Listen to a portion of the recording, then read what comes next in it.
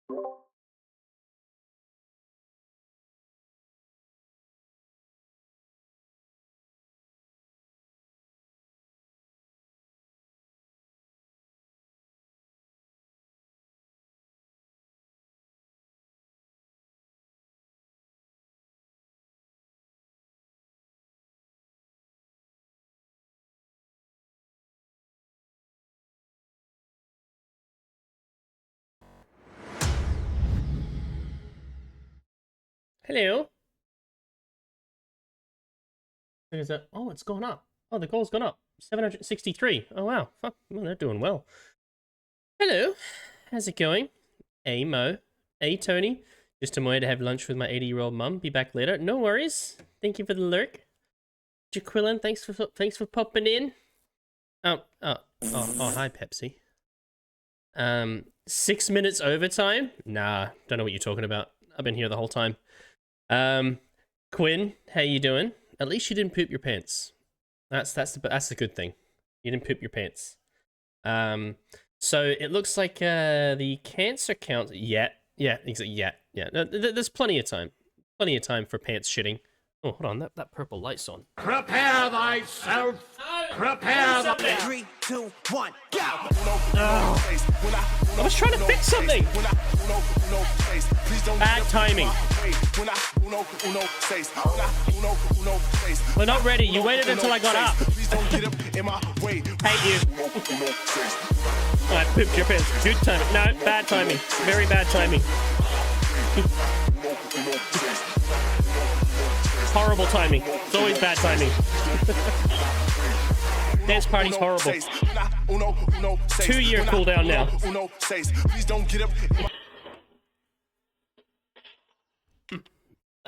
Hey Zinji, how you doing?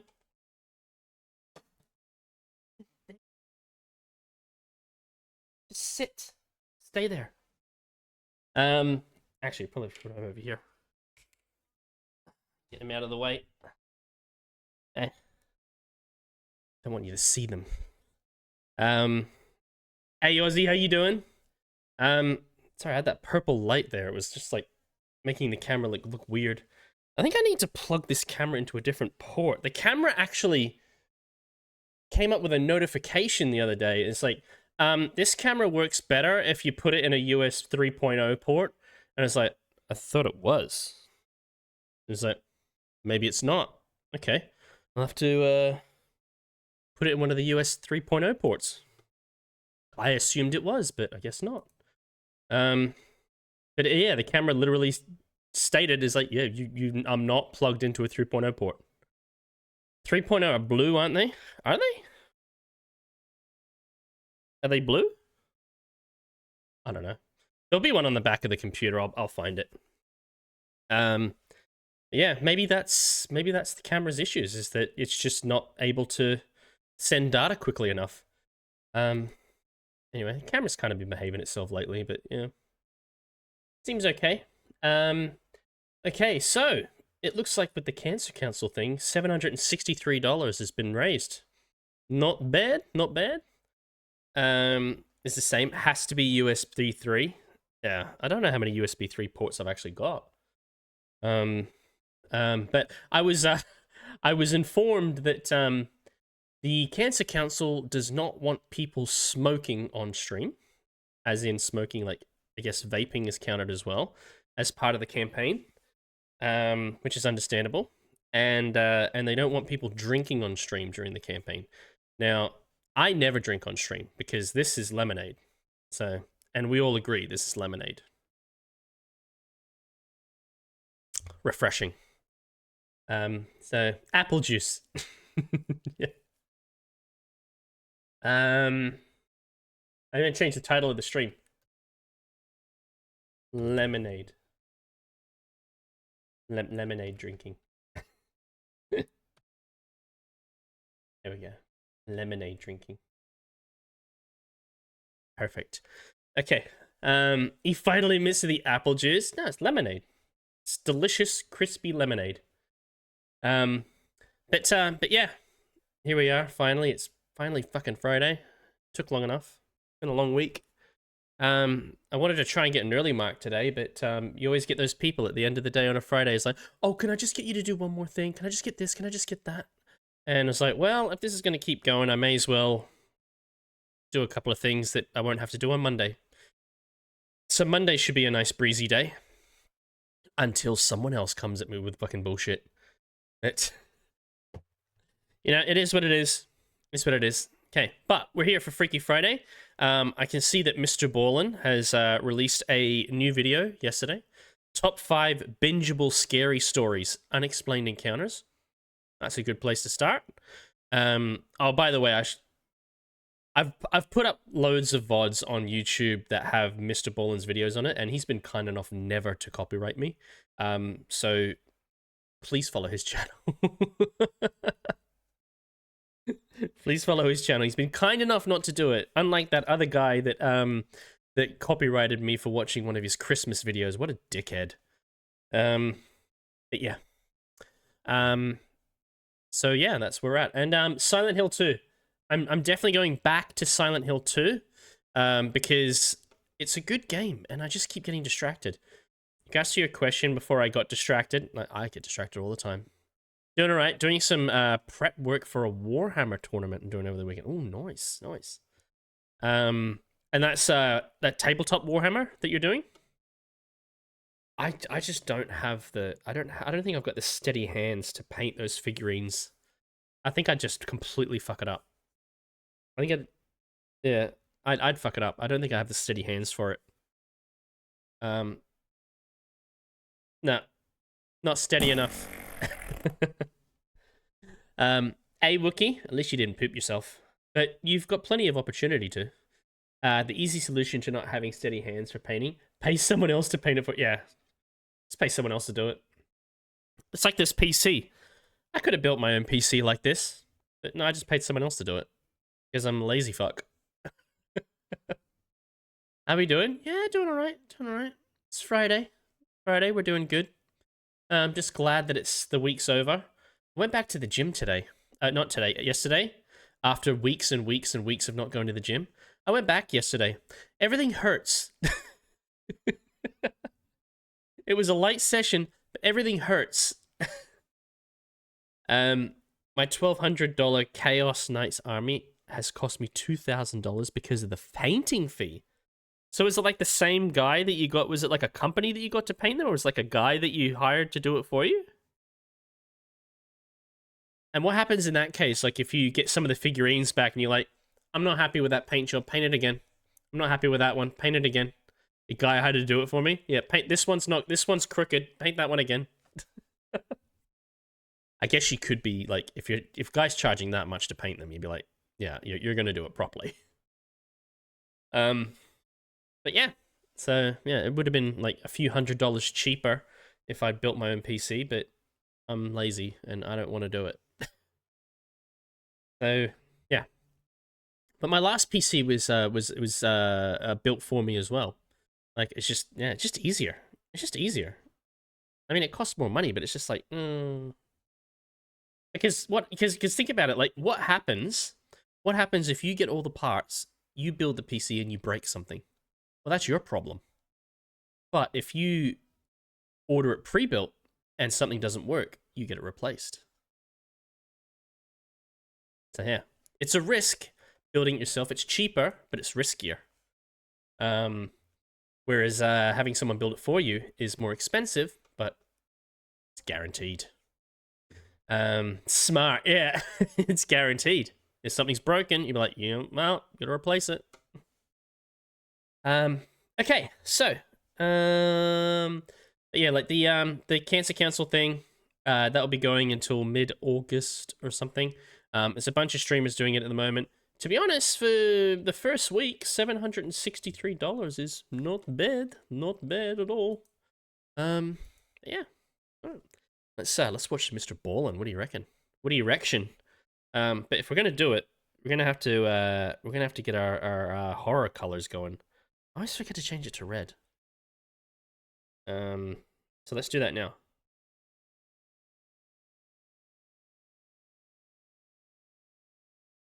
Well, that's more pink.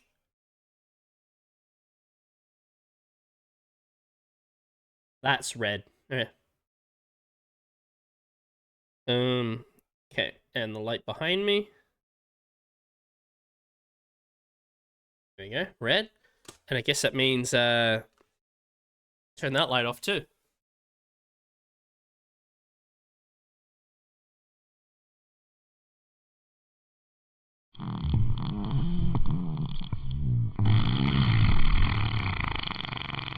What's your erection? Would you like to know, sir? Wouldn't you like to know? Yes. Yes, I would. Okay. And then, like, and it's proper horror. Yeah, that's a good atmosphere. That looks good. How does that look on the other screen? The other screen's got a darker screen. Yeah, looks good. But I wonder if the increased data from, like, USB 3 would actually help it. I'm looking at mine. Ew. I'll DM you later. Wink. Oh my. Tonight's gonna be a fun night. Okay, so without further ado, let's get this horror shit show underway. So yeah, probably play some Silent Hill 2. Might play some Repo as well if people are up for it. I know Mo's keen to play some Repo. Could play some if people are around. But yeah, I definitely want to get some Silent Hill 2 under my belt. Especially with a new computer. So yeah, that's what I'm looking to do. G'day, Scotty, Momi, Wookie Wooks, A Build. How you doing, dude? Need to get that auto shut up. How is your Friday going, Build? Oh, you beat me to it.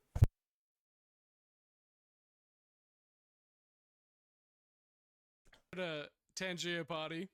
Wes! Beat ya. Wes getting in on it. All right, no, all right. I won't try to do it then. But yeah. So, spooky games, spooky videos, and maybe some community games if people are up for it. We'll see how we go. Yeah. So looks like we got a night ahead. So buckle up, buttercups. Oh, by the way, like in regards to Mass Effect on Monday, I'm seriously considering going back and saving Zaid. It's weighing on my mind that Zaid is dead. Jacob, I don't give a shit about, but Zaid, I want him back, and that was my own stupid decision. But on the plus side, like they were the only two that died. I even looked up a list of who you're supposed to send for each mission so that no one dies. And guess what? Zaid was not the best choice. It probably would have been better to send Garrus. Actually, Garrus is one of the top choices to send on the second team. Local had 10 buck margs. Oh, nice. How many did you have? About yours? Yeah, not bad. Yeah, because he's a leader. Yeah, because Garrus is leader. Zaid's not a leader. Just save scum. It's okay. Well, the save point's there.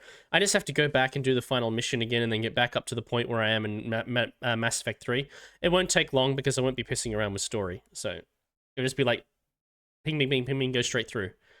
So yeah. It just means that it got that option of Zaid coming back. I think it's just because I always chose him as a companion to go with me. He's good. He is a good fighter. not a very good leader, but he's a good fighter. Although I thought it was fucking hilarious. When you meet up with Zaid's team later on, you could do that off stream and just pretend. I know, but then Zaid just randomly shows up. It's like, oh, it was like, I thought he was dead. No, he survived. We pulled him out. He's fine. Probably would just do it off stream and just be like, no, he's fine. He never died. Hey, Immortal, how you doing? 4 margaritas. Oh, nice. You should have a little buzz going right now. But yeah. So I want Zaid back. I want him back. So, although I love it. I love it when he's actually the leader of the other group, and then you finally get back into comms range, and he's like, "God damn it, Shepard, get back on the comms!" And you're like, "Oh, like full yelling at Shepard. He's like, oh, "Okay, yeah, I'm back." All right, let's do some spoopies, eh? Some spoopies. You wanna do spoopies? You wanna do spoopies? Oh yeah. Horse. I forget that. Never mind, my entire bit went out the window because someone fucking used the dance party. How you doing, Josh? Today, we have a very special bonus video for you guys. It's a collection of 5 horrifying stories that'll have you wondering what could be lurking in our forests. Now, these 5 fan favorite stories have all been completely re-edited for today's episode. So even if you've seen or heard them before, it will feel like a brand new viewing experience. But before we get into today's 5 stories, if you're a fan of the strange, dark, and mysterious delivered in story format, then you've come to the right place because that's all we do, and we upload once a week. So if that's of interest to you, the next time the like button is watching their favorite show that they've been looking forward to watching for weeks, join them for the viewing, but constantly interrupt them and ask questions. One good one, a lovely also, couple were cuddling on Kiss Cam. And turn on all notifications so you don't miss any of our weekly uploads. Okay, let's get into today's stories. Coldplay concerts lately.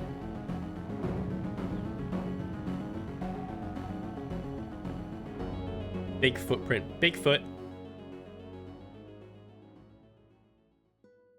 In early July of 1953, Mr. and Mrs. Huggin, along with their 3 young daughters, left their home in Winnipeg, Canada for a 6-week summer vacation. They were headed to the girls' grandparents' summer cabin in Wade, Ontario, which is one of the more remote and wild sections of Ontario. Their cabin was right in the middle of this huge swampy forest, and they were not too far from one of the biggest lakes in Ontario called Fox Lake. The family arrived late on July 4th, so they didn't do anything when they arrived. They just hung out at the cabin. You don't know what happened, do you, Scotty? Day, all the adults decided they wanted to take the girls.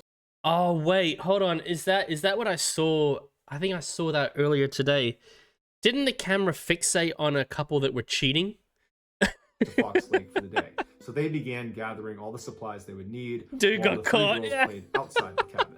Now, there's no neighbors or anybody else anywhere near this cabin. And so it was totally normal to have the girls just play outside. They were not concerned. Real photo from a different cabin. Taken or something. How would you know it's real? The 2 older girls played in the front yard of the cabin. Google it, I guess. Geraldine, the 5-year-old, so there's a YouTube video of it by now. So you can watch right now. See Geraldine and the actual couple. I don't. And they got caught. Fucking hell. Flashbang myself.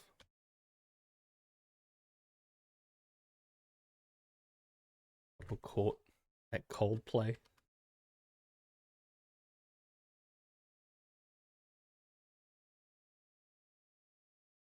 Hey, here it is. Did Coldplay just expose a cheating CEO on the Kiss Cam?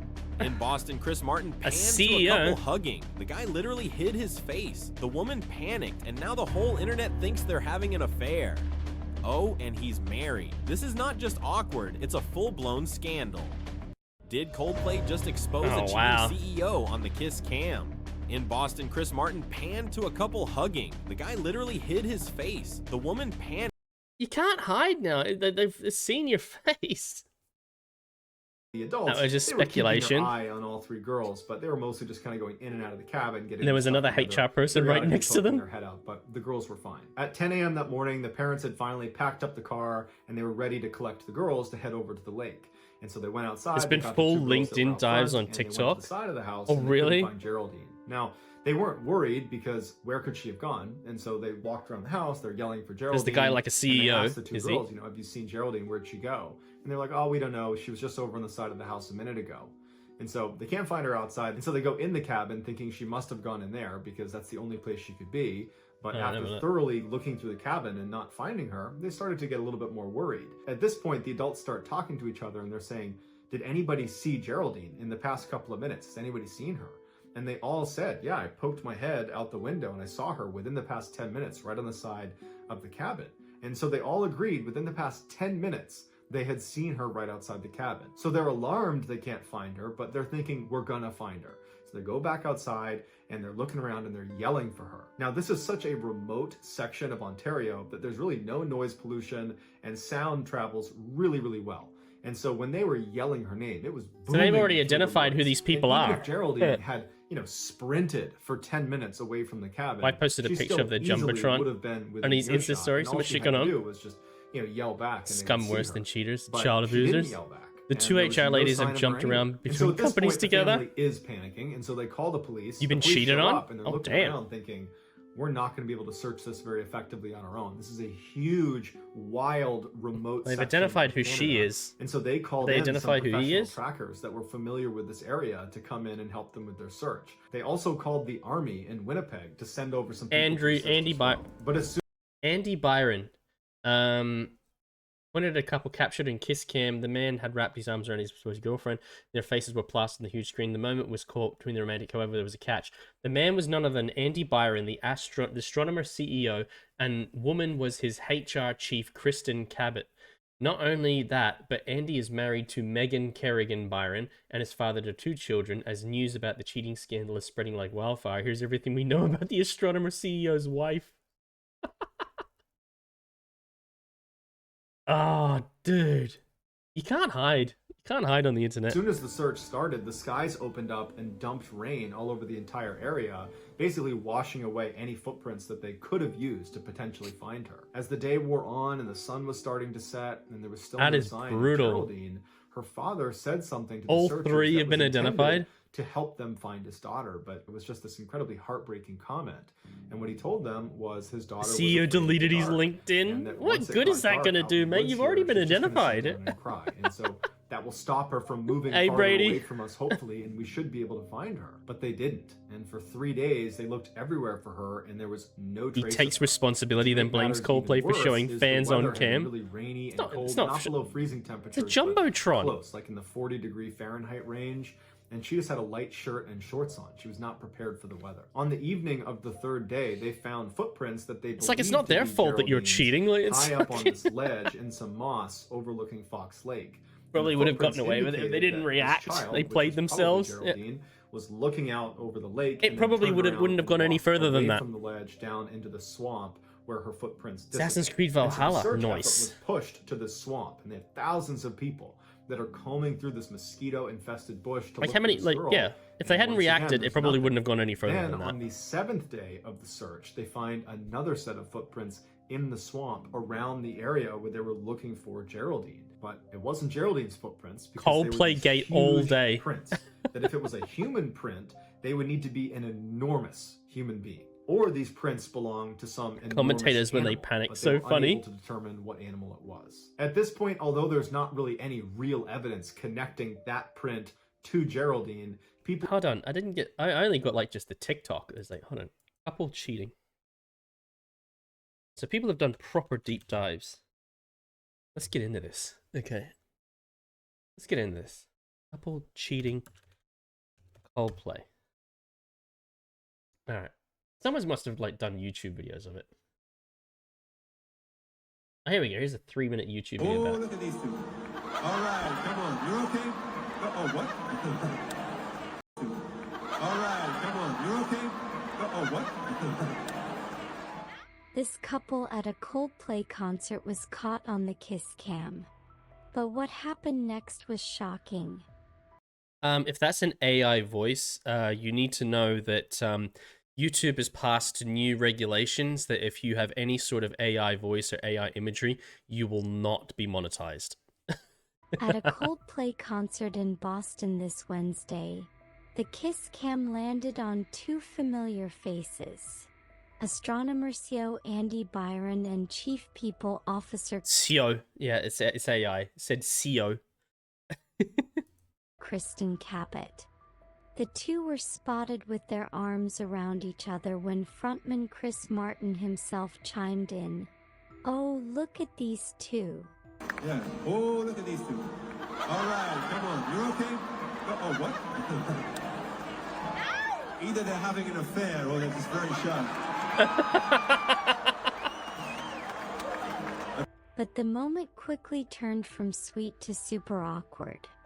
Byron, who is married with two kids, abruptly ducked behind a barrier. Cabot, clearly embarrassed, covered her face with her hands. And that was it. The kiss cam had turned into an accidental HR nightmare. So, who exactly is Andy Byron? I don't know who Andy Byron is. He's been CEO at Astronomer for 2 years now, a company in the data and AI space. Before this, he held top roles at Lacework, Cybereason, and Fuse. On LinkedIn, he highlights leadership, revenue growth, and innovation. I'm sure he does. Byron is married. Meanwhile, Kristen Caput, also in Astronomer's top brass, is the company's chief. Oh, yeah, fooling around with a HR chick, eh? Hey, Andy? The girl with hands in her face to the left is Alyssa something. The other HR... Oh, so he's got two on the go, eh? All right. Cannot fuck around nowadays with social media and cams. No, you can't. You can't. And everything's forever on the internet. Like, it's just... Just don't do it. Like... Yeah, you screwing around with the HR women, are you? It looks like they're trying to climb the corporate ladder, eh? Well, actually, she's Chief People Officer, so she's like C-suite anyway, so... The comments have been so People wild. Officer. Now, we don't know what the story behind that hug was, and maybe it's just two colleagues caught in the wrong place at the wrong time. Netizens didn't hold back as Byron and Kristen were slammed across they were found in seconds by social media for their... Because, like you said, is it like an AI company? Is that Astronomer is an AI company? I think it's funny that people could literally just like take that picture, put it into AI, like put it into an AI, and the AI would track down who these people are. It's like, this is actually Andy Byron. This is Karen. So literally, you work for you're the head of an AI company, and you yourself would get undone by AI finding out who you are. I'm gonna bring this up with HR. I got cheating at a concert. Here's what I told you about business to business sales. Yeah, here's the I bet he's not a big fan about AI now. Clear that cam was, yeah. I noticed that you have that journalist in ME3. Got to say, nice choice of having her aboard, and hope you talk to her more though, because there's an Aussie reference in the game with her. Oh yeah, just just come on board. Yeah, it's fine. She's a wartime journalist. It's really easy not to be a bad person. I don't know why more people don't try it. Yeah, it's like, honestly, isn't it like you can use Google to track down someone's image as well? And like one of the first places that it looks is LinkedIn. Public PDA at a Coldplay concert. One user on X wrote, "Brother, if you're like this with your affair partner, it's time to end that relationship. What are you even holding on to?" Another added, "The internet found out he's married and she knows. Imagine being caught having an affair by Coldplay." And then came the flood of petty likes, with one person commenting, "Me liking every post about the cheating CEO and Chief People Officer from Astronomer at the Coldplay concert." How you doing, DB? That's all for now. Stay tuned to the Indian Express. Yeah. Oh, look at these two. All right, come on. You're okay? Oh, what? Either they're having an affair or they're just very shy.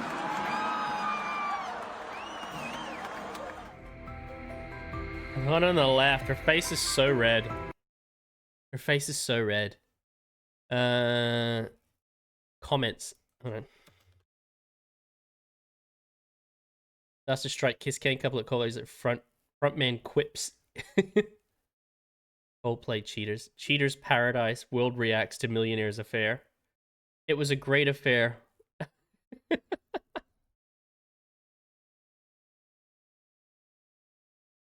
It's his wife posting the Jumbotron picture. Oh, just to ruin him. What is even like astronomer? Can't spell. Astronomer, the best place to run Apache Airflow. Data ops platform build, empower your team to build, run, and observe data pipelines that just work. It's like, so it's not, it's a big data company, isn't it? So it's a big data company. Okay, well, there's plenty of those. I feel sorry for the females. They often get the bad rap for it. Hey, it takes two to tango. Takes two to tango.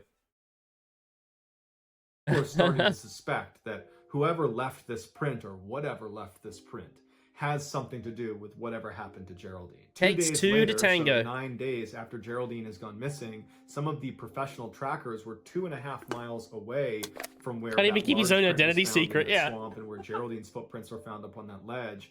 They found a piece of her plaid shirt 2.5 miles away on the eastern shore of another lake called Long Lake. And so they pushed the like you're literally the CEO of a big data company and you literally got fucked by big data. The scene where Geraldine was found was bizarre. There was very little left of Geraldine, and from what was left, it was Bet the clear stock there drop, had been probably. significant animal predation. And so initial thoughts Imagine were, the board is going to turn around and it's like, yeah, you two have got to go. That's what killed her. But upon closer inspection, they saw that her clothing both had not married, been both torn, cheating, and there was both no high-level blood executives are on both her pieces of crap. clothes. Yeah. So the animal predation had most likely occurred after she was deceased, because they would have been able It's to just people at that pick level around of the like clothing. Whereas if it had been seniority or wolf attack, power, they just would think they're have cut right through untouchable. the clothes, and there would be marks that obviously Until they're attacked not. by animals. But Geraldine's remains appeared to have been dragged out of a nearby meadow to where she was ultimately located. And so they followed the drag line into this meadow, and it led them to this opening where all the grass had been matted down. And investigators said it looked like something big had been laying there. And they speculated that that might have been the area where Geraldine had been killed, and then afterwards animals had Like, speaking of dragged her AI, to where she was found. Like, speaking of AI, I heard a quote the other day. I don't know if it's true, and I don't know if it was actually correct, but it was apparently it was something that the NVIDIA CEO said, and it was something along the lines as like, AI is not going to take your job. The guy that learns how to use AI and make it part of his workday is going to take your job. And so investigators are like, well, we found that large footprint. Or going to replace you. You're not going to be replaced by AI. The person who uses AI is going to replace you. And now we're finding a large, what appears to be body print in this meadow that's right near where Geraldine's remains have been found. And so probably whoever or whatever co-owner of a soccer team now is the same one that left this print Which here one? in the meadow, and Which soccer team? is probably Geraldine's killer. But this left Stoners? investigators with two theories that didn't really make any sense. The first one was, okay, these prints, the swamp print and this body print, Swansea City? belong to an enormous No idea who person, they are. a giant, who ran up to the cabin and abducted Geraldine and ran off, and no one saw them or heard them. And for weeks, they've managed to totally evade capture, despite being, again, an enormous person lumbering through the forest. So that seemed really unlikely. One, that this giant person even existed, and two, that if this giant person existed, how could they not get caught? They're so big running through the forest. English club, they're pretty shit. But if you rule out the enormous person theory, you're left with the enormous predator theory, which does make more sense on the surface because there are enormous predators that have attacked humans, so that does happen. But when they looked at her remains, they ruled out a wolf attack, and really, they ruled out animal attacks. But if this is an enormous predator, how did it kill Geraldine? The family was told that unfortunately, because there wasn't enough left of her, they weren't able to determine a cause of death. Oh, and so their only best bits and guess pieces. is she was probably mauled by wild animals, but they would even level with the family and say, honestly, we don't know what did this. Something ate her. And it was As big. many of you may know, Aside from telling stories on this YouTube channel, I also tell stories, but that's not about falling and balling like Louis avoiding exit invariance. I mean, it might be inappropriate to make a joke at that. Jesus Christ, dude. Fuck, he just kept going. It's like, we don't know. It would have been some sort of big animal that ate your daughter. It could have been a bear. Could have been your mom. Ohio, which is it's hard to tell. 80 miles southwest of Lake Erie. Although it might be inappropriate to make a joke like that at that time. Booking agent for musicians, bands, and entertainers, her real passion was deer hunting. So on September 29th of that year, right after deer hunting season had opened in Ohio, Jan decided to go out on a hunt. That morning had been cold and damp and gray, but by that afternoon, when Jan was getting ready to go, the temperatures had risen and the sun had come out. Jan's preferred method of hunting was to sit and watch from a tree stand, which is a ladder that you put in the woods that sits about 15 feet high. She would sit up there with her bow and arrow and wait to take a shot when a deer came by. Around 5 p.m. that day, she told Bruce she was leaving, and she made it to her tree stand by about 5:30. The forest she was going to be hunting in was one she was very familiar with, and it was not very remote. There were a couple houses just outside the woods, there were some agricultural areas, and her nephew actually went to high school just a mile north of these woods. But from the tree stand where she was sitting, all she could see around her was trees. Shortly after Jan sat down, she started texting with one of her friends on her BlackBerry. And periodically, she'd poke her head up and look for deer. There weren't any, and then she'd go back to texting. The whole time this is happening, Jan can hear birds and crickets and squirrels and all the sounds of the forest all around her. A little after 6 p.m., her texting conversation with her friend reached a natural conclusion, and so she went back to just kind of sitting in the tree stand looking around. By about 6:20 p.m., she still hadn't seen any deer, and she was starting to get bored, so she decided she would take a selfie. She picked up her BlackBerry, she took the selfie, and as soon as she was done, she became aware that the forest had suddenly gone completely quiet. No more squirrels, no more birds, no more crickets, just Coldplay haven't made a single silence. in years? And she knew Last night they made two. The only time this happened was when a large predator was in the area and all the other animals were nice. quiet. But Jan would later say there was just something Was that one of the different about comments? this silence. It was so sudden and so complete that it scared her. And she wound up sending another text message to that friend she'd been texting earlier that said, "The woods just went completely silent. Very odd." As soon as Jan hit send on that text message and lowered her phone, she immediately became aware of something about 20 feet away in the tree that was right across from her. And she said it was the most unusual and terrifying thing she had ever seen.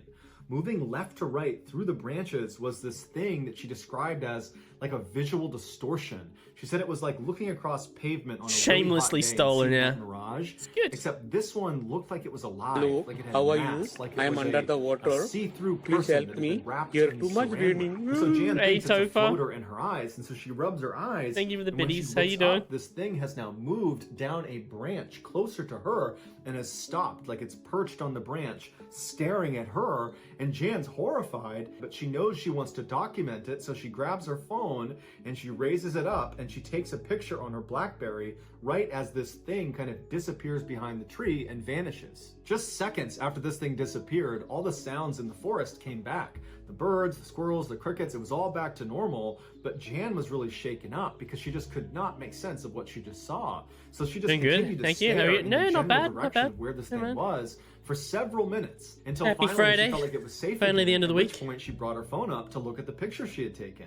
When she looked at it, it looked like a blurry mess, and so she thought, oh, I blew it, I put my hand over it, or my hair got in the way of it, or something. But at the same time, she's thinking to herself, but my hair didn't get in the way of it, and I very clearly held it out in front of me and know that I was looking at my phone when I took it, and I had a clear shot of this thing, so I don't really understand how this photo got so messed up. But after looking at the picture for a little while, she started to kind of laugh at herself, you know, the idea that she'd just seen a saran wrap person running through the treetops. You know, she just felt like that didn't happen. It must have been in my head, and as for this picture, I probably just blocked the lens, and that's it. That night, when Jan got back to her house, she did not tell her husband Bruce about what happened to her in the tree stand. But it saw you. Again, she's telling herself it was all in her head. They have dinner, they clean up, they sit down in the living room, and they're both on their phones, and they're just kind of scrolling through the internet and their emails. And at some point, Bruce reacts to something he's reading. He makes a sound. And Jan hears him and says, oh, what are you looking at? And he said, you know, I just got a really interesting email from our nephew, you know, the one that goes to school down the road. He said that today they were outside for band practice, and at some point, all of them turned to look at the forest, and there was a bright circular light that was kind of hovering in the forest.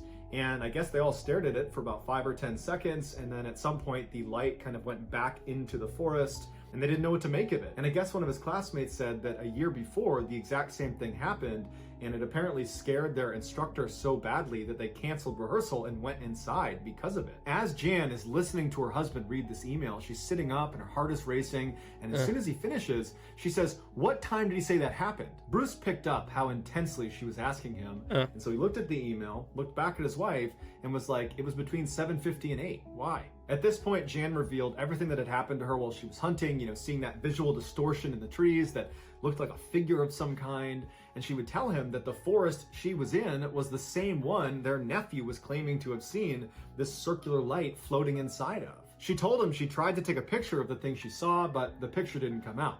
But her husband, who is an optical physicist and therefore an expert at analyzing a picture, said, "Here, let me take a look at it." As soon as he looked at the image, the first thing he asked her was, "Well, did your hair get in front of the lens?"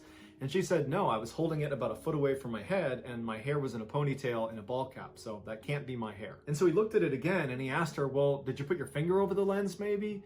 And she said, "Yeah, I might have. I don't think I did, but it's certainly possible." And so, not really thinking much of this picture, he decides before giving the phone back to just check the resolution of the image, because whenever he would examine a picture, that was something he would do, and he discovered an anomaly. It turns out Jan's BlackBerry was only capable of taking pictures in 3 distinct resolutions. Basically, the size of the image could only come in small, medium, or large. And this picture she had taken of this thing she saw in the trees was a resolution size that was not small, medium, or large. It was some random size that the phone was actually not capable of producing. And so he asked his wife, like, "Did you manipulate your resolution settings?" And she said, "No, I don't even know how to do that." So Bruce looked at the other couple of pictures she had taken that day. Then and put it all on of a those device that fell can do into it. the small, medium, or large resolution size. It was just this one picture that was a total anomaly. And so Bruce was suddenly really intrigued by this image and by his wife's story. Get and it, so Bruce. He continued to study the image, and he kept asking his wife questions about, how she was positioned in the tree stand and where the sun was and how far away this thing was and everything about the whole layout. And eventually Bruce started conducting experiments to see if he could duplicate this image his wife had created. And he got pretty scientific about it, and he could not duplicate it. Ultimately, because Bruce trusts his wife did not alter the photo in any way, and he trusts his wife as being truthful about what she experienced in the tree stand. Maybe it's only a small portion of the photo. And based on his years of being an optical physicist, Bruce believes whatever was in the trees distorted this image. That even if she had put her finger over the lens, which he doesn't think she did, and she doesn't think she did, the picture resolution was altered in such a way that something had to have an effect on it. There was a third-party effect on this picture.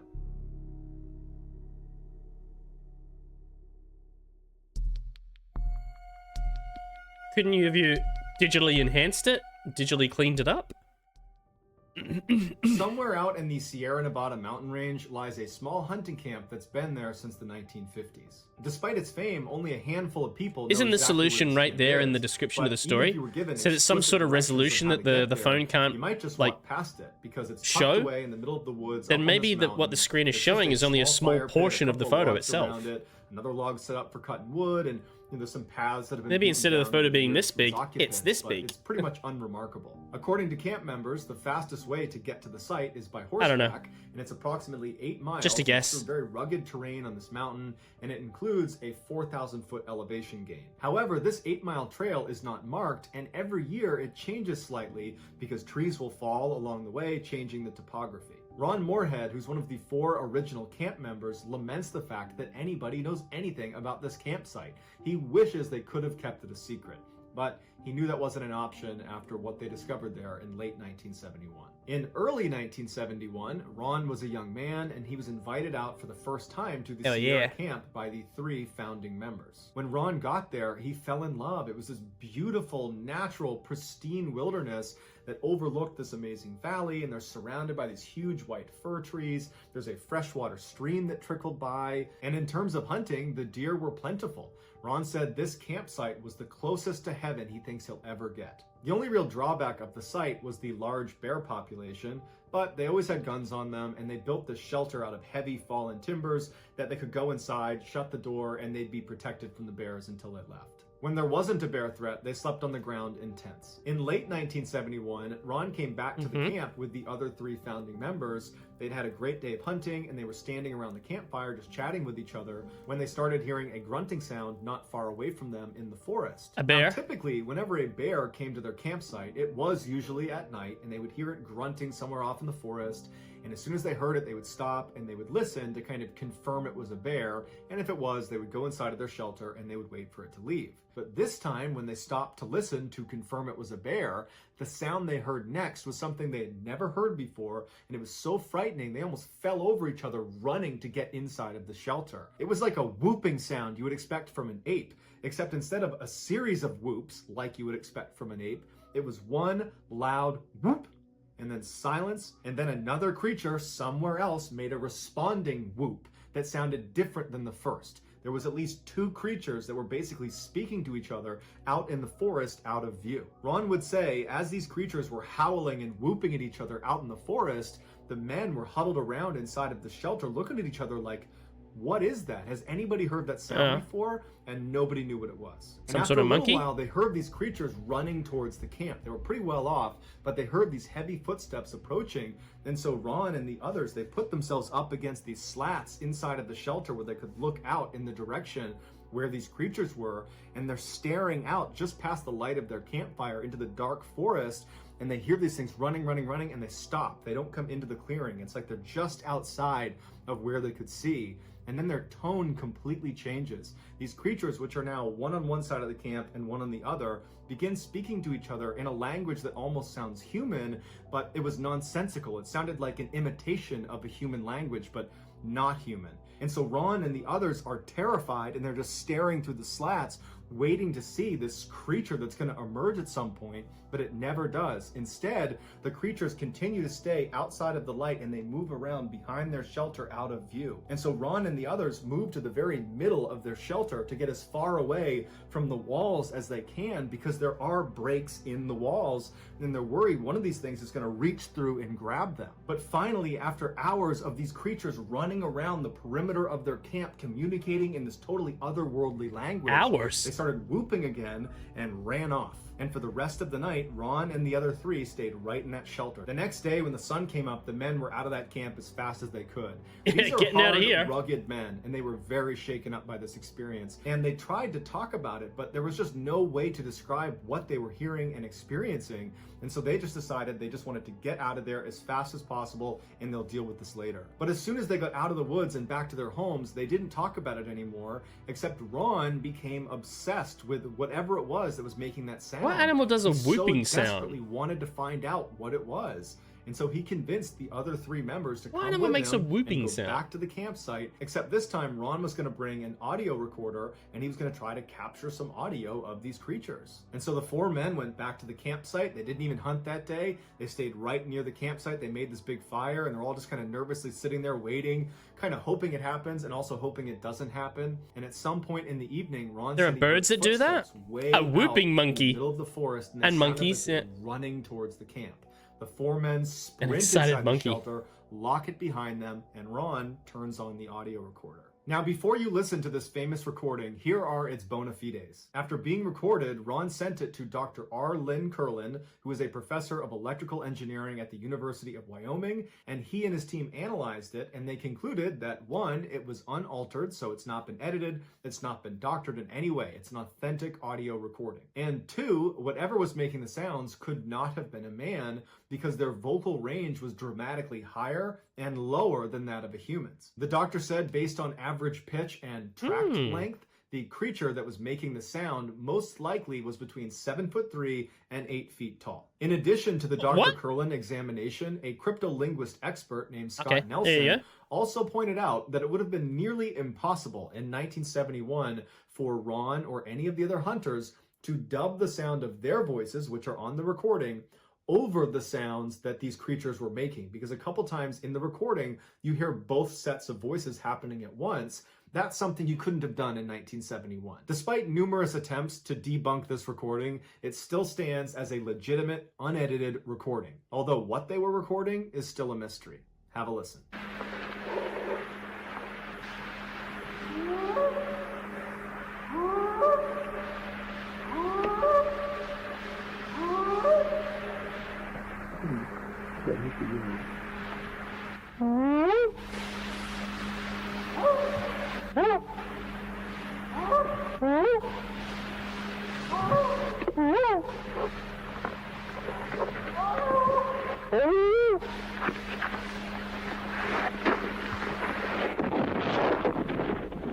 There's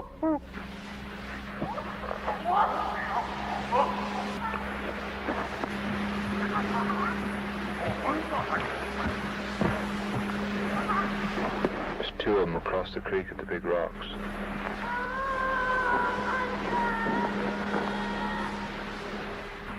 Sounds like a Mandarin broker. I think basically what they were doing is that I think at one point there, one of the guys was imitating it, like to try and get it to respond. Hold on. Oh, fuck that up. Yeah, back.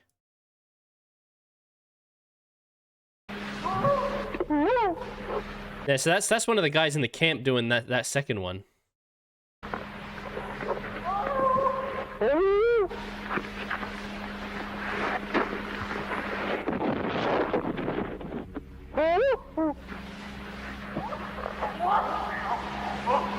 They're imitating it, yeah. Trying to get it to respond. There's two of them across the creek at the big rocks.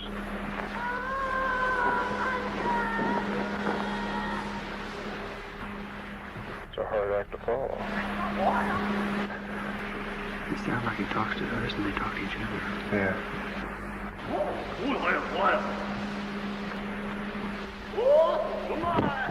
Right there, just seen moving right through there. Shortly after this recording was made, Ron stopped. That was the speaking that they were talking about there.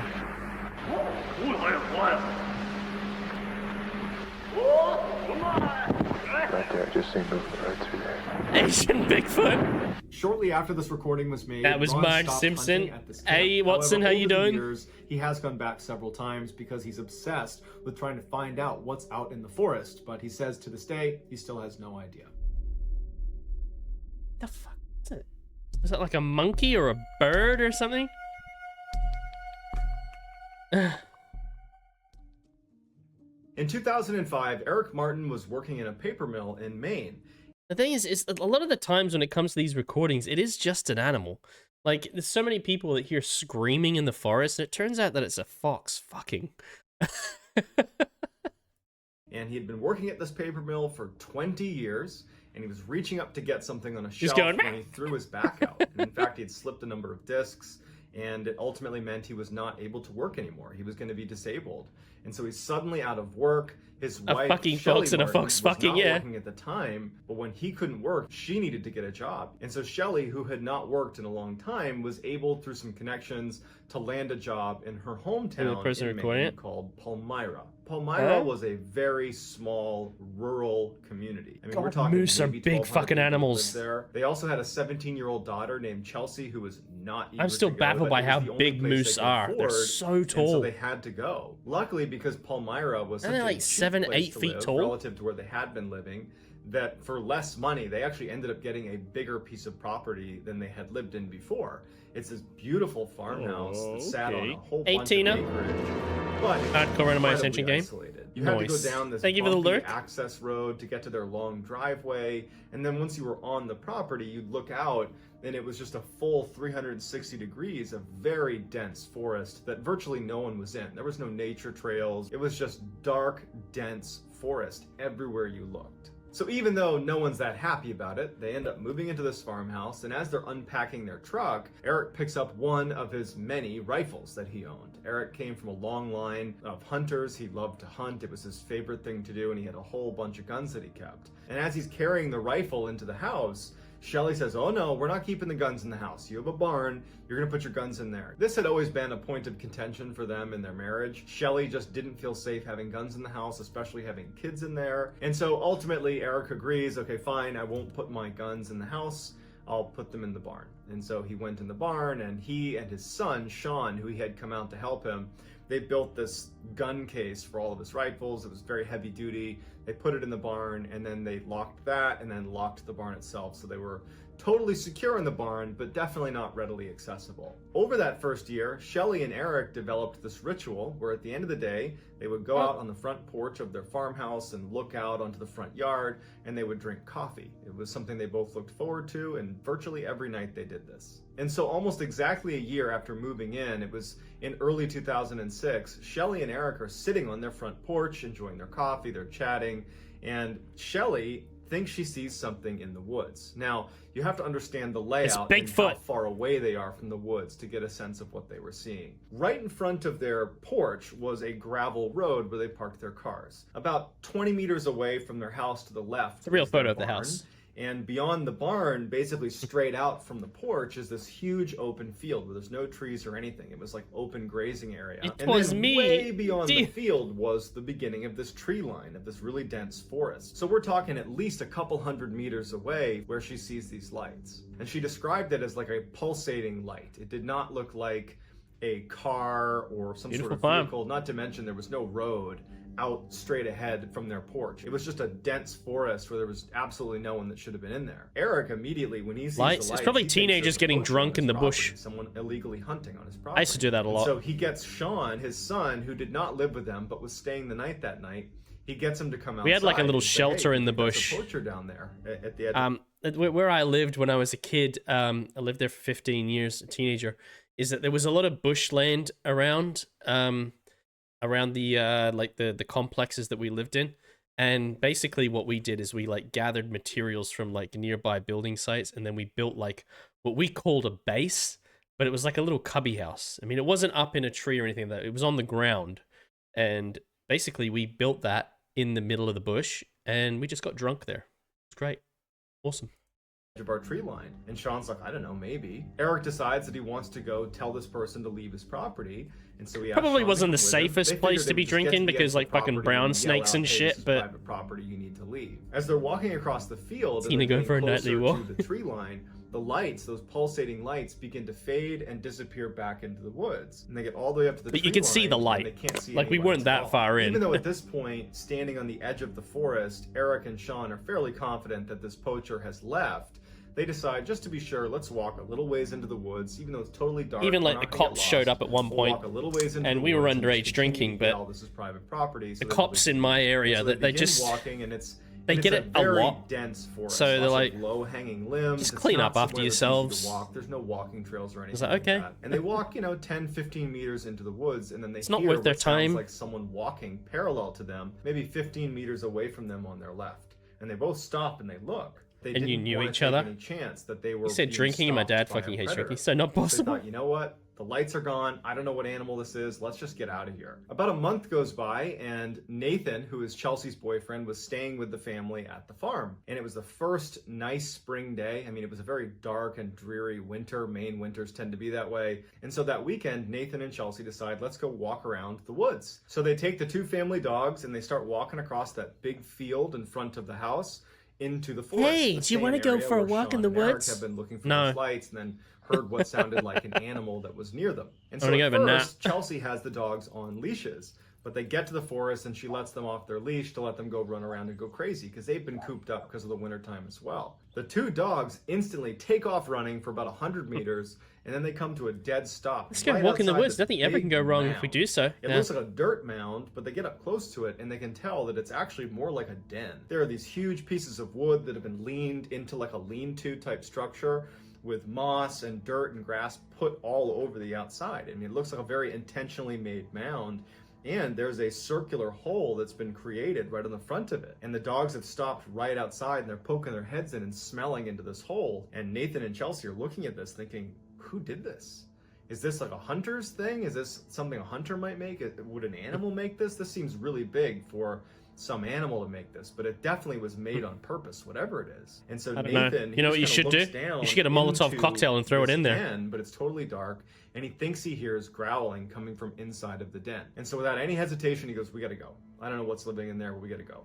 And so they take the dogs, they put them back on leashes, and the two of them get out of the forest as quickly as they can. When Nathan and Chelsea came back to the house, they told Eric and Shelly, and actually Sean was there too, and they said, hey, we found this den of some kind out in the middle of the woods, basically straight out from your front porch. And that's when Eric and Sean said, well, If it about a was month ago, Australia, we were I out would in that say it's same a area, wombat den. and we could have sworn we heard some animal stalking us. A couple of months go by, and Eric and Shelly Little chunky are sitting bastards. on the front porch having their coffee ritual, and there was just this low mist that kind of hung over the entire field. And as they're sitting there, they're commenting on how creepy it was. And what started as just kind of a friendly discussion about the general creepiness took a turn when they realized that they couldn't hear any wildlife.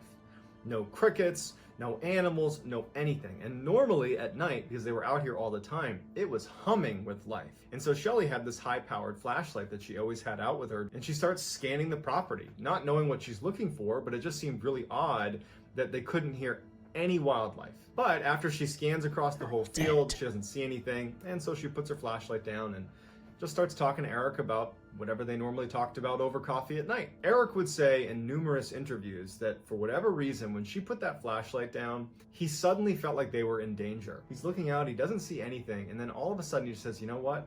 We gotta go inside. I don't know what it is, but we gotta go inside. And Shelly's like, come on, I wanna stay out here for a little bit longer. We'll go in a few minutes. And Eric stands up and he's like, no, go inside. And he tries to grab her to kind of push her into the house. And she's kind of fighting against him. And then all of a sudden, Big around, Shelly they go stops. quiet, which means a bear, yeah. Did you hear that? And Eric immediately knew that whatever it was, it's the reason he had that sudden feeling of being in danger. Eric turns around and he can't see anything because it's too dark. Shelly grabs her flash. Personally, if I had a farm like that, I would have perimeter lights. It's like, oh, I don't know what's going on out there. It's like in the middle of the night. It's like, you have perimeter lights. Like fucking... Like, just even around, like, the main house. It's like, just so that it would light up the area around the main house. It's like, so you can see, like, what's around you. Like, rather than being pitch black, not being able to see shit. Flashlight, and she begins scanning the tree line. And she gets to the field and gets about halfway across the field right in front of them, and she stops. Because right in the middle of the field are 3 creatures that look like wolves. These huge creatures They're that wolves. are looking right at them. 2 others join them. So there's 5 wolf-like creatures that are staring at them right from the middle of their field. She says to Eric, what are those? And Eric, who's an experienced hunter, he has no idea. He goes, I think they're bears. They could be wolves. We gotta go inside. They're And so probably Shelly's wolves. just holding the light, and they start charging directly at her so fast that she wasn't able to keep the light on them. They were already halfway across the field. They go inside, they shut the door, and they lock it. And without saying a word, the 2 of them make their rounds across the entire bottom floor, lock every window, close every blind, make sure everything is shut. There was something different about these 5 creatures. The way they started running towards them, it just felt like they were targeting Eric and Shelly. And so even after the house had been secured, my dad's got perimeter lights and cameras around the house. So they're standing in the Can't middle of their escape us if cabin, we get your and ass 360 degrees in HD. my guns are in the barn. Yeah, like if you're in the middle of the bush or in the middle of Shelly like is like, whatever country, you do not I think go that out you'd there. be We don't know what it would these be are. Could prudent to bear, have could be perimeter wolf, lights. We don't know. Don't go out there. Shelly goes upstairs. She shuts off all the lights. She makes sure all the windows are shut. And then she goes to Chelsea's room, her daughter, and she wakes her up and she says, hey, come here. You got to look at this. And they go to the window and they kind of like poke their head into the window because they don't want to like totally open it up and stare out because they don't want the creatures to see them. But they're kind of poking. No, that's exactly what you want to do. You want to fucking pull the fucking blinds up, get your binoculars out, and just be like, "Ha!" right at it. Poking their head out the window, and she's like, "Look." And standing on the gravel Around a are street. these 5 creatures that are just standing in a row, looking directly at the house. It was like they were waiting for Make them to them come out know the that front you're door. staring They at were them. just patiently standing there, looking at the house. It did not look like normal animal behavior at all. And as she's looking, one of the animals looks up at Shelly in the window, and the creature stands on its 2 legs. It gets on its hind legs and looks at her. And Shelly gasps and falls over because the creature's like 8 feet tall. And so Shelly's on the ground. That could be a looking at wolf. Chelsea. And she can't believe what she just saw. It's like her brain can't process that this creature, one, had even seen her. They barely had their head up in the window. But that it stood on its hind legs, that it was so big. What are they doing? Sitting in a row right on the outside of the house waiting for us? What's going on here? And so Shelly tells Chelsea, get in your bed, don't go to your Wolves windows, are don't big. leave this room. And that's when Shelly also remembers I think a wolf that could easily she be hasn't 8 heard feet her 2 tall if it was on dogs, its hind legs. And she's worried they might be outside. And so But she they sounded starts like looking out the quietly window. walking all along the top floor looking for her dog. She's calling to her 2 dogs, and they don't come out. It ate Goes the into dog. the master bedroom and finds her 2 dogs hiding in the corner of the room next to each other.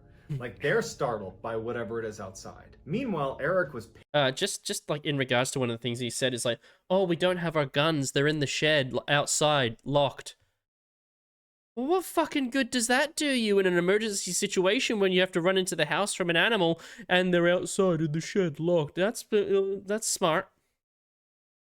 pacing downstairs, thinking he needed to go to the barn. That's like saying, it's like, oh, I've got a car we can escape in. Unfortunately, it's at the mechanic right now. Disability, he can barely walk very fast, and he'd have to unlock. Do us any good? And then he'd have to pull down the gun case, unlock that. All the while, he's exposed to these animals that are out there. And so the next best thing in his mind is maybe he could run outside, get in his truck, and back the truck up to the front door, and then he could get his wife and his daughter to come out, jump in the car, and they could drive away. So no, for whatever reason, they're not coming near the house. Aside to look outside, and those 5 creatures are now gone.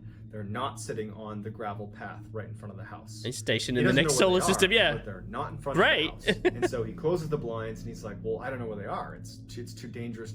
Okay, well, if you don't know where they are, then your best bet is not to go outside. For whatever reason, they're not attacking the house. They're not coming up to the house.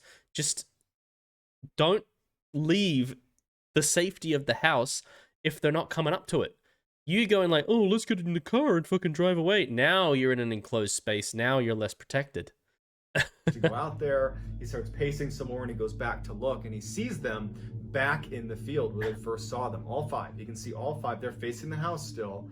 But he can see them because the moon has now popped through, and he's got illumination on the field, and he can see all 5. And he's like, okay, maybe if I just keep my eye on them, I can open the door, run out, get the car back up without them seeing me. And so without telling Shelly, he opens the door, Idiot. And goes onto the front porch, and he sees them out in the field. He's got a good line of sight on them. Quiet as he can, he walks down the steps, and he makes his way over to his truck, which is about. And they're watching you do this. And as he's getting closer and closer to his truck, he's got his eye on the creatures that are in the field. They haven't moved. They apparently haven't seen him. He gets to the driver's side of his truck, and he's got his keys out, and he's kind of fumbling to hit the unlock button, and then his motion sensor light kicks on. And he's so on edge being out there, when the light kicks on, he drops his keys because he's so startled. And the first thing he does, he looks towards the field, and he sees that one of the 5 creatures is now standing on its hind legs looking at him directly. Before he even bends down to get his keys, he sees them all running towards him. He reaches down, he grabs his keys, he runs back to the house as fast as he can, and he gets inside and slams it right as he can hear them crossing the gravel right in front of the house. And he hears them bound onto the porch and start running around the wraparound porch. He's too scared to even look in the window, so he ducks down to get out of view. Shelly, who was upstairs, can hear everything going on, and she yells, Eric, what's going on? And he goes, stay up there, stay up there. Shelly, Eric, Chelsea, everyone's just frozen waiting, knowing that these creatures are right on the other side, walking along his wraparound porch. And after a while, he hears the footsteps of these creatures leave the porch and go back onto the gravel area. And at some point, he pokes his head up and he looks, and all 5 are sitting there just facing the house, waiting for them to come out of the house. So he scurries up the stairs to where Shelly and Chelsea are, and they just are so scared. So they decide they gotta call the police. If nothing else, the police will drive up, and their vehicle might scare away these creatures.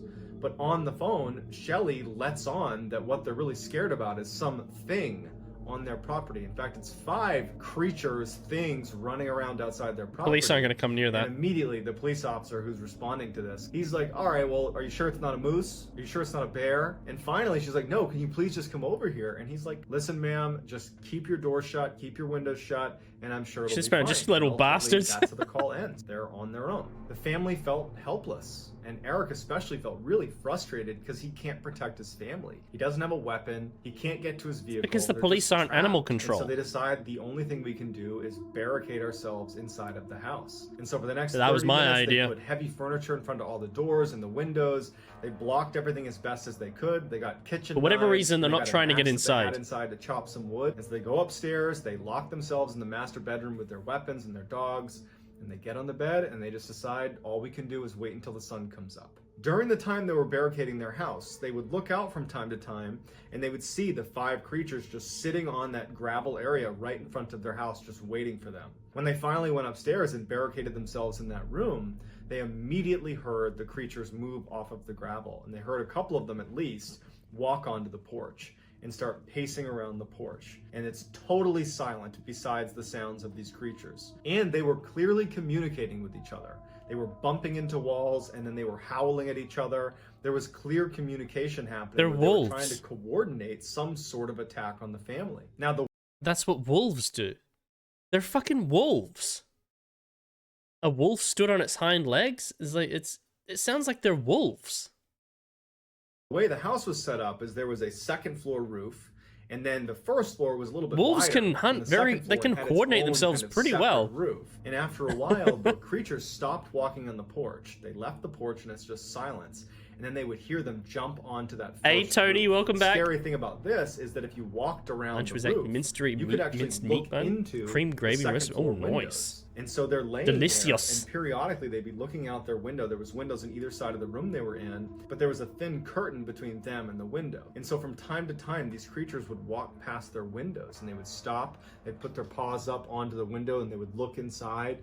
But there was a very thin sheet between them and the glass, so they couldn't see the creature, and the creature couldn't see them. All night, they're listening to these creatures running around, and sometimes Sounds like they're really loud wolves. scratching, like they had figured something out and they were trying to burrow their way into the house. But after a whole night of this, they never actually broke the glass. They never got inside the house. As the sun started to come up in the morning, the creatures Wolves jumped don't know off what the glass roof, and is. they could hear them running away. They just And see for a about wall. an hour, they didn't hear anything outside. The sun's come up and they felt safe again.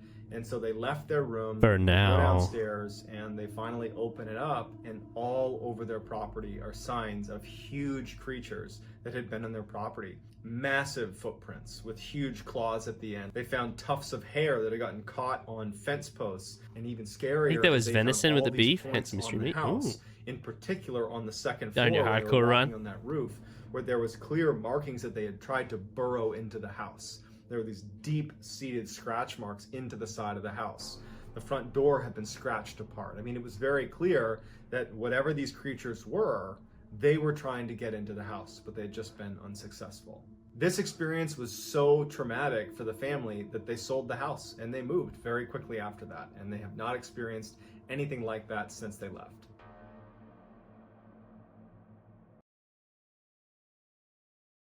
Sketches of the Creatures by Shelley. That looks like a wolf. Did not notice, but in glowed eyes. And it's like claws 2 inches long, last. It's a fucking wolf.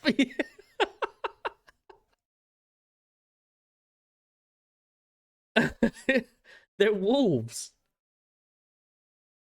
Look, if you fired shots out of your gun, that would have scared them away. If you had a gun, you could have stuck it out the window and just gone bang, bang. And they would have shat themselves and ran off. You'd have been fine.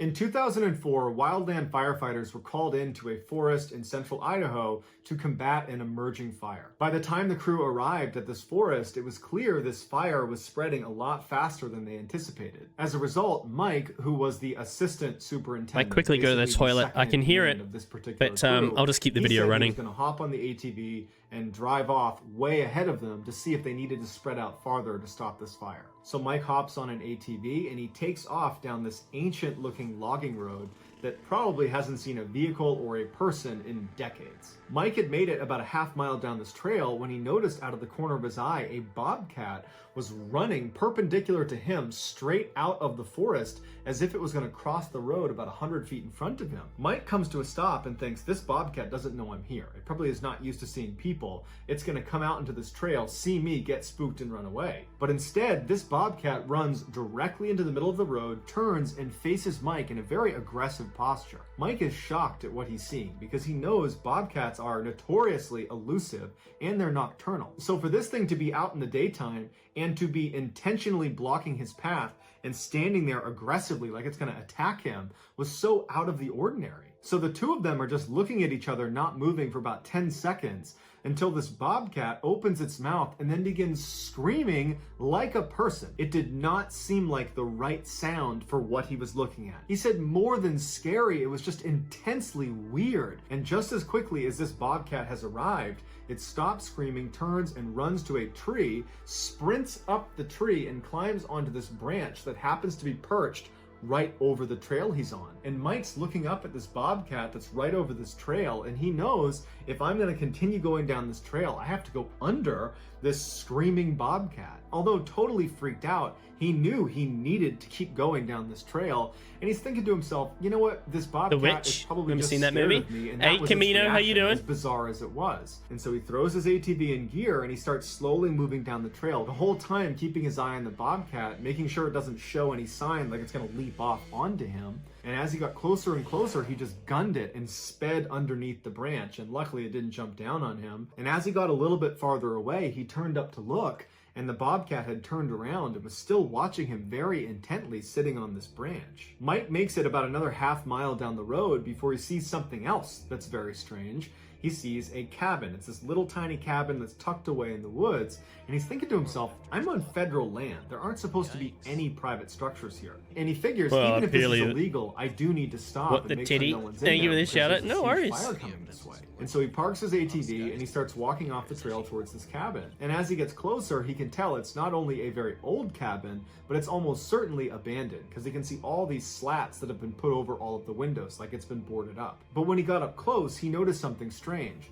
The door itself into this cabin was not boarded up, and the doorknob was missing, and in its place was this shiny silver chain link that was thread through the opening where there should have been a doorknob around a wooden post. So it's fairly right recent. outside the door. Basically a not rusted, it must be fairly because recent. there was no doorknob to it. And he's thinking how weird it is that in the middle of this forest, on an old ancient logging road that clearly no one goes down, where bobcats are running around freely, that there would be this new chain here, which indicates someone must have been here recently.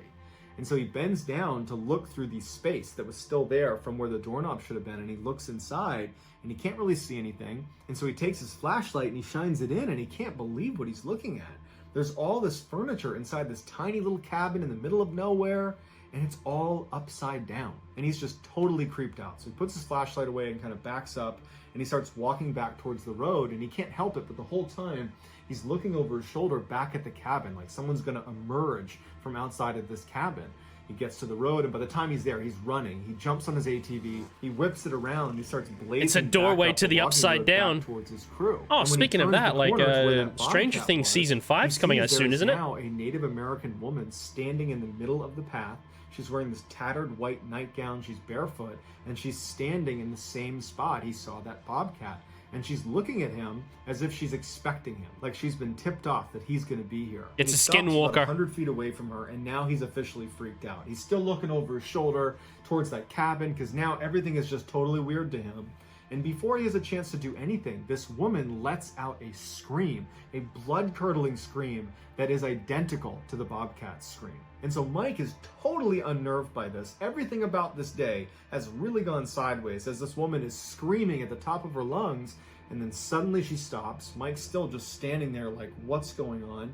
And she runs to the same tree the bobcat had climbed earlier, and she climbs up this tree and gets onto the branch where the bobcat was and perches like an animal on the branch looking at Mike. And now, just like the bobcat, Mike is going to have to drive right underneath this woman who is perched over the trail. And so he throws his ATV in gear and he starts driving, and he's staring at this woman, and now her mouth is just open like she's about to scream again. And as soon as he got close, he gunned it and went right underneath her. And he turned around after he got some distance away from her, and she's still on the branch, now turned around facing him as he drives away. He goes back, he tells the crew what he saw, and seems to me like that's a warning, like, get out of here.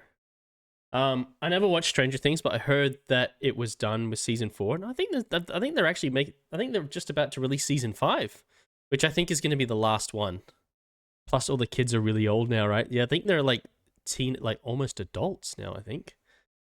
And she's been raised by bobcats. As much as they all want to go back and see this woman and see this cabin, they know they can't. They got to fight this fire. And so ultimately they do that, and then they leave. A couple of days later, Mike was in a bar in the town right near the forest they had just been in fighting that fire, and Mike had seen the woman in the cabin, and he struck up a conversation with a local. And he said, hey, do you know of any buildings that are in that section of the forest? And the guy kind of laughed, and he was like, you know, the only building I ever heard of out there was apparently some cabin where some crazy lady thought of herself as a witch, and she apparently had a bobcat for a pet. And so we as kids were just told to stay away from there. So besides that, I don't know.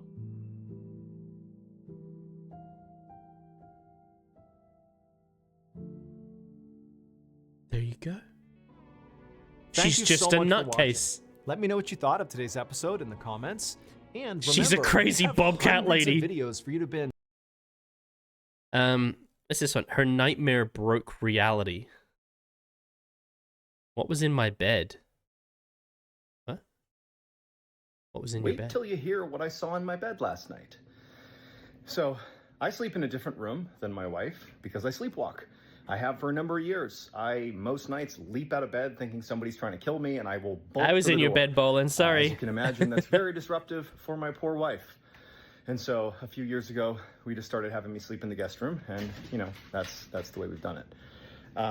So, last night was no different. Here's the room I'm sleeping in. It's the guest room. I sleep right here. There's a pillow that separates me and where my dog typically sleeps right there. She just won't get out of the room, but she normally sleeps in that blanket right there. And this is where I sleep. The witch! And so last night, I go to bed at about 9:30, and I wake up at about 10:30.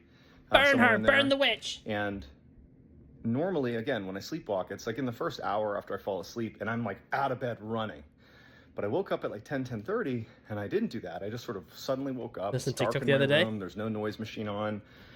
And I look over towards the bathroom, which is that one right there. It's hard to do it in the camera, right there. This is the bathroom. Okay? I look towards the bathroom, the door is open, and I see there is like a figure standing right there, like a person. And I just told myself I must be sleepwalking. Now, I don't hallucinate when I sleepwalk, but I have enough sleep disturbances that I'm thinking, okay, I gotta be sleepwalking, that's all this is. And I'm staring at this figure in the bathroom, and they're like right here, and they appear to be staring at me or something, and I'm looking over at them, and they vanish behind this door, and they just kind of disappear. Candidly, I wasn't overly frightened. I was like, okay, you know, I'm accustomed to weird stuff in my sleep. That's all this was. My mind's playing tricks on me. No big deal. So I don't even get up to investigate. I just go back to sleep. However, by about 11 o'clock, I wake up a second time. Historically, I do not sleepwalk twice in a night. It is always one time, really pronounced, usually in the first hour after I fall asleep. I fell asleep, you know, around 9:30 or so. Now it's 11 o'clock, and I'm waking up for a second time. So I couldn't go to sleep at 9:30. I'd be awake at 3. I wake up, I'm right here on my back. My dog Maggie's right over there. She's asleep. Typically only sleep like 6 hours. And I'm not if jumping that. out of my bed running. I'm just laying there. The room is dark. There's no noise machine on. It's just like still. And I just have this weird feeling that, I don't know, something just feels weird. And I look over at the bathroom again. There it is. And no one's there. And I'm just like, what's going on? What's happening? And I start to feel something rubbing against the side of my left thigh. I'm on my back right here. Oh, the ghost is gonna rape you. And I'm thinking like, is that Maggie, my dog? You know, and I look, and Maggie's right next to me, so that would be the side she'd Ghost be is like, on. you're purty. But Maggie's not moving. She's dead asleep. And I'm thinking maybe it's like the pillow next to me. Maybe she's pushing against the pillow that's touching my leg. He's trying to kill me during my hardcore still. run. There's nothing moving. And as Laid I'm on my looking hand. at She walked in Maggie, front of me 3 I'm times. feeling this thing kind of almost moving down my leg. Stop it, I'm feeling something distinctly against my leg, sort of moving down. Ghostbusters reference. And I'm like, what is that? And I'm thinking about the figure I saw in the bathroom Flirting. a little while He's ago. like, I'm starting to get scared, so you got I some jump out of soft bed. skin. I flip the light on. My covers are kind of flipped like that, and I'm standing right here, and I'm sort of surveying the room and looking at my bed, like, am I sleepwalking? Like, what's happening here? Maggie's still totally asleep, and I notice there's this lump under my covers, right about here. And it's not moving. It's just a lump right here. And I'm staring at it because it's about in the same place where whatever it was touching my leg. And it sort of moves a little bit, and I'm thinking, oh, it's got to be a cat. A cat got in my room. Flower Four for other you. Cats. You know, it's totally possible one of them got in here. And I'm like, oh, phew. And so I reach down, and I begin to lift the blankets up to see which cat it is. And when I do, this lump, it quickly like kind of bolts to the other side of the bed, still under the covers. And now it's like right over at that far corner there. And it moves so quickly that I have sort of geriatric cats. I have one kitten, but it wouldn't have been her. I'm thinking it must be the other 3 cats that are older that would make that big of a lump. You know, the kitten's too small. And I'm thinking like, they can't move like that. I've never seen my cats move like that. And so I'm now hesitating. But I'm It's like, a raccoon, isn't it? Under here. It's a raccoon, isn't it? And so I grab the cover again, and I'm pretty scared, honestly, at this point. I don't know what this thing is. I'm thinking, like, did a raccoon get in here? And all at once, I flip the covers up, And I look into the corner of the bed, and in that corner, looking at me. And the dog gets fucking flipped off the bed in the process. Dog's like, me is a pair of eyes looking right at me, and then they just sort of or an disappear opossum on the back side of the bed. And I'm like, was that a cat? Like, what was that? And I run over here, and there's nothing. Like, there's nothing here. I look under the bed. There's nothing down there. There's nothing. I'm like, there's no explanation for it. I gotta be honest, I'm still sort of freaked out by it. I'm convincing myself that I must have been sleepwalking and hallucinating because I do have crazy stuff that's happened in my sleep. This felt real. So, aliens. Aliens. I reckon it was a raccoon. Today's story is wild. I mean, honestly, it doesn't even sound real, but we pulled I'm not this saying it was story aliens, directly but it was from aliens. newspapers all around the world. So it definitely did happen. But before we get into today's story, if you're a fan of the strange, dark, and mysterious delivered in story format, then you've come to the right place because that's all we do. Most likely it and we was a upload raccoon, I once a think. week. So if that's of interest to you, please swap out the like button spray deodorant for extremely harmful pesticide. Also, please subscribe to our channel and turn on all notifications so you don't miss any of our weekly uploads. Okay, let's get into Fuck nuts, it's probing time.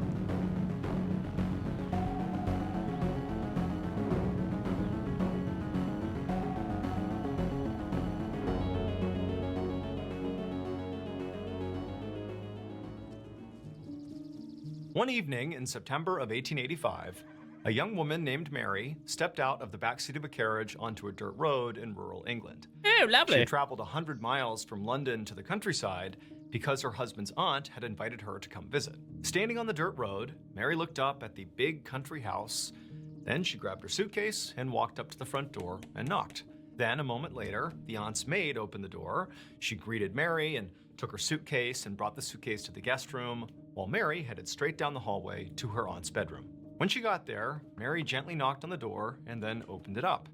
And when she looked inside, she saw the aunt lying in bed, and the aunt looked up and saw Mary and she smiled, but she was very old and very frail, not doing too well physically, and that's part of the reason Mary was here, to just kind of see her while she still could. But the aunt looked up and saw Mary and recognized her, and so she smiled, and Mary came in and sat down next to her, and for a couple of minutes, the two women just had some small talk. Mary talked about her journey from London to, the countryside where she was now, and, the aunt talked about what she was up to. It was all just kind of, pleasantries. But at some point, the aunt kind of stopped and looked up at Mary, and she had this obvious look of pity on her face. And Mary immediately picked up on it, and she's kind of looking back at the aunt, wondering what's going on here. And then the aunt just says to Mary, "Really, how are you holding up?" And immediately, Mary, when she heard this, she felt this knot in her throat, and she had to fight back tears. I mean, she knew exactly what the aunt was talking about. So even though Mary was a young woman, she was already a widow. Her husband had died in an accident about 2 years earlier, and it had sent Mary into this spiraling deep depression. I mean, she was still completely grieving the loss of her husband. He had been the love of her life. And, her extended family and her husband's extended family were all well aware of how badly Mary had been doing. And so they had been extending her invitations constantly to come visit and basically just not be alone. I mean, that was the reason really why her husband's aunt had invited her here, is because she knew Mary likely wasn't doing well. Now, to Mary, this was nice in a way. I mean, she felt very comforted by the family members, and it did seem like people genuinely cared about her. But at the same time, she started to get the impression from basically everybody in background music is kind of calming, isn't it? That they kind of expected her to, grieve this loss, but ultimately move on. Like, find somebody else, basically. You're young, like, get remarried, start a new life. But to Mary, she just wanted to be like, no, I'm never gonna find anyone like my husband. He was the love of my life, and no one will ever match him, ever. Like, I'm done. I probably will never get married again. Like, he was statistically, there's and so more than at that one. moment, Mary really just wanted to It's not just end one. this There's conversation many with her ones. husband's aunt. Like, she didn't want to get into how she was There's feeling 8 about billion her husband people on the because it was planet. bad. She felt bad. But instead of saying that to her husband's aunt, she just said, you know what? I'm okay. I'm just totally exhausted from travel, and I'm gonna go to bed. The aunt nodded and told Mary that, we'll have plenty of time to visit tomorrow, so go get some sleep. And so the two women hugged, and then Mary got up, she left the bedroom, headed to the guest room, she found her suitcase, got on some pajamas, and then crawled into bed. But a few hours later, in the middle of the night, Mary suddenly bolted upright in her bed. She was sweating, she was shaking, she was totally disoriented. It took her a few minutes to even remember where she was. But then finally, when she did and she realized she was safe, she realized she had just had this awful, visceral nightmare that she really couldn't even make sense of. In this nightmare, she was looking out at this huge open field. It's nighttime, and there's nothing but this field. But off in the distance, there was this broken down small shed. It was just sitting there conspicuously right in the middle of this field. And even though Mary was terrified of the shed, she felt this overwhelming urge to go to the shed and investigate. And so it's like with every step as she walked through this field closer and closer to the shed, her fear was rising. And then finally, when she got close to the shed, she began to hear what sounded like somebody moaning inside of the structure. And so now someone's she's jorking. really scared, but she keeps Someone's doing a walking field towards jork. the shed, and then she's right outside. She can't see into the shed, but she can hear the moaning, and she sees her hand just come down and fling the door open, almost like she didn't want to, but her body's acting on autopilot. And then she looks into the shed, and there's this figure tucked into the corner, kind of in the shadows. And it's the thing making these moaning sounds. And it turns, and Mary sees it's this woman, this emaciated, destroyed-looking woman, but her face is the same face as Mary's dead husband. And as soon as she saw that, it jolted her awake. And so that's where she was, sitting in her bedroom, trying to make sense of what she had just seen. And so after 15 or 20 minutes of Mary trying and failing to fall back asleep because of this horrible nightmare, Mary finally says, you know what, I'm just gonna go outside, clear my head, go for a walk. I know it's the middle of the night, It's an whatever. interesting nightmare. I'll bring some brandy along and sip that to calm my nerves. Oh, And just yeah. kind of walk around Roadies. until I'm calm, and then I'll go back to sleep. So she hopped out of bed, she grabbed her flask of brandy, grabbed her jacket, got her shoes on, and walked out the front door. Go for a little walk, get drunk. Good Thank stuff. you to BetterHelp for sponsoring today's video. Big life changes are often necessary to living a full and happy life. Click the link in your first month was walking up a hill. About 15 minutes later, Mary was walking up a hill with the moonlight casting down on her. She was sipping her brandy as she went and was already beginning to calm down. Now, Mary was used to living in the city, in London, and so being out here in the countryside was so different. It was so beautiful and peaceful and spaced out that she still kind of just imposing begun BetterHelp? walking and not stopped. I mean, she originally thought she would just stay on the aunt's property, but already she was well beyond the property lines and was basically just out exploring in the middle of the night. What was the issue with BetterHelp again? I can't remember. How old's this video? It's 5 days old. Okay. They don't have real therapists. How do you do that rewind like that? I can't seem to figure that out. And she was having... Oh, you mean this? Me doing this? It's basically left and right arrow keys. It just basically skips forward or backward 5 seconds.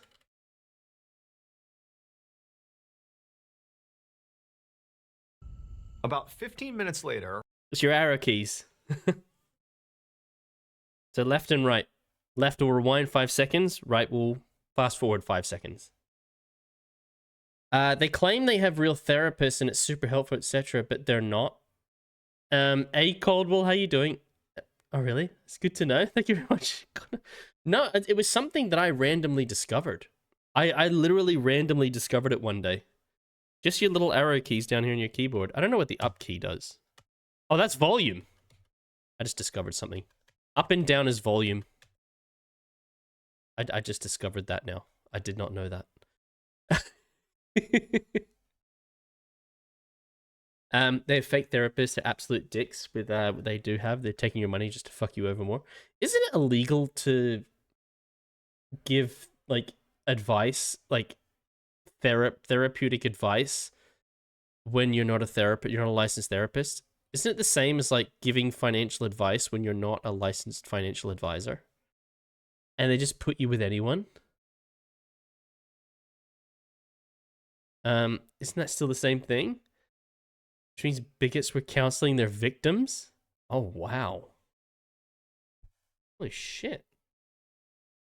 It's terrible. That's extremely irresponsible. You have people, like, counseling people that actually aren't counselors? Only if money changes hands, I believe. Mary was walking up a hill with the BetterHelp.com/MrBallin. So what are they? So it's extremely easy to What's the whole ad with these guys? It was just terrible. But luckily, during this tumultuous time, I actually discovered therapy. Not because of my job search, but because I was dealing with some sort of deep-seated anger issues stemming from my time in the military. But while I was in therapy, I wound up finding that, talking to my therapist about my job hunt was really helpful. No, I know what my solution to my deep-seated anger issues is if the people that I work with weren't so fucking stupid. They sort of gave me additional perspective and sort of helped me, kind of think my way through this big transition that was happening in my life. And lo and behold, not long after beginning therapy, I found a career. And I also found peace in my life. So if you're in the middle of a big life change right now, or if maybe there's a big change coming up and you're stressing about it, it's not going to change anything. Consider trying. They'll still be stupid on Monday. Great therapy option is BetterHelp.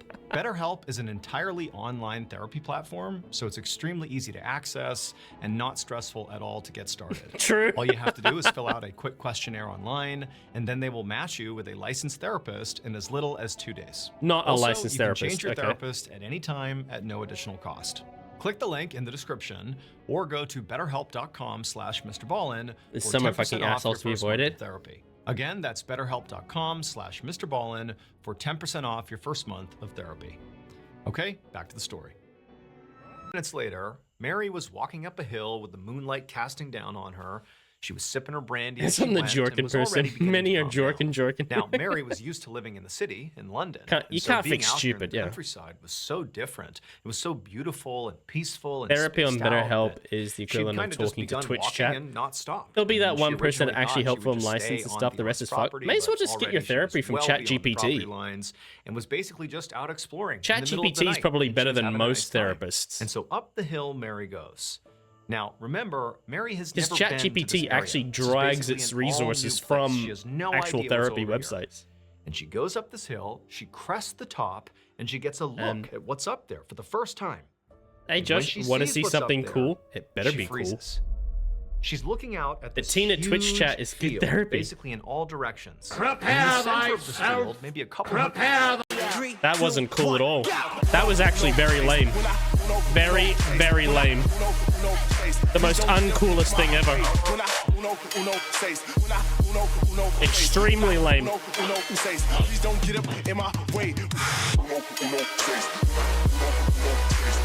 That's your grandfather doing like dabs and everything, sort of lame.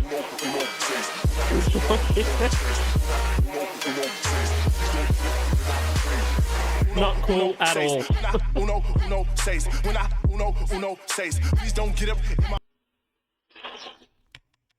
Extremely uncool. 100 yards away is a single small structure, a broken down wooden shed that looks nearly identical to the shed she had just seen in her nightmare. The Jorkin shed. And as soon as she saw that, she's terrified because she knows it's the same one or it's eerily similar. But worse than that, when she saw it, despite her own fears and trepidations about being up here, she felt herself moving towards the shed. It was like her body went into autopilot the same way it did in her dream. It was like she had to go to the shed, even though everything inside of her logically is saying, don't go. But into the field she goes. She deviates off the path and just starts walking towards the shed. Her heart is beating like mad. And as she's getting closer and closer, she even begins to hear moaning sounds coming from the shed. It's like she's living out the nightmare in real life. She can't make sense of it. She wants to go back the other way, but she can't stop herself. She's just going towards the shed. And then finally she reaches the shed, and now for sure she can hear moaning coming from in this building. And she sees her hand reach down, and she flings open the shed, and she looks in, and sure enough, there is this dark figure tucked in the corner, clearly moaning, like this is her nightmare in real life. But when the person inside the shed turned to look at Mary, it was a woman, but they didn't have her dead husband's face. Instead, it was a woman who practically looked like she was dead or close to death. She obviously needed help. Now, at this point, Mary was kind of relieved. I mean, this whole situation is terrifying, somewhere. But she was expecting to, somehow see her dead husband's face on this person in the shed. And so when it wasn't, and it was just like a normal person, albeit in a very strange set of circumstances, it was a relief. But now Mary didn't know what to do. It's like she's standing there looking at this woman, having no idea what to do. She doesn't understand how she could have dreamed this and now basically lived it too. Like nothing's adding up. She's dreaming but again, reality. It was like her body continued to operate in this autopilot mode. She suddenly had this really intense desire to go into the shed and help this woman. She didn't know who she was. This is a total stranger in the middle of a field in a shed who's moaning and looks terrible. She has no idea what's going on. But in she goes, and she sits down next to this woman who's now kind of eyeing Mary, like, what are you doing in here with me? And Mary says to her, like, hey, what's going on? How'd you get here? What's wrong? Like, what's happening? But the woman, it was clear she wanted to respond to Mary and, tell her what was going on, but, she was too weak. It was like she really was on death's door here. And Mary could clearly see that. Like, she didn't need to be told this woman is in a very bad way here. That's what she said? But, she was too weak. It was like she really was on death's door here. And Mary could clearly see that. Like, she didn't need to be told this woman is in a very bad way. This woman's gonna do something to Mary. Knew what needed to happen is this woman needs to get to a hospital. But they were nowhere near a hospital, and this woman clearly can't get up and walk. And Mary's thinking, I'm not strong enough to carry this woman to the hospital. Like, what am I gonna do? And, Mary's thinking, maybe if I just run and get help and they can come back here. But she's looking at this woman thinking, I don't know if she'll survive. She's probably gonna die soon. Like, this is gonna happen now. And so Mary, again, sort of in this weird autopilot mode, decides, you know what? I'm gonna stay right here with this woman. She can't even talk. She can't tell me what's going on, but I am gonna be here with her. I'm gonna be present with her. And if she dies, I'll be here to support her. And so Mary just made herself comfortable. She took her jacket off, she put it over this woman, and then she began letting this woman sip from her brandy flask to, maybe kind of ease the pain. And all night, the two women just kind of sat there and laid together. When the sun finally rose the next morning, Mary looked over at the woman and saw she was still alive. And in fact, if anything, she seemed like her condition had maybe improved slightly. The alcohol brought her back. The alcohol brought her back from the brink of death. If you're going to die, die drunk. Exactly. That's the thing. It's like if there was an apocalyptic event going to happen, I wouldn't face it sober. Like, why would you do that to yourself? You would get fucking drunk or stoned or what? Like, just off your fucking face. Face death, high or drunk or just fucking. She seemed maybe a little bit more comfortable. Maybe that was from all the brandy. Who knows? I think maybe the brandy sort of gave her, because brandy has sugar in it, doesn't it? I'm pretty sure like brandy can be quite sweet, so maybe like the sugar in the brandy actually like gave her like a little like energy boost. Like maybe like she was like really malnourished, and like the sugar in the brandy sort of like brought her back a bit. But the woman seemed like she had stabilized a little bit. Still couldn't talk or really tell Mary anything, but the brandy might have saved her life. A little bit better. And so Mary's thinking, okay, the sun's up now. Now I can run out, get help, and get this woman the care that she needs. But before Mary could even do that, she began hearing a stomping sound somewhere outside of the shed. And she realized it was a horse approaching. And so Mary, she bolts out of the shed and she looks over towards the road, and there's a horse pulling a covered wagon going right by, and Mary screams and yells and says she needs help. And a man pops his head out of the wagon and says what's going on, and Mary runs over to him and explains this weird situation, how there's this strange woman over here and she's clearly dying, she needs our help. And the man agreed to help. And so he went with Mary to the shed, he picked the woman up, he put her inside of his wagon, and then the three of them together in this wagon drove to Mary's husband's aunt's house. When they got there, the man carried the strange woman inside of the aunt's house, and then Mary told the aunt's maid to go call for the town doctor, and so she said she would. And so at this point, Mary was actually completely relieved. I mean, this was kind of a wild, very unexpected night. I mean, she doesn't even know who this woman is, but she's definitely happy that she's getting, you know, some level of care here. But Mary sort of felt like her role in this was kind of diminished now. You know, she's gotten the woman here, and she's feeling so tired and weak from being up all night. And so Mary decided she would just take a nap. I mean, she had been up all night with this woman. She was exhausted. So into her bedroom she went, she climbed into bed, but as she's laying there, she realized she wasn't just tired. She actually felt kind of sick, like ill. And over the next few hours, as she kind of tossed and turned in her bed, not really able to sleep, she would develop this horrible fever. And this fever would just get worse and worse and worse, and Mary would become bedridden, dealing with this mystery illness for weeks, just drifting in and out of consciousness the whole time.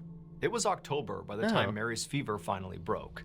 And on the day that it did, when Mary opened her eyes in this bed, you know, she was clear-headed for the first time. I mean, really, it had been a very rough stretch of a few weeks.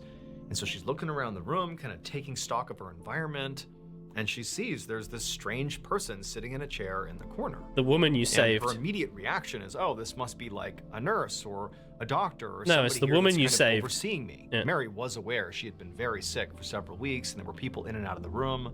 But she looked back at this person and realized she actually knew who it was.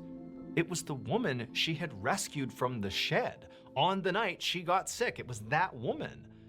But now she wasn't sickly and, you know, dying. The woman looked completely healthy and happy, and she was smiling ear to ear at Mary. Like, this didn't make any sense. Like, what's going on here? And also, Mary just couldn't help but think, like, wait a minute, why is this woman still here? It has been weeks since I rescued her from the shed. Why is she still here? Like, she's grateful. Nothing's adding up. But before Mary could ask any question, I'm assuming she's grateful because you saved her when she was on her deathbed, so she felt obligated to help you whilst you were on yours. this woman, who clearly was super excited to see that Mary was now fully awake and attentive, this woman just starts talking a mile a minute. Like she had been waiting. She was on a mission. All this information on Mary as soon as she was well. Like clearly this woman has been waiting diligently for her chance to tell her story. And the story that she dumped on Mary at her first chance, like this day, was incredible. The woman told her that a couple of years earlier, she had boarded the ship in England that was bound for Brazil. But about 5 days into their journey, while they're out on the open sea, the ship caught fire. It was this horrible fire. Everyone's trying to evacuate. And this woman said she was in her bedroom, asleep. Hold on. Let's fact check this. Ship, England to Brazil, sank.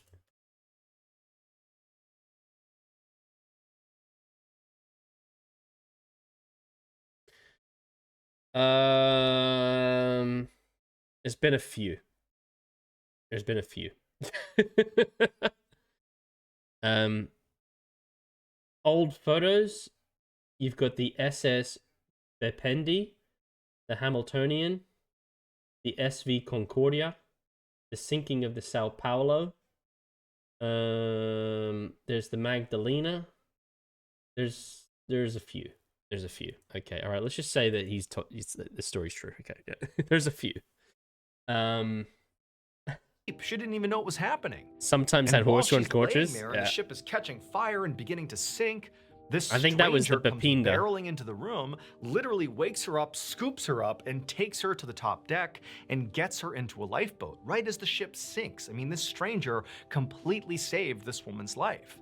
And so this woman, the stranger who had saved her, and a handful of other lucky people who had made it onto this lifeboat, just began rowing in a single direction, hoping they'd find land. And luckily they did. They found this deserted island. And so they landed there.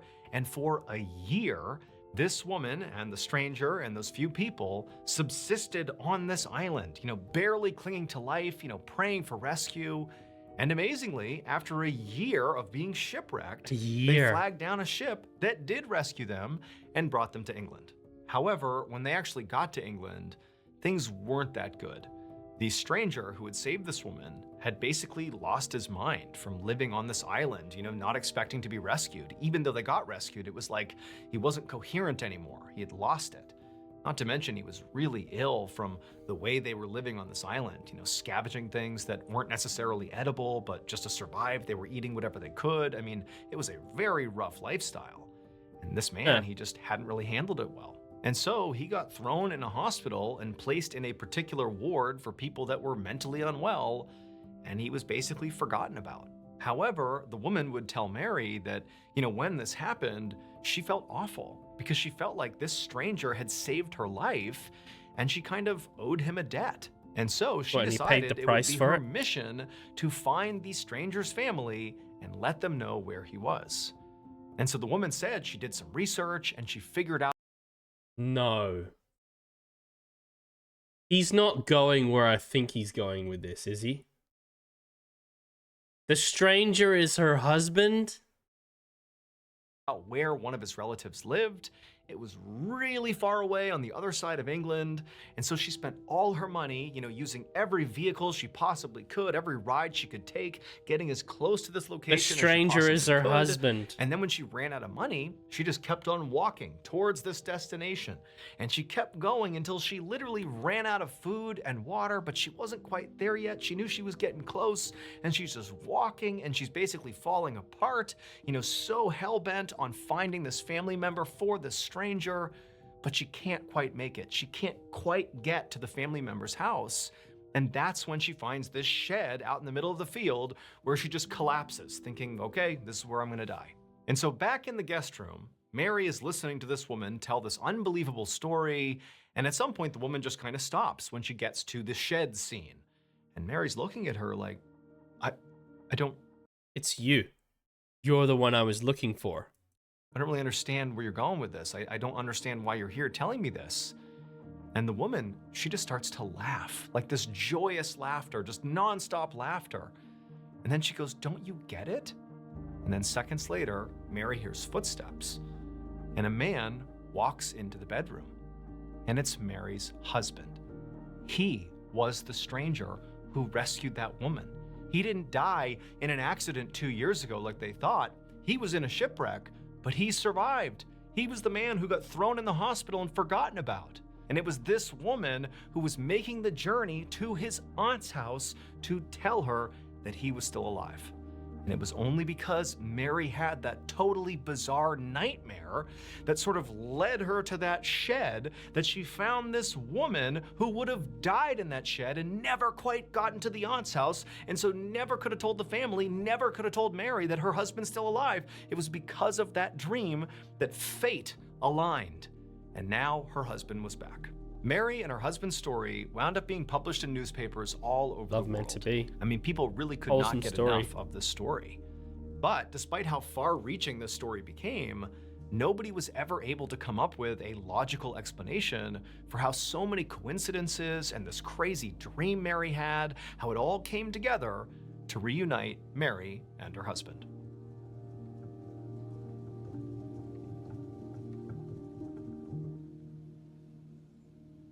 That's amazing. Behind every story we tell are real people. That's why we started the Mr. Ballin Foundation, to support victims and families impacted by violent crime. To date, with your incredible help, we've been able to donate over $1.5 million. He's a good storyteller. He is. If you're already a part of this movement, that was such a romantic and beautiful story. If you're interested in joining it and helping us help more people, click the link below. When he gets excited about the story, he just like really starts dragging you in. He's like, and then what happened? And then what happened? And it's like, oh. Wow. I don't know. Honestly, death finds a way, places you can't go. Forbidden meat, strange but true. Faces, hikers, what's that? We've watched so many. Guess we're just like Mr. Ballin nerds. Dumping ground for a twisted psycho. Don't stop talking, you plaid-shirted beast. Yeah. Tell me more. Skin driver, thinner, most unfortunate blog entry. And then. And then... Maybe we could do one more, and then we should probably play some Silent Hill or something like that. Are we doing any community games today? Feeling extra sus for some reason? I'd be open to playing them, but it just depends if we've got the people who'd be up for it. Today, we're going to look at 3 places you can't go and people who went there anyways. But before we get into those stories, if you're a fan of the strange, dark, and mysterious delivered in story format, then you've come to the right place, because that's all we do. Couldn't help myself. Yeah. And then? So if that's of interest to you, please sneak into the like button's house and slightly unscrew all of their light bulbs so they don't turn on. Also, please subscribe to our channel. That's and just turn on evil. all notifications.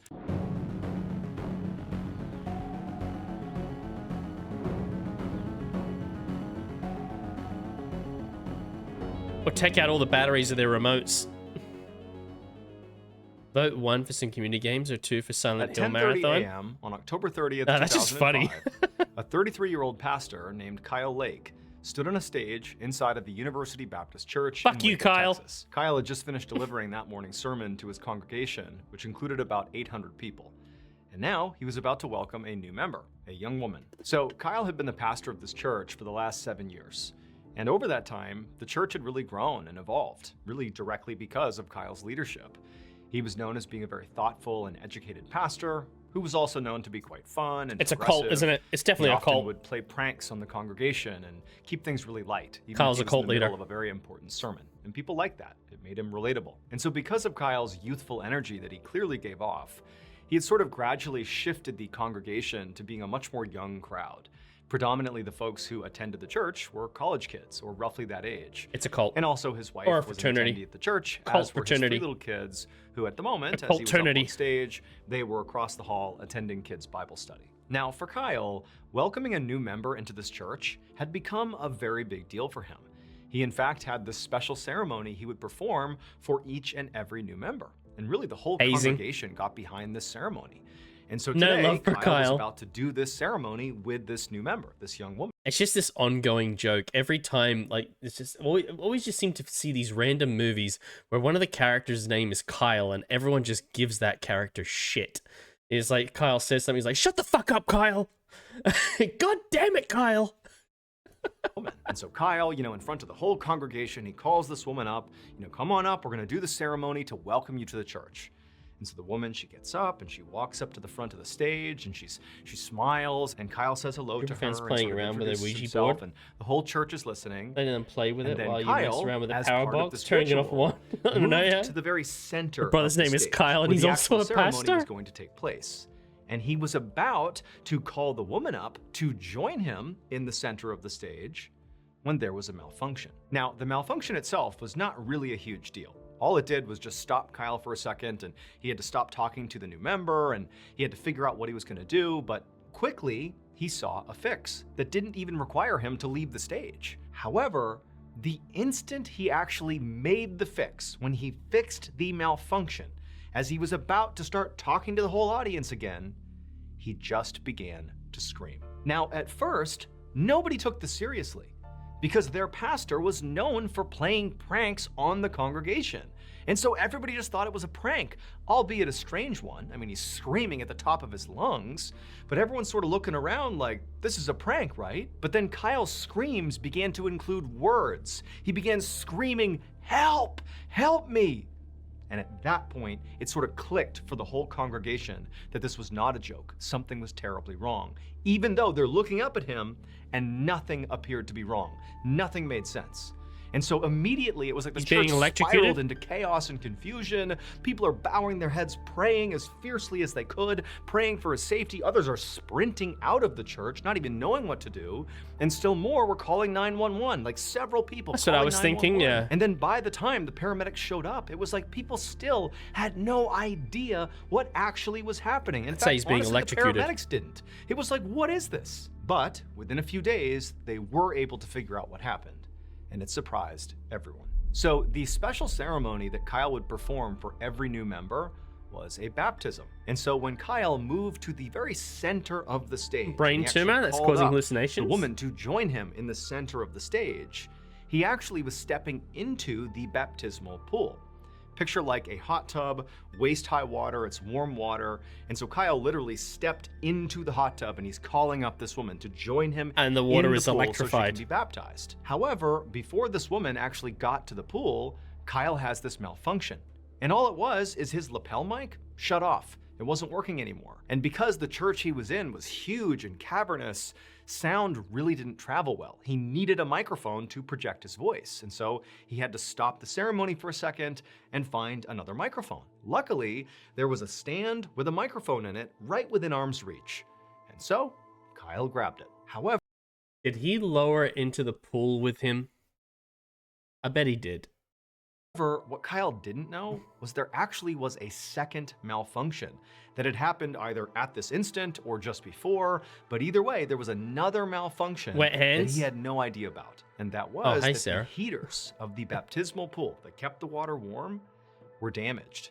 And as a result of this damage, the water in that pool had become electrically charged. And so the instant Kyle grabbed that microphone, he grounded Created a the circuit. electricity in the pool. Created a Basically, circuit. He created a pathway for the electricity to travel through his body. When he began to scream, that was him being electrocuted. Despite the efforts of first responders and the medical staff at the hospital, Kyle unfortunately did not earthed survive. himself. As for Kyle's wife, who literally watched this happen from the front row of the church, she watched her husband be killed.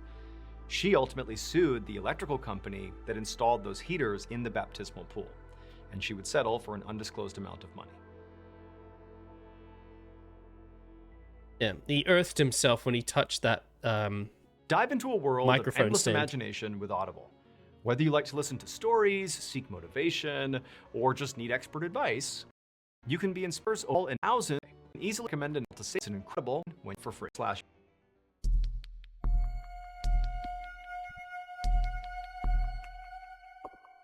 He was called to heaven, yeah. Around 5 p.m. on Sunday, Shocking. August 15th, 1971, a 23-year-old man named Michael was sitting inside of his living room in rural Ontario, Canada. Michael was flipping through That's a photo the worst thing album about that being showed pictures of him electrocuted, scuba though, is diving that- and mountain biking is and that doing all these really high adrenaline your muscles activities freeze up, like because you Michael can't really let lived go. for adventure. And so as he's flipping through this album, So you just have he to hears a like knock on sit the door. there and cop it So he the stops whole what he's time, doing, he unless goes to someone the door, actually he opens pushes it up, you off. and there's this What's police electrocuting you? officer who's totally frantic and is speaking a mile a minute, and he tells Michael, hey, so we had this guy who was swimming in a lake nearby and he went missing. He's been gone for over an hour now. We don't know where he is, and we were asking around, does anybody have any scuba diving equipment or experience, because we need to get in there and look for this guy in the lake. And everybody said, you're the guy. You have scuba equipment, and maybe you might be able to lend it to us so that, the police could go in there and look for this guy. Now, Michael was kind of caught off guard by all this. I mean, this was not a typical occurrence to have police show up and have this type of request, but Michael immediately felt this sense of responsibility. He did know that he was sort of the top dog in scuba diving in rural Ontario, Canada, and he's hearing this police officer say what he's saying, but he's thinking, even if I give you my equipment, you can't just put the stuff on and safely conduct dives. You need the training as much as you need the equipment. And so Michael just kind of instinctively said, hey, look, I'm not just gonna give you the equipment because I feel like I'm setting you up for failure here. What if I come with you, I'll put the equipment on, and I'll go look for this guy. I know what I'm doing, I know how to use the equipment, it'll be way safer and more efficient. And the cop said, thank you so much, that would be great, let's go. And so Kyle, he went and got his scuba equipment, and before long, he had thrown it in the police cruiser, and the two of them were flying towards the lake. About 30 minutes later, Michael and the police officer Brace his pulled into mail. this parking lot, this wooded lot with trees everywhere, and straight ahead of them, through the trees, they can see down below is this big lake. And then to the left of the lake is a big dam, and then beyond that, over to the left side of that, is a river. And so where the swimmer had gone missing was in the lake portion. And so Michael quickly hopped out of the car, he grabbed his scuba gear, and then he and the officer took off running through the trees down to the lake.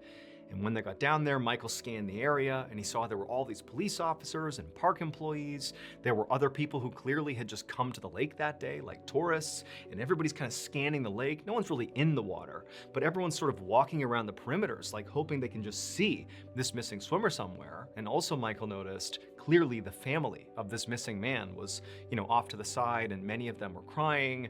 but it definitely seemed like no serious search effort had really happened yet. It's like everybody was just kind of waiting for something to happen. And so when Michael shows up with all his scuba gear, it was like everybody looked at him as like, oh my goodness, thank you. Like, get in there, find him. Miller's got like, their name? I bet he's okay. Like, get out there.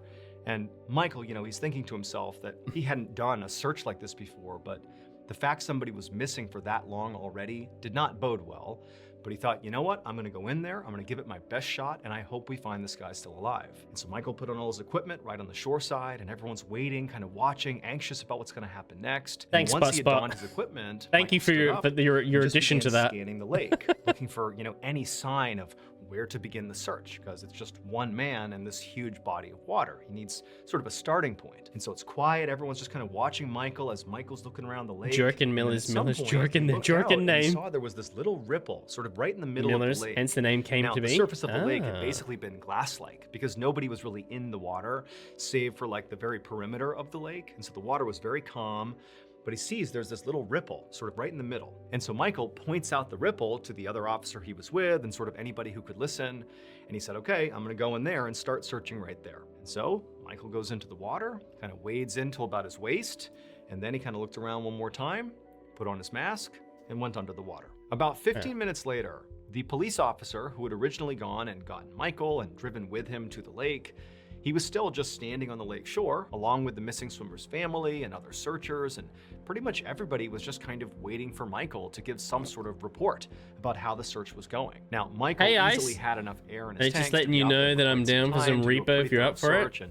They're only 15 I may minutes have seen your conversation in Let's Chat. I've got it below OBS. Michael, but it's just tense. Everybody's just waiting, you know, waiting to see what's going to happen. But at some point, as this officer is just standing there, one of the volunteer searchers comes bombing along the shore from up near the dam. They ran right down to this officer and said, hey, you got to come with me. We found something over there in the river. And so, you know, at this point, the police officer is thinking, I bet they found the missing swimmer. You know, they're probably not in this lake. Maybe they found them over in the river.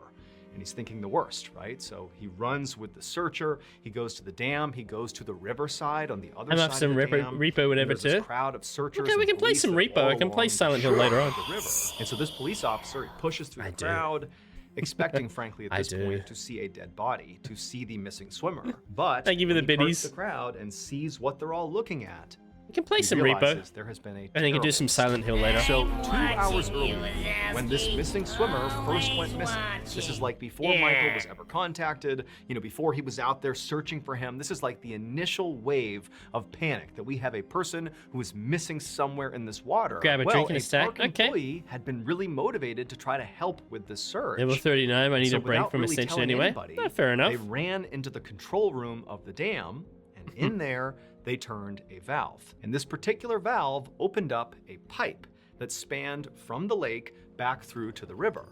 And when this valve was turned and the pipe was opened up, water from the lake would go back into the river, basically draining the lake. This employee was thinking, if I drain the lake, it'll make it easier to search the lake where we believe this man has gone missing. Like, this will make it easier to search the lake. And so this pipe Make sure mods are updated. I'll post for a fucking pin. 2-foot in diameter, 30-foot long pipe connecting river and lake. And it's sucking water like mad from the lake into that river. Nobody had really gone into the lake to look for this missing swimmer, believe it or not. So the lake really hadn't been touched as soon as this valve was turned.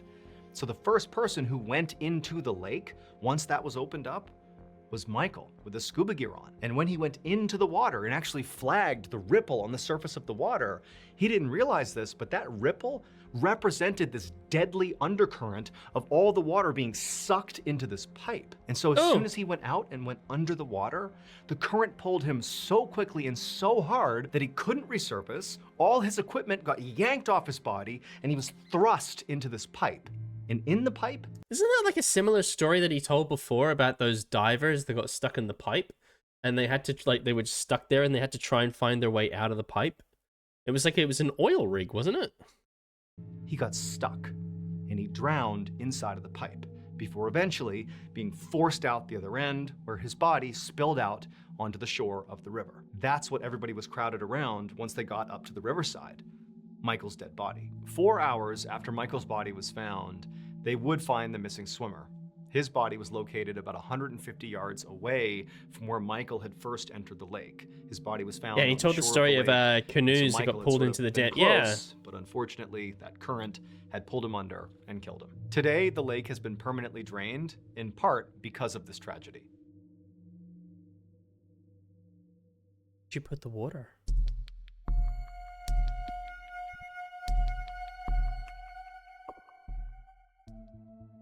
At 5 a.m. on June 28, 1988, a 25-year-old man named Jeffrey Link stood in the supply room of a small factory in Auburn, Indiana. He reached up and he grabbed a container on the shelf, and then with it in hand, he turned, left the supply room, and walked out into the main factory area. Okay. So the factory where Jeffrey worked Hey, model, thank you for the lurk. plating company. And what they did is they made chrome-plated parts for cars. And Jeffrey's specific job was being a machine operator, which meant he basically kept a bunch of these machines running and periodically had to do maintenance on them. And in fact, today he was doing that. He was doing maintenance. Now, in general, this job that Jeffrey did was actually pretty dangerous.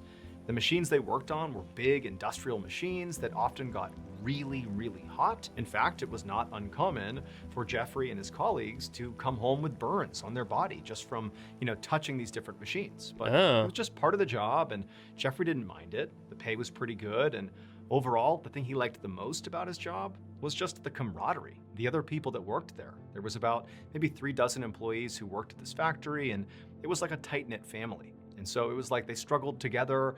The job was kind of gritty and difficult, but it felt worth it. So but you're on with this your particular people. day, Jeffrey walked along this walkway in the main factory area, and as he passed by his colleagues, You're all he said suffering hello. together. Again, everybody's friends here. Suffering And together eventually, seems Jeffrey to reached the unite machine people quite that a he was bit. going to be performing maintenance on. And this machine was huge. And the only way for him to actually perform maintenance was to get inside of the machine. But, to Jeffrey and to his colleagues, this type of thing was completely routine. This is not a big deal. And so, as soon as he got to the machine, Jeffrey, with this container he had gotten from the supply room, stepped inside. A few seconds later, one of Jeffrey's colleagues, who was standing on that same walkway Jeffrey had walked across to get to the machine he was working on, this guy hears a loud thud sound coming from over here, over where Jeffrey is. And he turns and he looks Did he tell into anyone the he was opening of inside this the machine? where Jeffrey had gone, and he sees what appears to be Jeffrey just lying on the ground inside of this machine. And this coworker is just not really understanding what he's seeing. He knows he just heard a thud sound and he's sort of putting it together. And as he's watching, another coworker runs into the machine where Jeffrey is. Clearly they've seen, Jeffrey fall, and so they go in to try to help him. And the guy on the walkway is watching, and this second coworker who rushes into the machine with Jeffrey just suddenly collapses as well, right next to Jeffrey. And then two more colleagues come running over, they go into the machine, and they too collapse. All four people are just down inside of this machine. And so the coworker who's out on this walkway stories about a can boiler. tell clearly there's something bad over there. I don't know what's going on. Some sort of gas. And so they turn, they run out of the factory, and they call 911. When they come back inside to see what's happening in here, before first responders have arrived here, this is just seconds later, this coworker comes back to that walkway, and he sees now there's 20 other of his coworkers that have sort of begun congregating in this area near this machine, and they're all stumbling around, they're all disoriented, people are vomiting. It's like all hell had broken loose inside of this factory. Natural gas. And nobody knew why. And then the first responders become nauseated Link it and in chat. disoriented, and they're completely down for the count. It's like nobody could be in this factory without losing their senses and collapsing. It would not be until later, when authorities were able Natural to go into gas this can factory do that. with proper protective equipment on, that they could actually examine this machine that Jeffrey had been trying to do maintenance on. And also they examined the container that Jeffrey had brought with him into that machine. When they examined those two things, they figured out what happened. So the machine that Jeffrey was performing maintenance on, this big machine, was a huge metal tank that had recently been used to store a chemical called zinc cyanide. And so it was going to be Jeffrey's job to go inside of this tank, literally, and clean the inside of it. And so that container he brought with him from the supply room was a chemical cleaning solution. However, the factory had two distinct types of chemical cleaning solutions, and it was very important which one you used depending on what you were cleaning. Jeffrey knew that. He just accidentally grabbed the wrong one. And when this wrong chemical cleaning solution interacted with the residue of the zinc cyanide inside of that tank, it pretty much immediately created a cloud of poisonous hydrogen cyanide gas. This gas immediately caused Jeffrey to pass out, and then each of the subsequent coworkers who rushed into that enclosed space were hit with this gas as well. They too passed out. And as the gas continued to grow and spread, and as more people showed up to see what was going on, cyanide's a natural poison for humans. To pass out and get sick, all the way until, first responders were there. It was like the whole factory was filled with this poison. And so between the factory employees and all the first responders, in total, 39 people were hospitalized from this poisonous gas. And of those 39 people, 5 people died, including Jeffrey, the 3 people who rushed in immediately to try to help him and passed out next to him, as well as 1 additional coworker. Damn. In case you haven't heard yet, our newest graphic novel, Mr. Ballin Presents Where Nightmares Live, is available for pre-order right now. It contains another 9 heart-stopping, strange, dark, and mysterious stories, all based on real events. This was a passion project. It took a lot of time, a lot of people involved, from the artwork to the storytelling. I mean, this is a beautiful piece. Safety protocol required masks. So yeah, you gotta check it out. Well, if you're going to use cleaning solutions, you don't have masks. 30th, but again, you can pre-order your copy at book.ballinstudios.com, and they get that punishment. or you can click the link in the description below. There are a limited number of hand-signed copies available, but those are going to sell out very quickly. So please pre-order today, because remember. Okay. All right. I guess we'll play some Repo. Thank you, Mr. Bolin.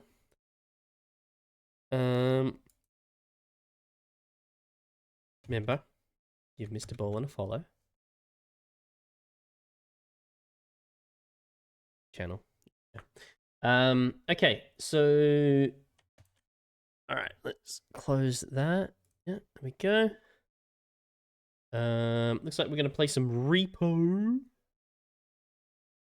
Let me get the Thunderstore manager.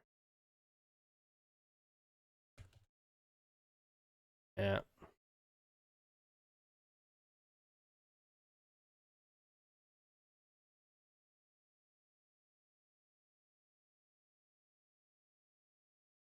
That's not how you spell repo.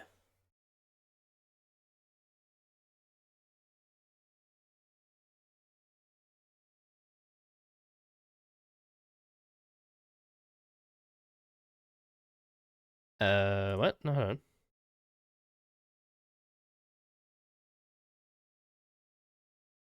Yeah.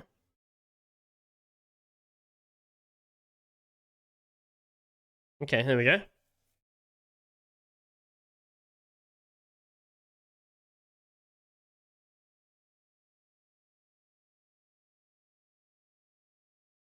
Mopo. Okay. All right, before I jump in, I'm going to quickly go to the bathroom and get myself some beer, and I will be right back. I'll be right back.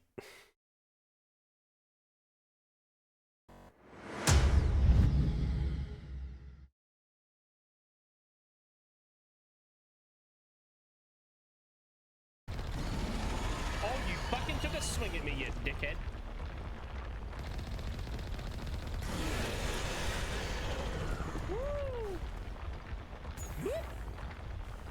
Miss me. Oh, fuck, he got me.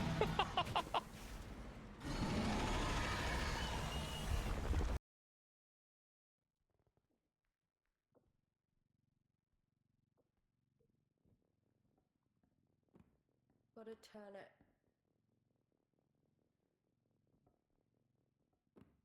Oh, whoops. There, like that. All right, now this way. I'm not turning it. You motherfucker. Oh. Fresh balls.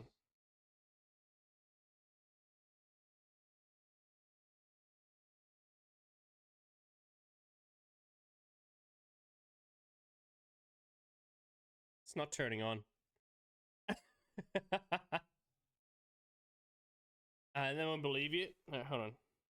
Maybe I didn't Maybe I didn't stick it in the hole hard enough.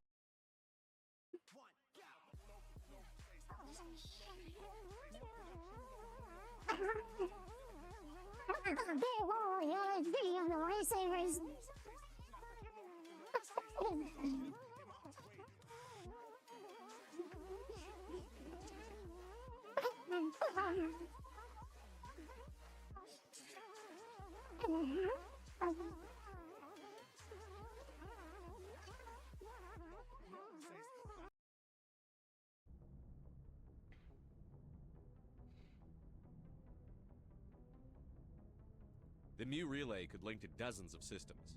Unless we know exactly where Saren's going, we'd just be wasting our time. The commander is right. We cannot rush off blind. We still need to learn more about Saren. Who put you in charge? Did the commander resign when I wasn't looking? Shut up, Ashley. No one likes you. We're all on the same team here, Williams. She's just trying to help. Sorry, Commander. You, Scotty, here. No, it's okay. I'm out. No, Scotty, you're stuck in the tower. Scotty, I said I'm out. Oh, Scotty. Thank you, lad. Thank you. I meant to hit you. Was that a ransom that you got right there? Was that a ransom? Yeah. Okay. Yeah. No, it wasn't. I'm sorry. I'm sorry, dude. I literally meant to press F and I pressed G. Let it out. No, just let it out. Okay. I'm getting it with the urn. I'm happy to wait.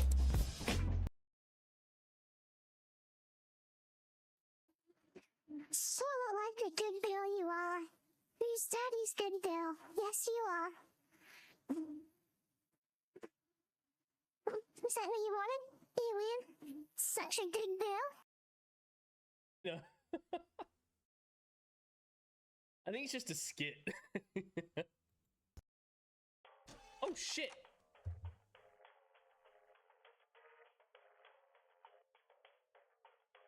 Oh no. I accidentally exited out. Fuck. I'm sorry. You can't see me. He's Gustav. I fucking accidentally exited out. If you do voice mode, I'm going to do the baby one. Hey, thank you for waiting. No one likes it. Cutting me David. Oh. Okay. All right. Better change it to repo, eh? That'd be a good idea.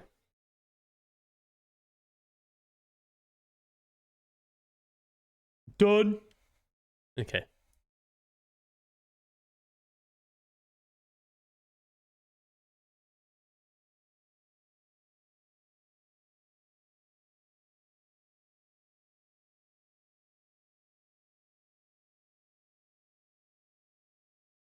It'll launch at some point.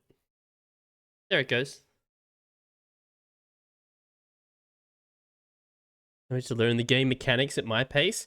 Once I can adopt the game visually. Oh, no, to be honest, like playing God mode sometimes is just fun. It's like, just unleash the wrath of God upon every enemy, and sometimes it's just fun. I think I've done that back in the day, like in GTA 3, like you could put God mode on, and you would just like stand on the top of a building and just kill as many people as you could. It was fucking amazing. Like the police couldn't stop you, the FBI couldn't stop you, the army couldn't stop you, so pretty good.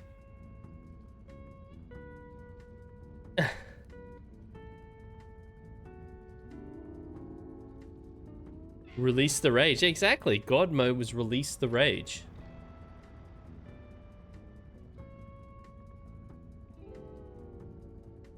Yeah, but the first game will be in and out, so if I die, I die.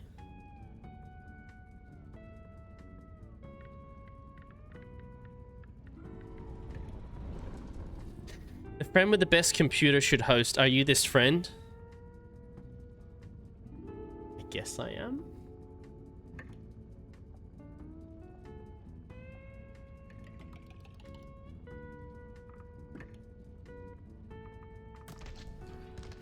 Okay, spit.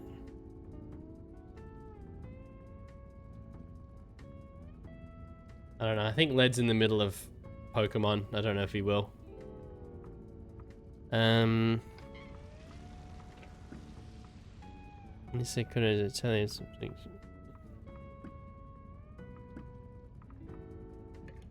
Yeah, fresh one. Password is poop. It's poop. There you go.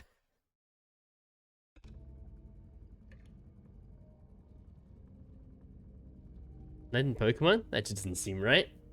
Shame. Again? Hey, it's a pretty solid password.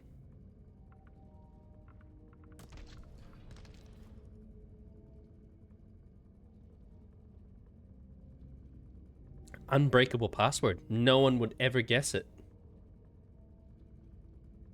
Actually, to be honest, diarrhea would beg to differ. Actually, to be honest, as someone who's done a degree in cybersecurity, don't have a password like poop. That is a very, very fucking weak password, and you will definitely get hacked. Is ever going to guess poop? Exactly. Doesn't give me the option to type the password, just yeets me out. Does it?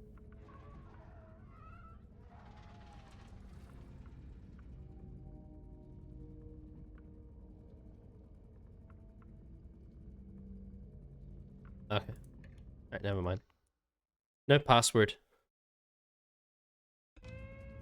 Ow. Alright, game. Yes. Can you check the mods update? It said they were updated. Oh, let me go back out. It said they were updated.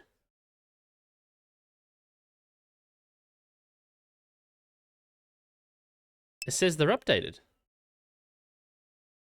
Yeah. Mopo.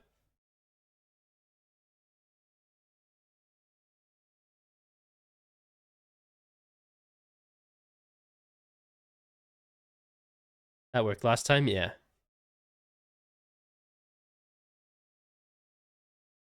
How rude to treat me like this.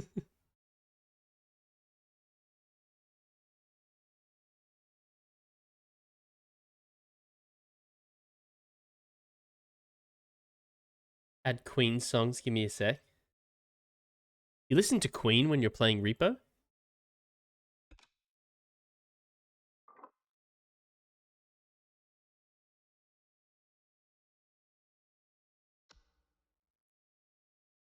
feel like Tina's gonna be like, yeah, what of it? Don't you?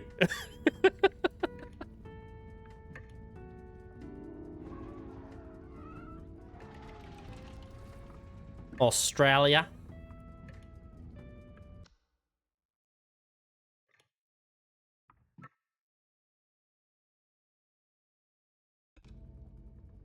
Okay. Another one bites the dust.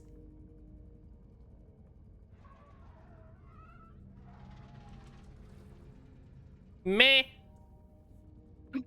Yeah, not having a password work.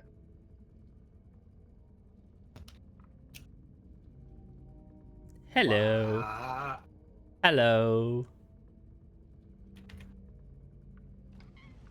Greetings. Hopefully your lag's not too bad, Ice Bear. Yeah. You can see you're on 250 ms, yeah. It's only 257. Well, you can blame the liberal government for that one, because if it was all fiber optic, it would have been completely fine, but the liberal government fucked that up. While we're waiting for Tina. You can get it lifted. Wow. You can get it shifted. You can get it Wow. score on a try. Some lemonade. Hard-earned thirst needs a Yeah, big lemonade, cold so beer. I'm just And gonna the go best get cold some beer lemonade is as Vic. well. For legal purposes, I'm drinking lemonade. You can get it polishing. You can get it demolishing. You can get it anyhow now. Matter of fact, I got it now. A hard-earned thirst needs a big cold beer. And the best cold beer is Vic. Victoria Bitter. Bitch is here. Oh, hell yeah. So.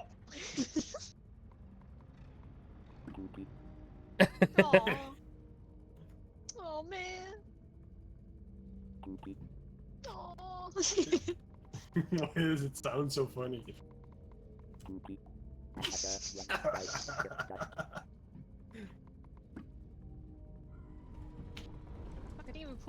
champions on this? SMH. Not even a real listener. It does sound funny.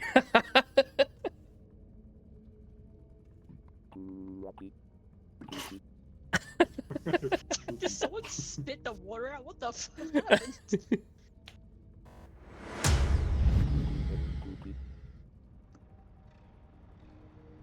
Alright. Your talking heads all look like the ghost of Pac-Man, yeah. Alright. Okay. Chugging my lemonade. For legal purposes, this is lemonade.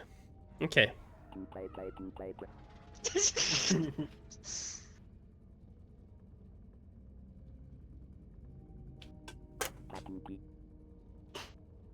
We are fucking children, dude.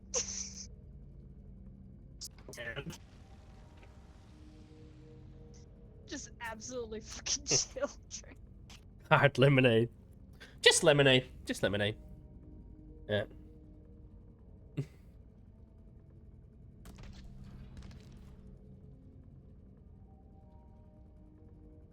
Just have to get that a little bit off the top there. I had pizza for dinner. Very garlicky. It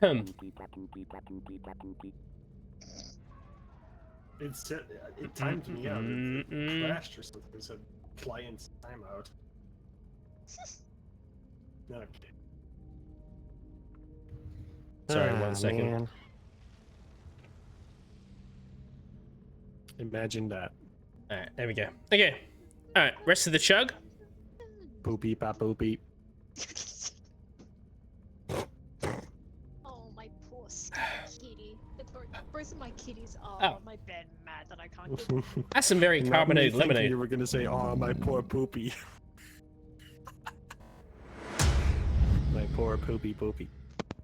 Forgot this isn't a headset I could just walk away with. Kitty. Oh man. Can I see your kitties? I don't know what a doopy is. Fucking cold as a witch's tit, mate. Just asked to see our kitties, I swear. Yeah, bro, what the fuck? I'm talking about the animals. Don't hey, do that Cubby, how you doing? You gotta pay to Look, see my them, like... cat How was the rest is of your in stream? the bedroom. He's in the bedroom. I can't just go take a picture of him at the moment. Oh. He's a big one though. Like he's a giant tomcat. Maine Coon? He's a chunky. No, he's just a barn cat. Because compared to my normal cat, he's like twice her size, and she's just a normal size cat. So. Gotcha. It's like Ginger Tom and Black. So Oh, you played Forewarned? I played that as well. He was a farm cat when. Well, Oh, his you mom got to was, the I like rescued him. the banishment part? Okay. The banishment part gets Shut up about wild. cats now. Why? I love talking about cats. Oh yeah, that's fine. I was just like, we're doing that while Scotty's doing other stuff. No, I'm here. What's he gonna do? Punish us? We're just talking about kitties. I just asked if I could see Tina's kitties, but they said it was inappropriate. I have a black one and a tortoise shell one. Yes. Kitty poopy indeed. Is it only as calicos that are mostly female at like 99%? I thought it was tabbies. Yeah, it's one of them. The specific breed that usually like 99% of the time it's female. I was staring at my No tabby idea. right It's now. a genetic anomaly. Yeah. Little kitty's got one white toe. We're ready whenever you are, Scotty. But yeah, like I Alright. said, I'll be like Go, in and go, out. go, start, go. Okay. Boopy. I added a couple of things, but they aren't too big. More items and shit. God. Scotty's a bad influence. No, never. Loading screen. He started the poopy trend. This is a long His loading fault. screen. Yeah, you started Doopy. it, Scott. Oh, it's taking a while to load. Yeah, I'm scared. Loading, press escape to exit to main menu. I'm scared. Well, they worked. It's There it is. Ah, there it goes. There it goes. Holy Holy shit. Someone must have been in line before us, bastards. Oh, I forgot I was this fucker. Look at me. Who the fuck is this? Good God. Am I still wearing a... Oh, am I still in a Vegeta outfit? Hey, cutie. Yeah, with a WWE belt. You want some good time? Because Vegeta's gonna put the smackdown on you, Kakarot. You dumb piece of shit, Kakarot. You don't even know.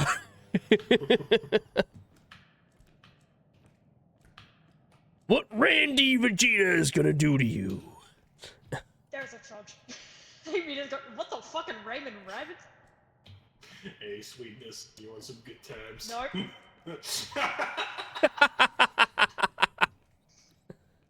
I need a raise. Oh. Hey, Trudge, you want some good times? Oh. He's like, come here, sweet thing. Come here, let me smash you. Oh, he almost got me. He pulled me, like, tried to pull me through the wall there. yeah, I saw that. Like, fuck. Randy Joe Hendry will wreck the wall out. He literally tried to pull me through the wall. What?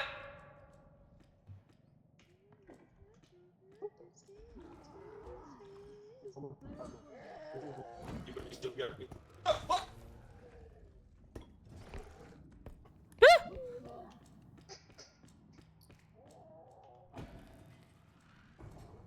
Perfectly formed poo?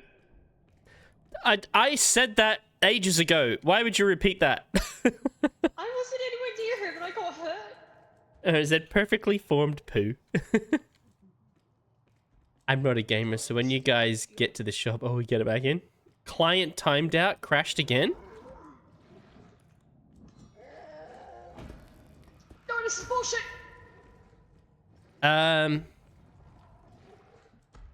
I think it's just the two of us. The client timed out. Maybe we need to go to a different zone. We may as well leave.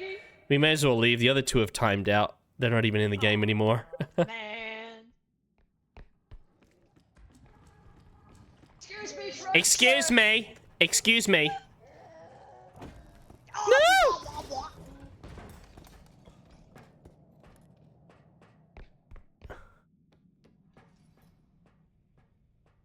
Bye-bye. What? Bye-bye. Oh, fuck you. Alright.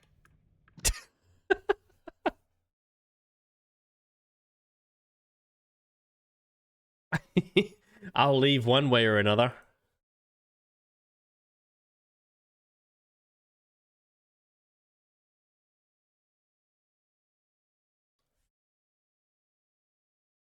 Oh, wow.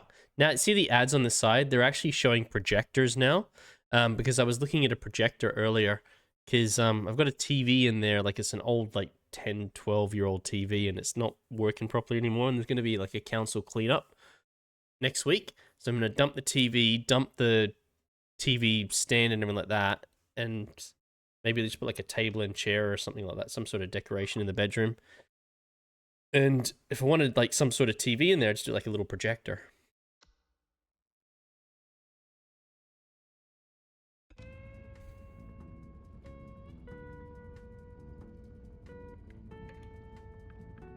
Yeah.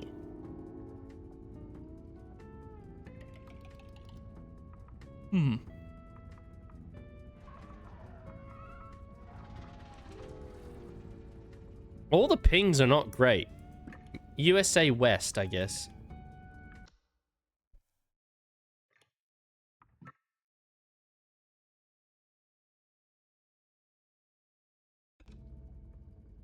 All the pings are pretty bad. Besides Australia, but yeah.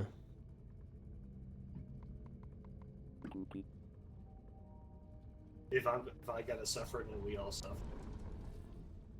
Well, to be honest, the ping out of all of them except Australia is pretty bad. Maybe the servers are not doing well at the moment. I mean, I haven't played. Well, it could also just be the mods, you know. Yeah, we could also. There just is a not lot of play with mods in there. If it crashes again, we can just try it normal. I don't mind. Yeah. Because I would like to actually get a game or two in. We just won't have like the extraction start thing.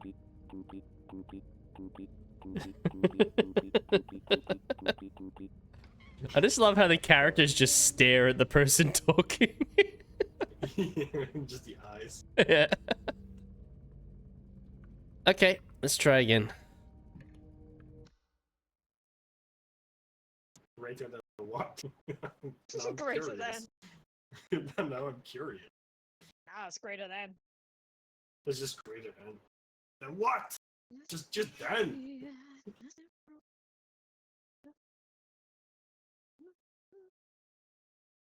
These loading times are very concerning.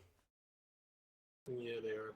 We only added what a few extra mods since the previous thing. This is very concerning. Actually. It's causing issues, I think. Trust the process. What process? I don't know. It's got to be the mod.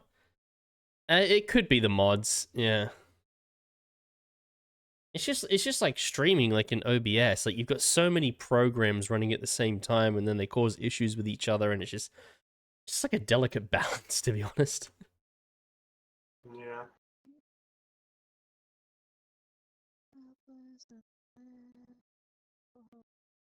Can try it without the mods.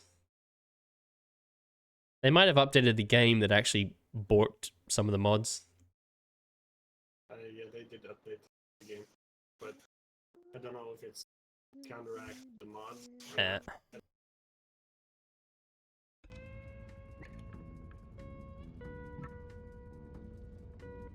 You can do it without the mods.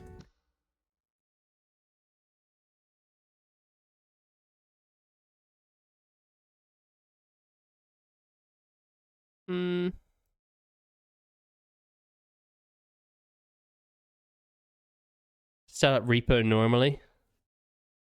Yeah. Let's do repo normally.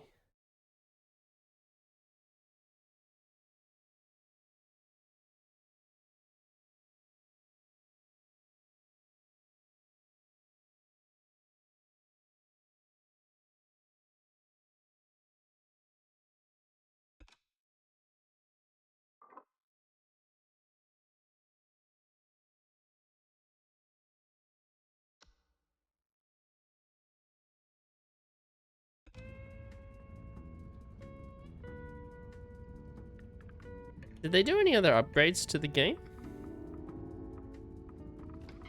No?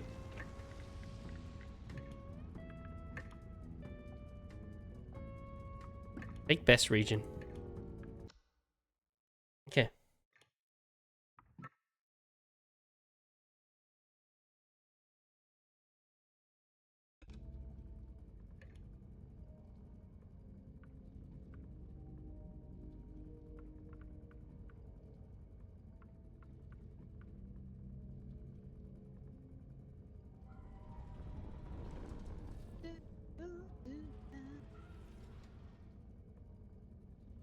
Don't invite me? Why not?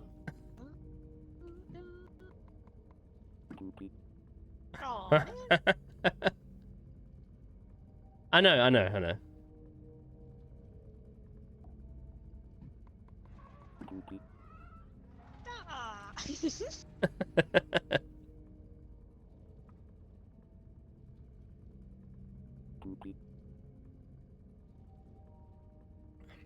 If anyone else wants to join, you're more than welcome.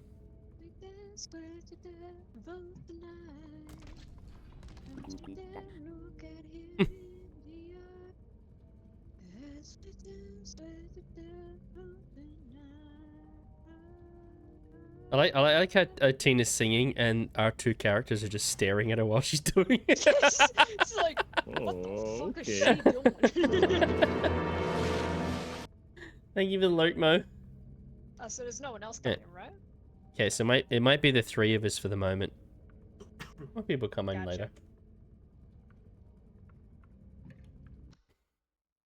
We're on base game.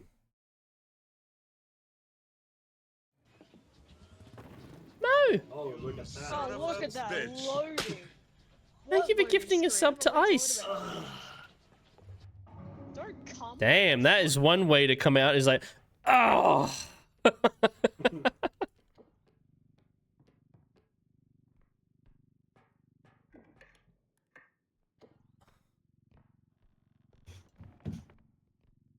Got one thing. Oh, you guys missing a vase. Nailed it. Lift with your legs, Ice.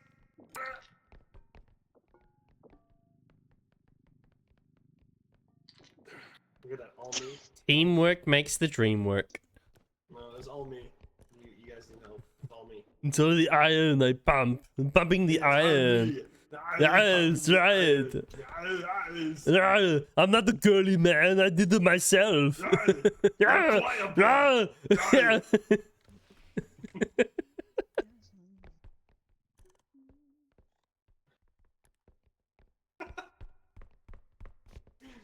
Free Annie voice, nice.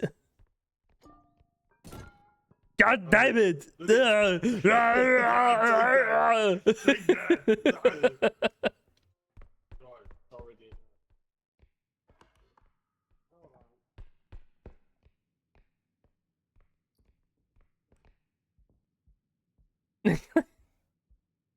Good, I need more clips. Ah, oh, it's the time machine. I am the master of time and space. Time. Ow! What the fuck? Fucking asshole!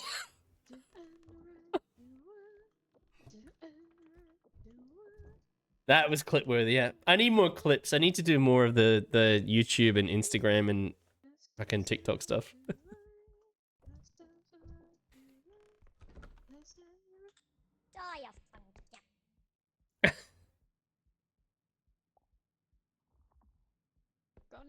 God damn it. I was the master of time for like 5 seconds before that fucker showed up. What the fuck? Anyway, Scotty's dead. How does that mean? He got yelled at by a woman in a robe. Yeah, I know the one. He went past me.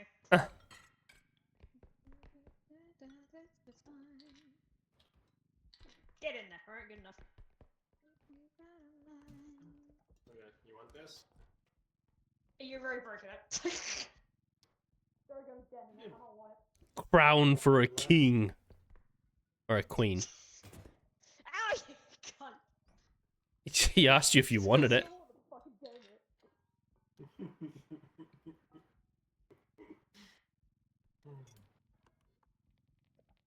How about you fucking stop for a second? Jesus Christ. Hey, I'm the one lagging the most. What do you mean? Look, the game doesn't like me, okay? Alright, one last thing down here, we're all good. No, the time thing. The hourglass. The master of time. Why? Is it off the cart? Because it fell for some reason. It's in a middle ground server. Dumbass. Asia Pacific usually is a pretty good middle ground, but their MS rate, their MS was still like pretty bad. There's more stuff here. A server in Hawaii.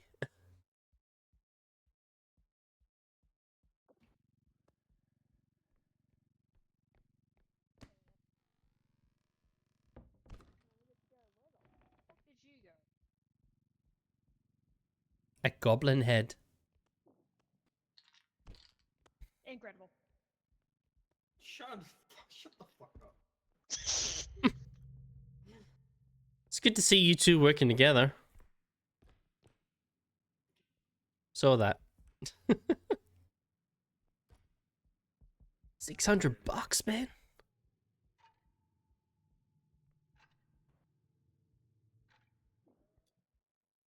That's gonna fall off. No.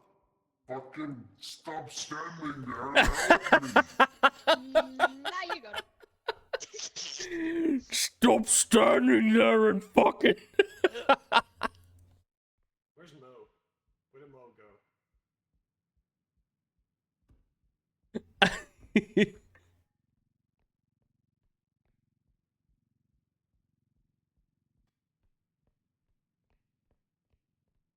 Hey, gummy bear. A train. Jackbox soon. Well, it depends if people want to play though. That's the thing. Chicken. I'm always up for it, but you know, like we can't really play like if it's like 3 people that play. Like the match is over in like 3 minutes. If people are up for it. Give it a shit. Sergi's on one right now. Too early. Yeah, we usually do it later in the night. It's only 10:30 at the moment. We're still doing the spoopy games. We usually play like the Jackbox stuff after midnight. God damn. We should close these doors. You meant Foley? I think his actual title is Sergi, but I don't call him that because I'm always afraid that I'm going to pronounce it incorrectly, so I just call him Foley. So it's Sergi, isn't it? The way it's pronounced. I will feed you to the monster, I swear to God. Oh my god, you brought me back to the life of the living? Oh. Yeah, I know, I'm sorry. The life of the living. Okay. Makes sense. The realm of the living. There we go. Yeah.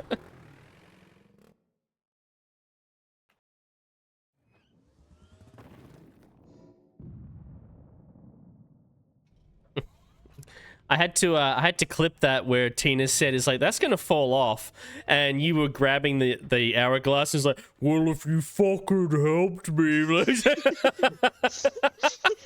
Nah. Oh. No, he's like bad. He's like real bad. Wakey, how's it going, dude? Oh, there's a strength here. I'll grab that for you, eh?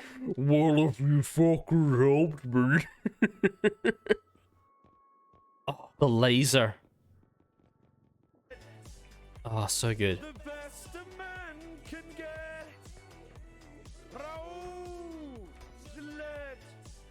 I give up. How you doing, Wakey? Oh, Wakey, I saw your I've been seeing like quite a few of your fuck, my brain doesn't work. Streamer TikToks. They're really good. I like them. Someone saying Berkey Berk. Okay. My brain not work good. I've seen quite a few of them and look pretty good. I like them. You're like your advice is like fucking spot on, dude.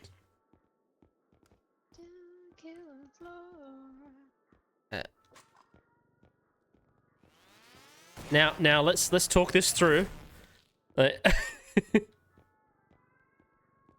There's no need. Oh yeah. Now, let's have a talk.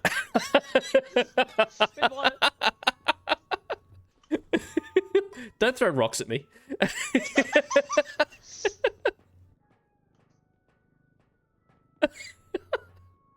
Actually, you know what? I'm not a man of violence.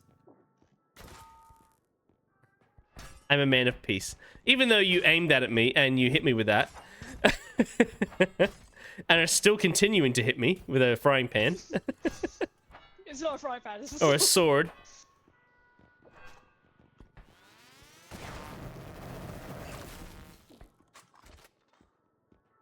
Just, ow! Ow! Oh, that's how it goes. Is it really trying to give advice to actually help rather than generic stuff? Is like, yeah, no, honestly, it's been so good. Oh my god, are you just gonna keep shooting, are you? That's actually part of the ship, part of the crew, yeah. My horrible attempt at facial hair. My horrible attempt at facial hair. Oh, Jesus. There's no commentary.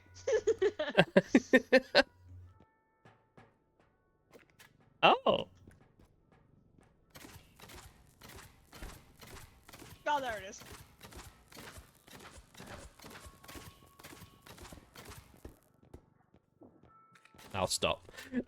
Okay. Wait, hold on a second. Did we lose ice? Yeah, he said he crashed. Oh God, again? Fuck. He said he gave up.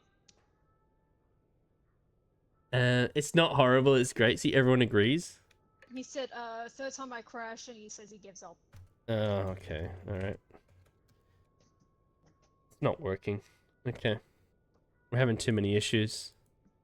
Doesn't seem to be working. Got room for another? Is taking about the books. Gummy, it looks like we're having issues. People keep dropping and the server keeps like giving us issues. It doesn't look like it's working properly. You different country? Well, we seem to be okay in Australia, but then again, you dropped as well, Mo. Yeah, Mo did also drop in that first one. I'm saying maybe that first time it was because of the mods, like the amount of mods we had, but I'm not entirely sure. Yeah. You dropped on purpose? You didn't tell us that, Mo. Yeah, what the fuck, Mo? You manipulated the situation. What the hell? Fucking gaslighting us.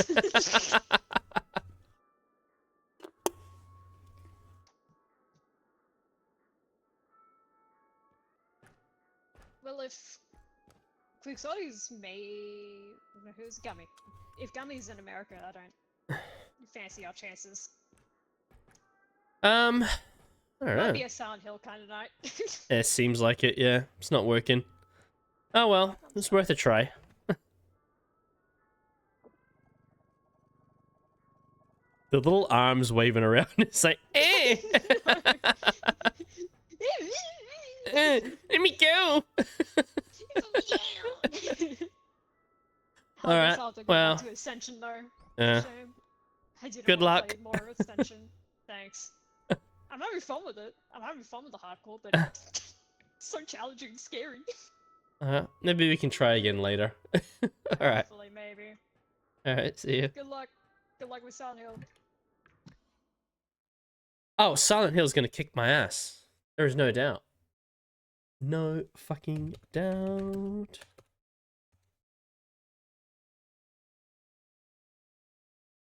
Silent Hill 2. Okay, so it wasn't working. It's fine.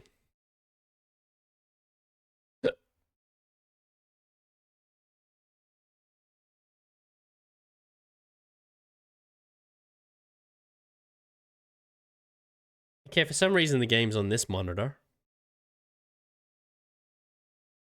Not sure why that is. Oh, now it's over here. Okay. You're going to finally resume Silent Hill? I do need to. Like, it's not a bad game. It's just been a victim of circumstance where I've just been like just distracted doing other things. Like Mo played through the game. She liked it. I watched her play through it. Making your camera and stream lag while it loads the shaders? Brother, ew.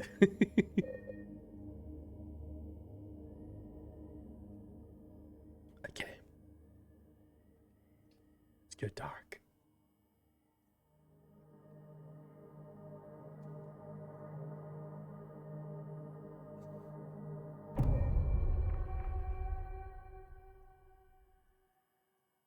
I've got it on normal now. I had it on hard and it was just kicking my ass and it's just painful. You know, like when games get to that point where they go beyond difficult and they just become painful and trolling. That's what it seems like the hardest difficulty on a lot of horror games is. I mean, that's what it was in A Quiet Place. Like the hardest difficulty, it went beyond difficult. It just felt like the game was just trolling you. I mean, there was so many times when we did it on the hardest difficulty of A Quiet Place where I would just be standing there doing nothing and the monster would attack me. I made no noise, it would just attack me. It's just like a random, oh, you're dead now. It's like, oh, okay, great. Was there something recent about a new Silent Hill movie? Well, there's a new Silent Hill game coming out. I don't know about a Silent Hill movie, but I don't know, there could be. Yeah, it just becomes a chore. And you just get to the point you're like, oh, for fuck's sake, really?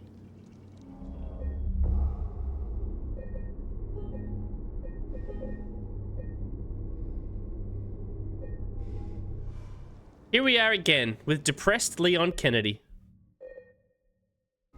Gonna have a little more Chucky and then get ready for Eepies. Fair enough. It's depressed Leon Kennedy.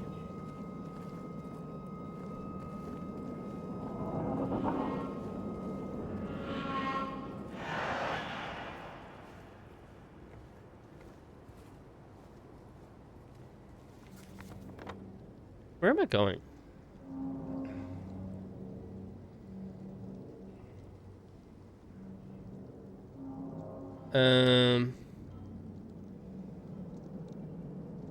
Yeah, this is depressed Leon Kennedy. He looks like Leon Kennedy, but he's very depressed. He's like, oh man, my life sucks.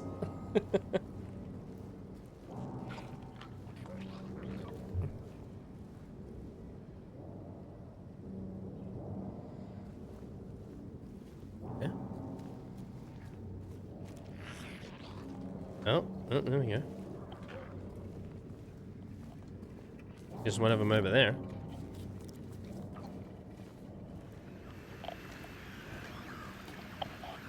I have a weapon.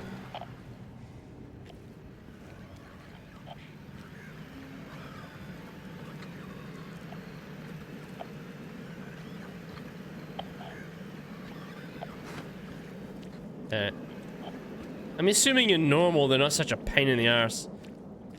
This is Leon Kennedy. Yeah, he didn't make the cut. Yeah.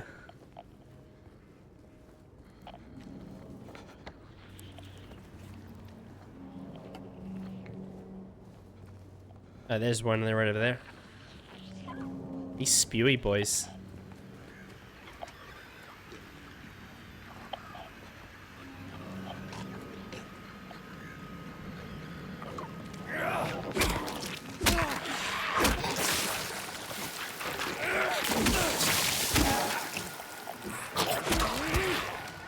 Fuck you, but you're spewing.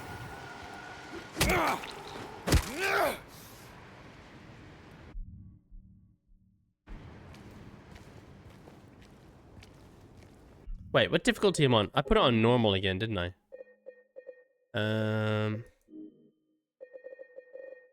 Because I was playing on this in the hardest difficulty and it was just a fucking pain in the arse. Like, horror games like on the hardest difficulty just become like a nightmare. You're just like, I'm not having fun at all. Show subtitles on. Sweet. Full screen. Actually go borderless. Go borderless. So I can actually go over here. Yeah. Keep. No, why'd you go like, why'd you freak out like that?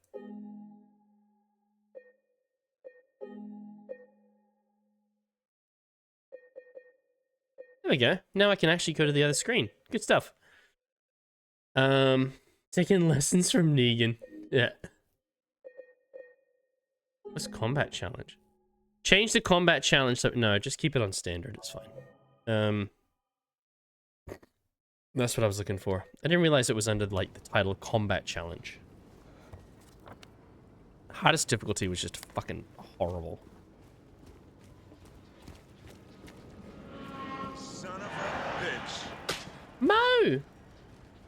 Thank you for gifting a sub to Caldwell. What are you doing?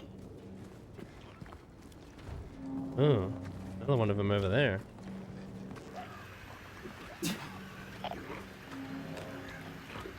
Ninja Gifty, you never know what'll happen.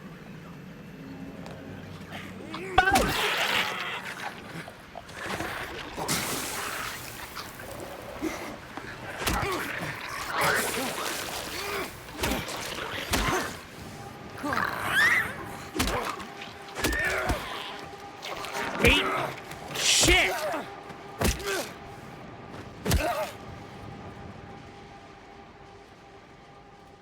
I think it's dead. Hold on, let me check. I think it's dead. Putting my boyfie. This sounds squishy when you hit him.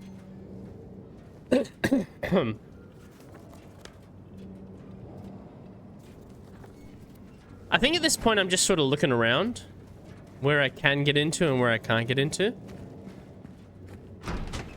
I can get in here. Okay. That man was here again. I told him he'd be warned not to come here. He acted like he didn't know what I was talking about. Anyway, he got up and left. He didn't make any sort of fuss, but there's something about him that gives me the creeps. When I look at his face, it's like I'm staring at a mask, and there's something underneath, waiting to get out. I don't want to be here when it happens. Eh. Oh boy, drugs. That's what I came to Silent Hill for.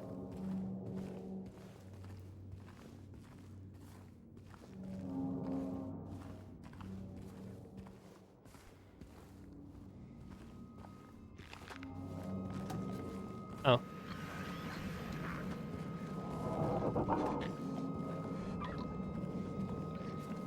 Refresh my memory. Is this the guy from the first game, right? No, it's someone different. No, this is a different guy.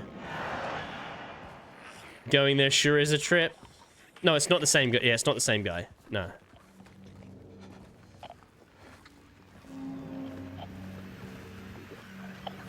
Mo can tell you all about it. She's very adept at the Silent Hill stories.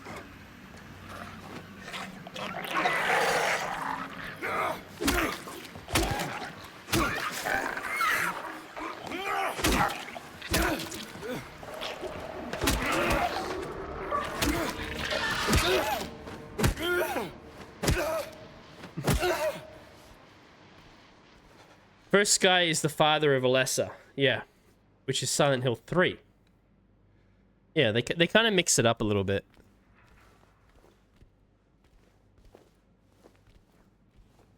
I'll rabbit hole deep dive after I finish playing it.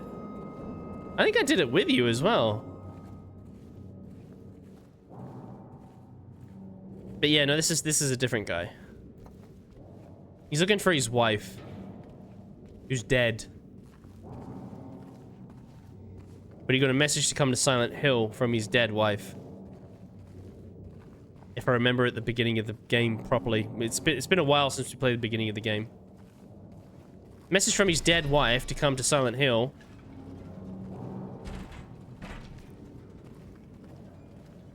I'm reading wikis on side characters, the game. I'll be able to play. I do know the ending of the game, based off the the wikis and everything like that. I mean, what the whole situation is going on with this guy in Silent Hill. But the premise, the beginning premise of the game, I believe, is that he gets a message from his dead wife to come to Silent Hill. Just been a while since you played, so I'm trying to remember. Yeah, so that's why he's here.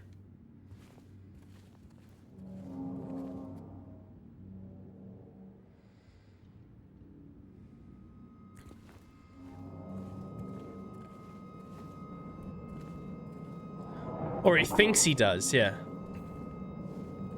It's like 9 endings. It's quite possible that the guy has PTSD.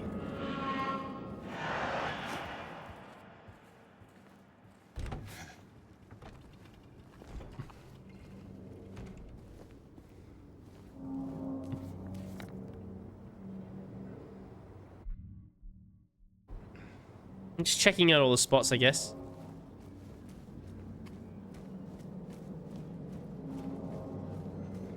The American Cafe. Oh, I can't get in there, I guess.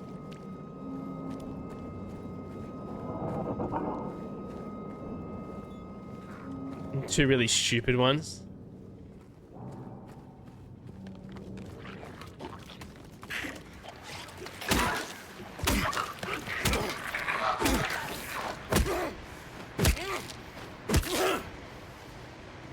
Gotta double tap that shit.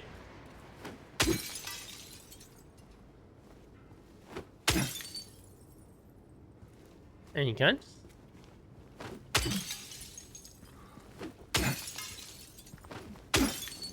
No.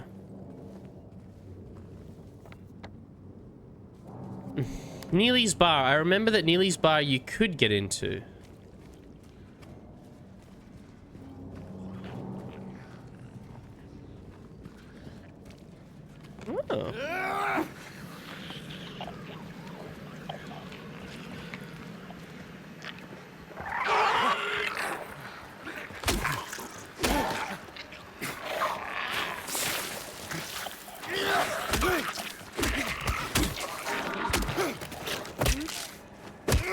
Smushy.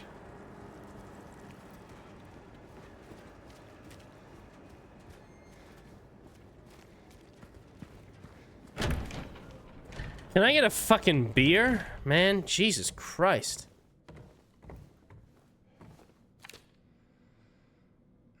I don't know what got into him. He just started smashing the thing. Had to throw him out. He ran off, cried he'd fix everything. I gathered up what I could. Still haven't found one of the buttons.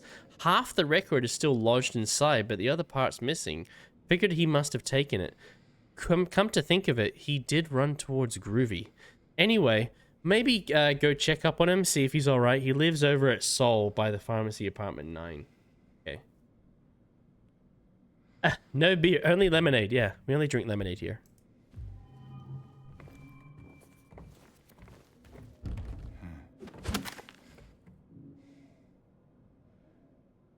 Yeah.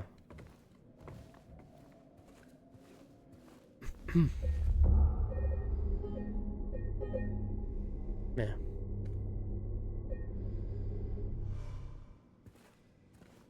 Okay. There was a hole. Here, it's gone now. Okay. Oh, locked. Okay.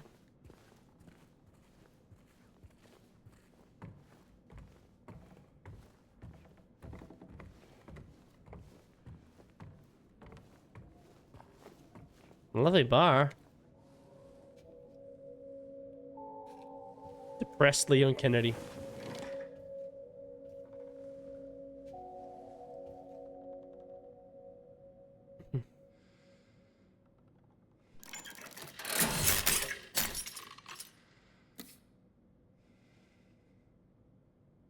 Yeah.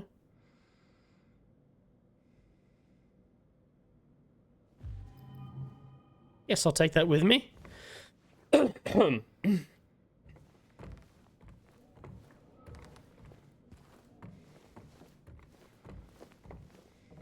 Nothing much else to do here. Okay, jukebox.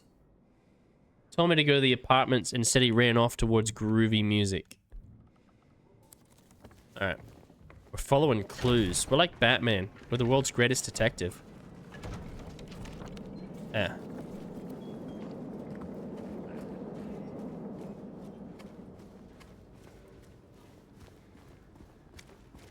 Give it another hit. There we go. He's dead.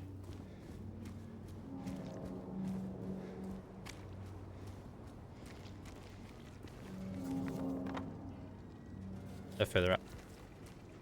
Give this another hit. There we go. Yeah, he's dead.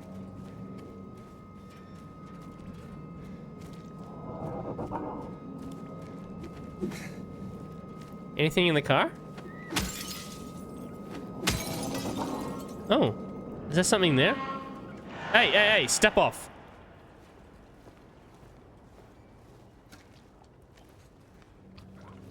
Yeah. Missing your sidekick. Yeah, seems to be.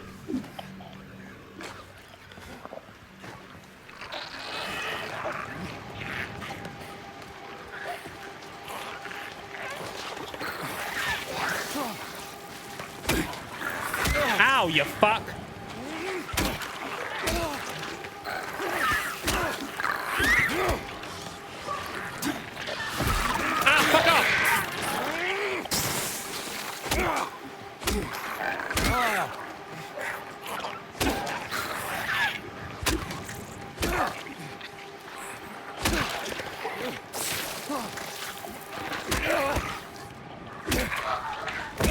Fuck off.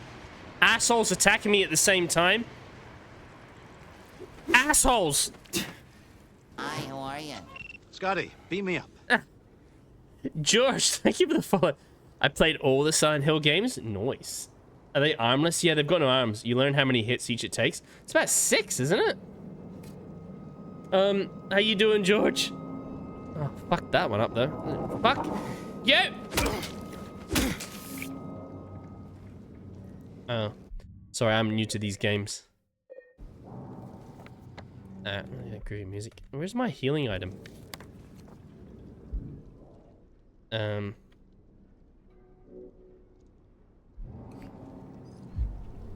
Oh, I feel great now. Yeah, I don't know what was in that.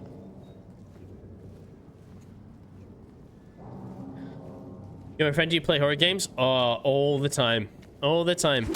Every Friday, play horror games. Sometimes on Wednesdays and everything as well.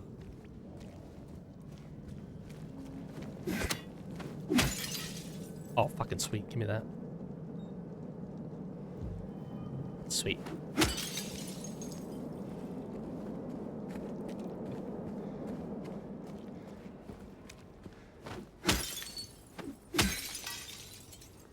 No. Yeah, mostly, I play mostly horror. I play a lot of RPGs and everything like that as well. But there was a period there where I was just playing only horror. But yeah, it's a lot of horror.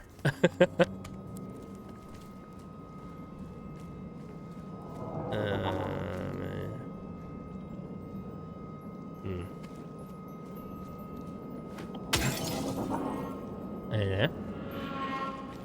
Collector of all...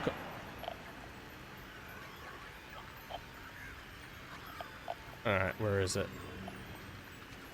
Old consoles and games, play 1,000 games until now. Nice. I do like the old games. I do like the old ways. The old games, the old names. Oh.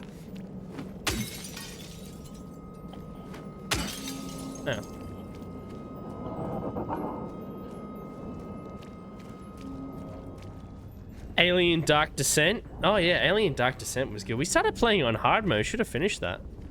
The door that wakes in the darkness, opening into nightmares.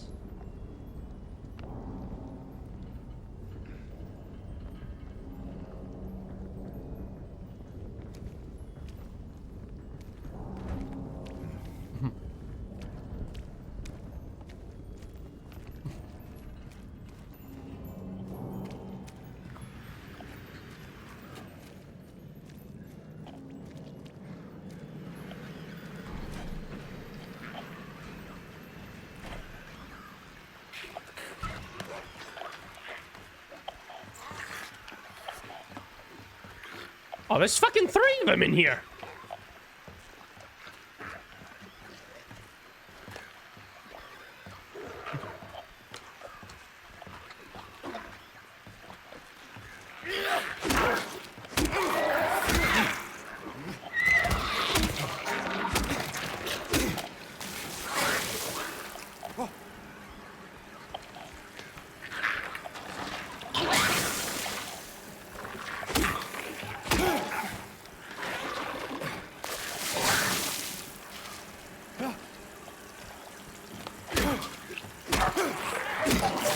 Ah, you fuck.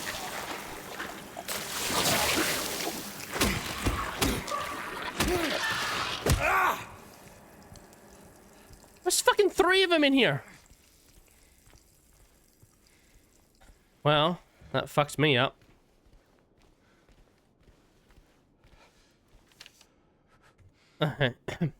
Jana came in the other day drunk and in tears.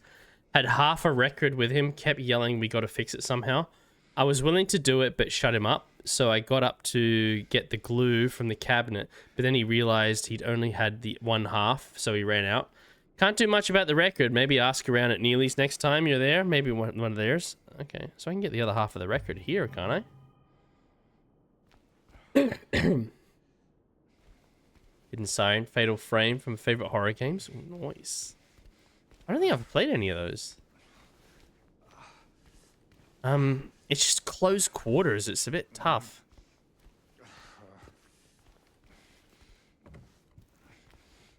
He spewed on me.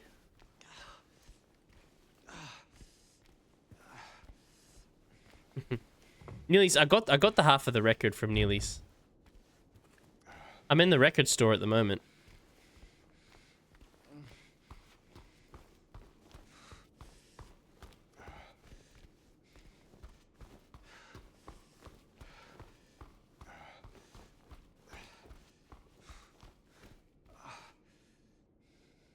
Face the music, find the melody of your dreams, and kick up your heels. Right, can I get through the door?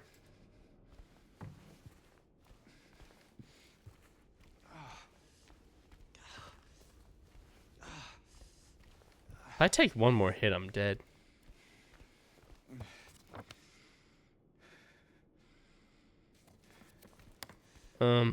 Where's the record?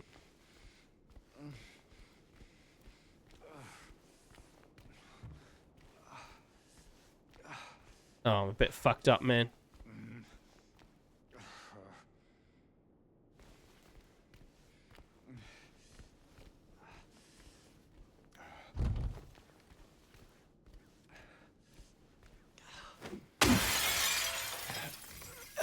There's that option.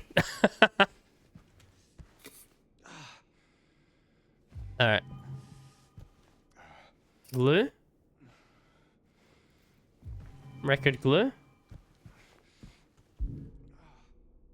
Well,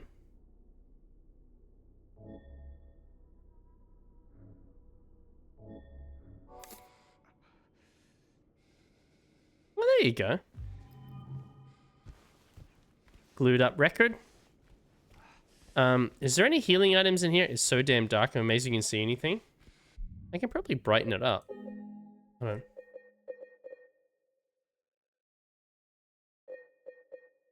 If it's too dark, I can brighten it up, I think.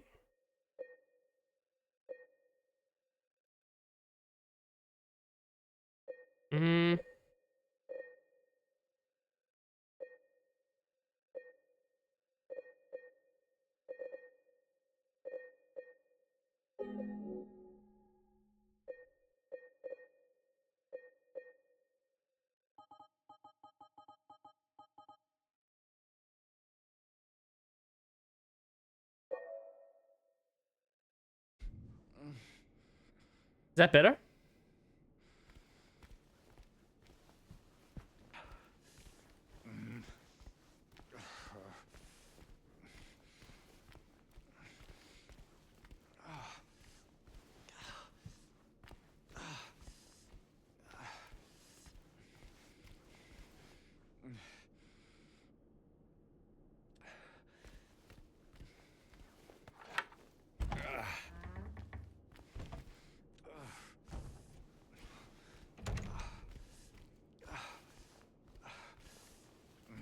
I don't have any other med kits. I'm fucked.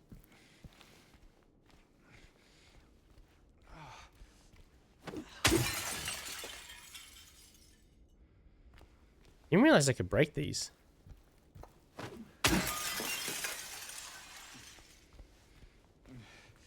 Med kits. I need med kits.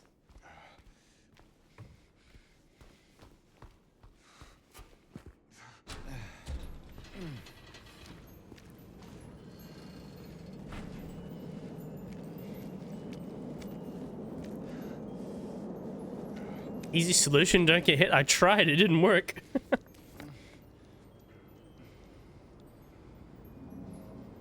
Grand Market, maybe?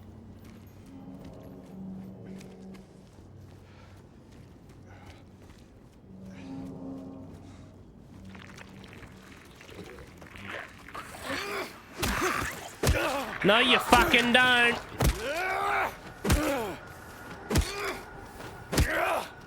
Don't get back up! You either!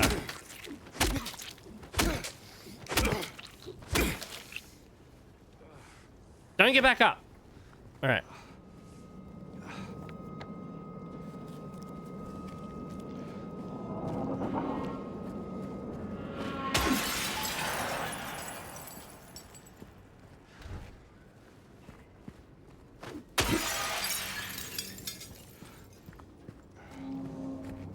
There's no way in? You make Negan proud. Yeah.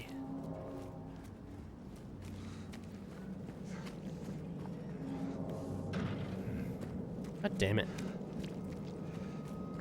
There are bars on the windows as well. Oh, hello.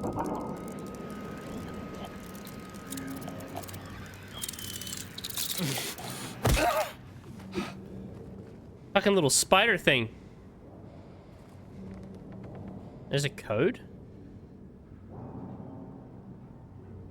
I don't know what the code is. Imagine I guessed the code.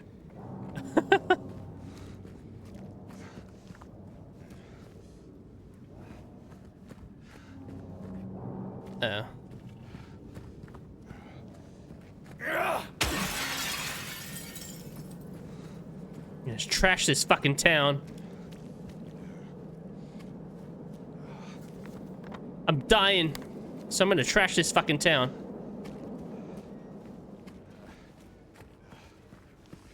You die if you get hit. I'm well aware of that.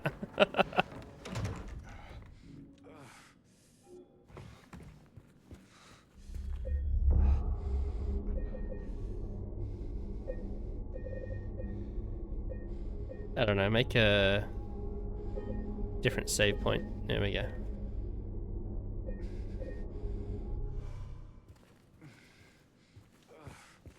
This is on standard. I should be able to get like loads of healing items. There's like no healing items.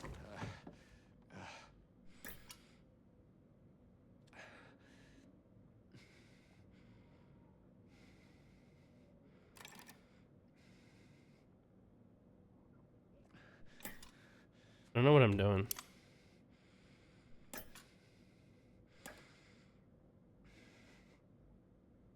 Well, what do you want me to do? I've got the record.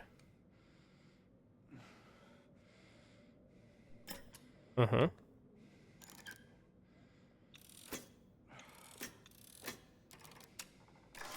Okay. Okay, there we go.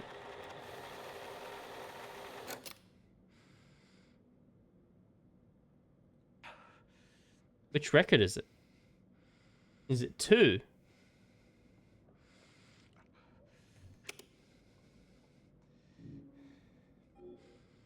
And there's no 2 button. I can't use it. Okay. Keypad.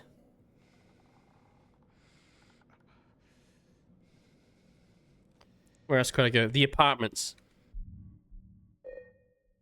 Another option is to go to the apartments. And I have no health.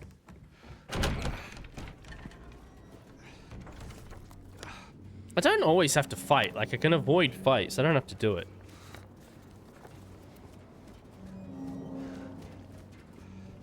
Fucking stay down.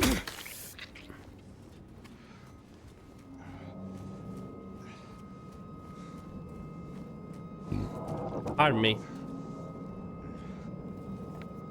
Shit, I thought you were about to pass out there for a second. Sometimes you just gotta run, yeah. Basically, like, pick your battles. You don't always have to fight. There we go. Yeah, that thing's not gonna follow me in here as far as I'm aware.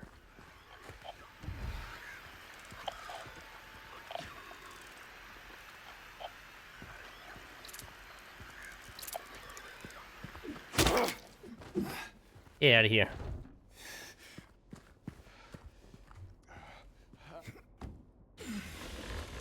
Yeah. Hey, Gutsy, how you doing? Or no? Big 2.3 update for Cyberpunk came out yesterday. And they updated the main mods for the game. You're gonna start a new character? Oh, nice. Take that.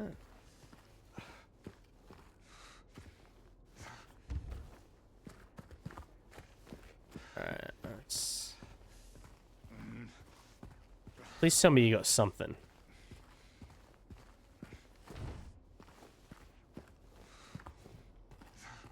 Some sort of medical supplies. Unit 5. Okay. Thank you.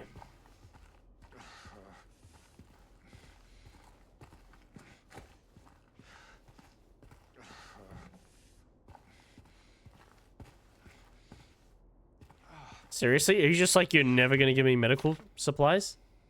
Apartment 5 left his key. Says there's a leak from upstairs. Got to check it out.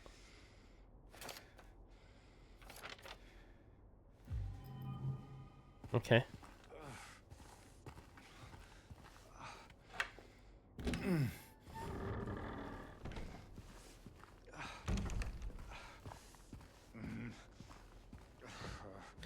Guess I'll spend all my time on the edge of death.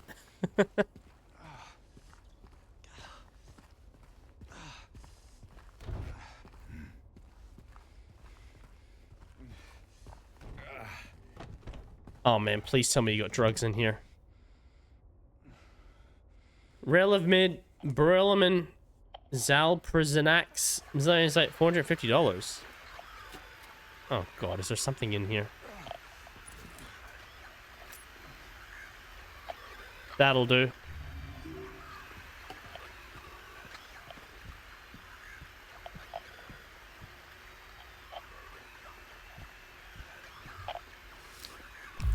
Oh! Ah, sweet drugs.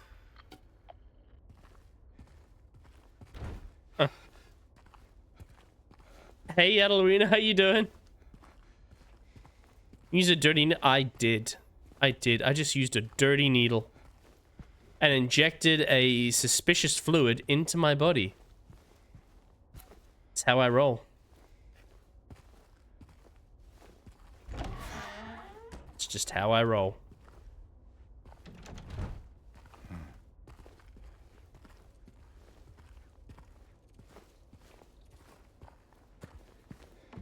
Was there a save point somewhere around here?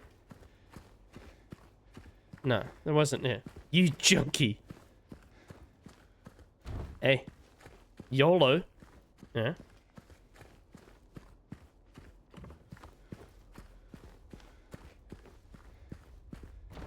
I don't know what was in that syringe, but I feel fucking great.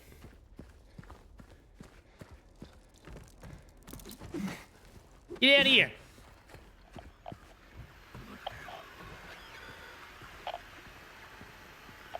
There it is. Little cockroachy thing. Got it.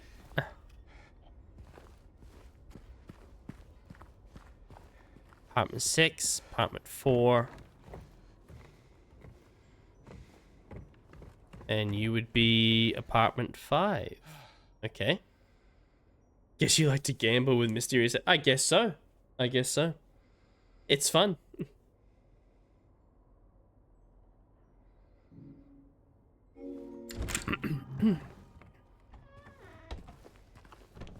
Please tell me you got more drugs in here, because I actually need more drugs.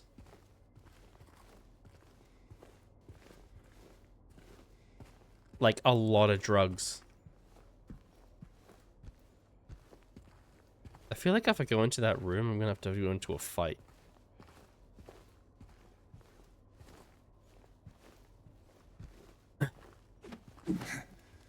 Nothing in here. There's something in that room they're gonna have to fight, aren't I? Fucking hell. I just got to full health.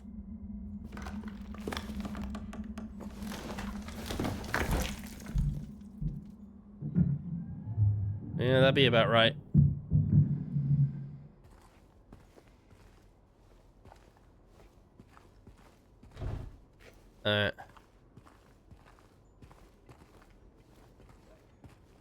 Any supplies? Anything? Nothing?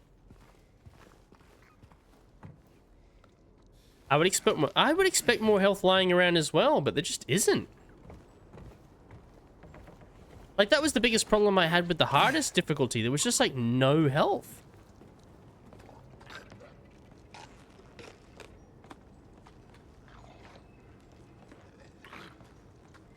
I am on normal difficulty, right? I'm not back on hard mode again, am I? No, I'm on standard. No, I'm on standard. Okay. Alright. If you say so.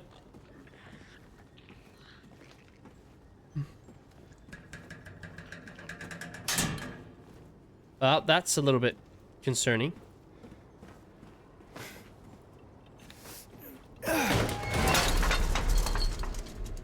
Oh, well, I'm not going back that way. Redacted, and then she came and washed it all away. It all started to make sense. Redacted. It's this place. I can't fight it. Gotta get my head straight. Quick stop at Texan, then we're going. Okay. You've not been watering your plant. Shame. Oh, yeah, through that way.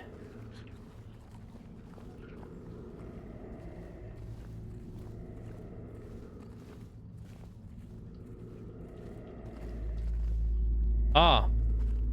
Glory hole. I'm gonna stick my hand in there. Go on. Do it.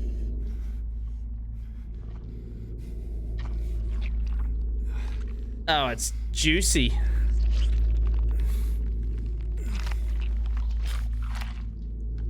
Oh, it's the fucking button. Got it. Okay.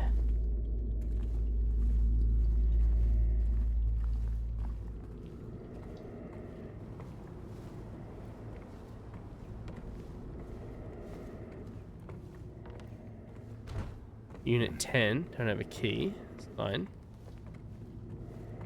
Let's have a look over here.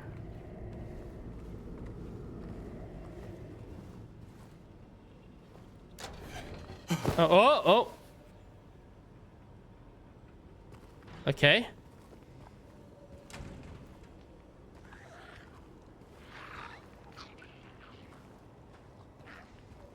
Alright, well, we're up here. May as well have a little look around. See if there's any supplies.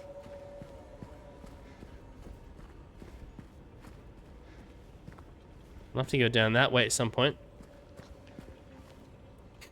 Use a thin stick. That's what I probably would have done. Is like it's basically a simple button. You didn't actually need the button.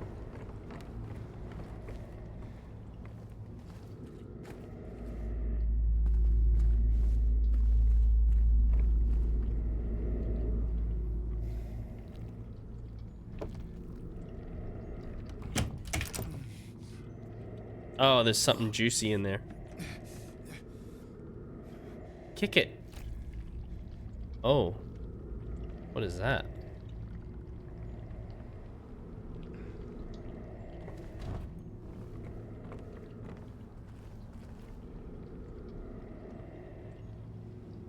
Okay, let's just say that there's something not very good in that room.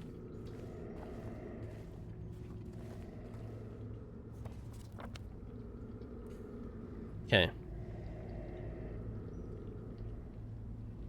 Back to the jukebox.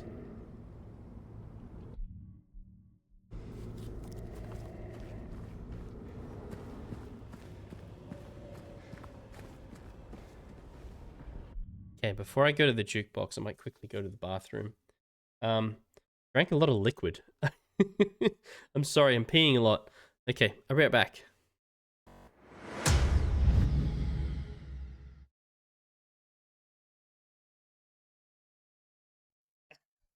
Do you want me to show this one on stream, Mo?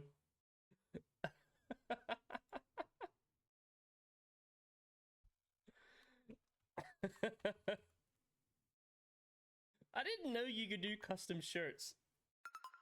But alright. Oh no, we do like her hair. Sorry, Norse. We do like. Remember last stream we do like her. Okay. Or finger Joe Hendry. Your next prompt is Dude, that's a fetish. Never take a first date to a blank. Ready, set, vote.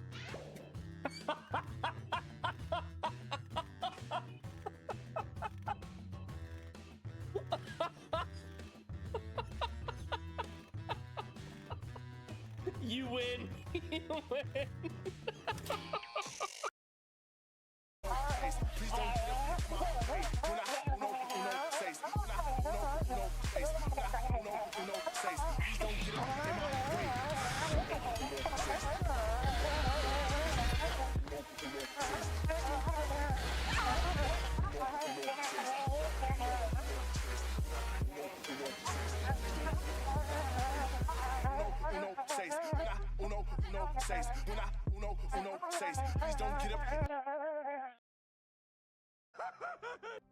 Wait, hold on. Look at me. Watch. On the ship. What? What the hell? There was Press an emote X. there. Hold down X. Yeah. Hey. Hey, it's you. It's you. Do the Spider-Man meme. It's got a good point. Oh, it's you.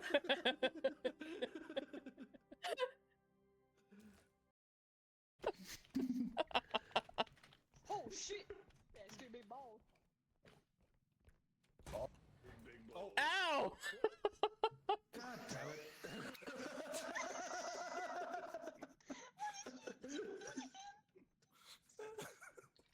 I hit him with my balls. I hit him with my balls. He literally hit me with his balls and I exploded. Holy shit, big ball energy.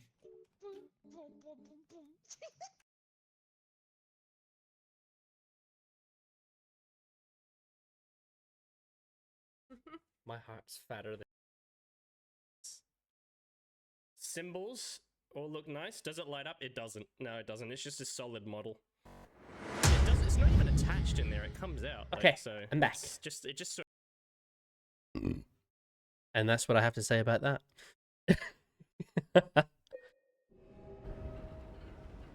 Thank you for waiting. Maybe I can make it brighter if you're still struggling to see. I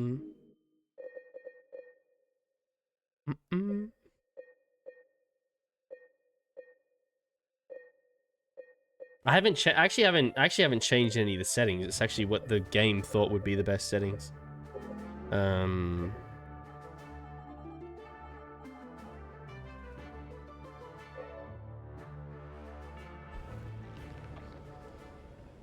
That better?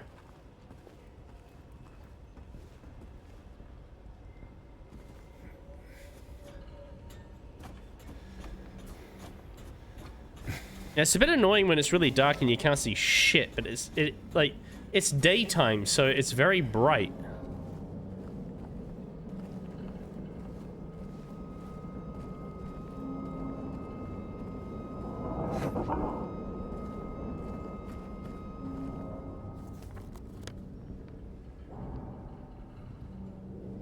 Back to Neely's bar. Hey.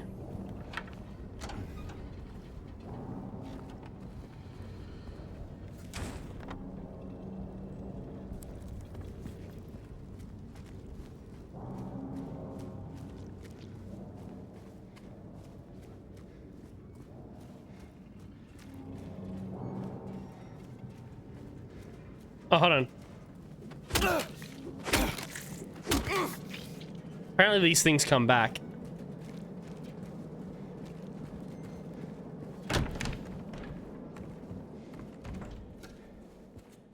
Hold on. Maybe I'll put the key in and then I'll save it. Okay.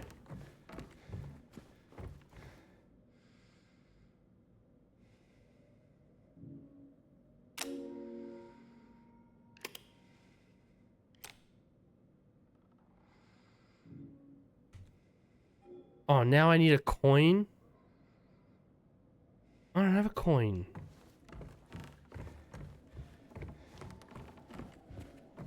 I don't have a coin. Where do I get a coin? Yeah, what was your first impression of Indiana Jones? Oh, I loved it. At Colbert, I loved it. It was so good. I nerded out massively on it.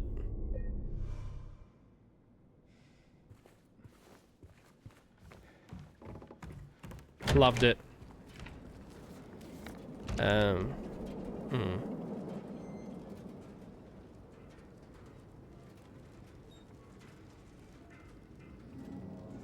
Might go to the Texan Cafe. The Texan Cafe was mentioned, but let's go back there. This shop, I'm pretty sure the place, yeah. Beat it! Yeah. I'm pretty sure in hard difficulty, those fuckers get back up. I think that was the biggest problem. That was one of the biggest problems I had in hard mode, is that they kept getting back up. Like, you'd beat the shit out of them and, like, put them down, and then you'd go into a room for, like, 2 minutes, and you come back out and they're up again. It's like, fucking hell. And it took, like, 6 or 7 hits to kill them. So hopefully they stay down in standard. I'm sure they do.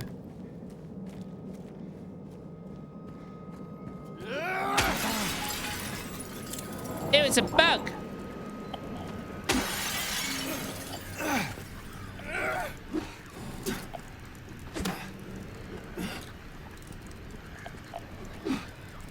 Come here, you little shit. Got ya. Oh. Why am I looking at that? That's a laundromat. It must have keys here. Well, not keys, but... Super strong, super clean, wash away the stains of every day. Yesterday. That's pretty clever. Anyway, do you have any money? He's hitting orgasms when he hits... Oh, he loves it. He gets very into it. He's like, Oh,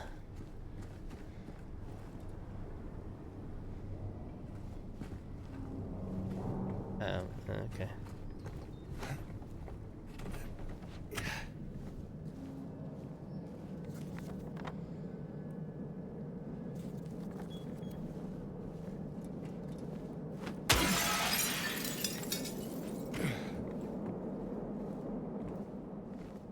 Potentially something in here.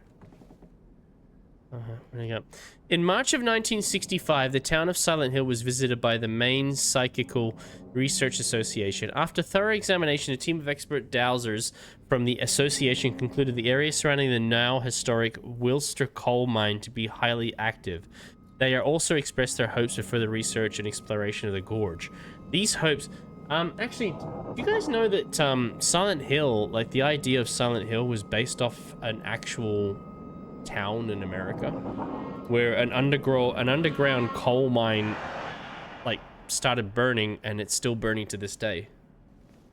What was the name of the town? Was it like something like... What's the name of the town? Basically, it's a ghost town, and it looks like Silent Hill.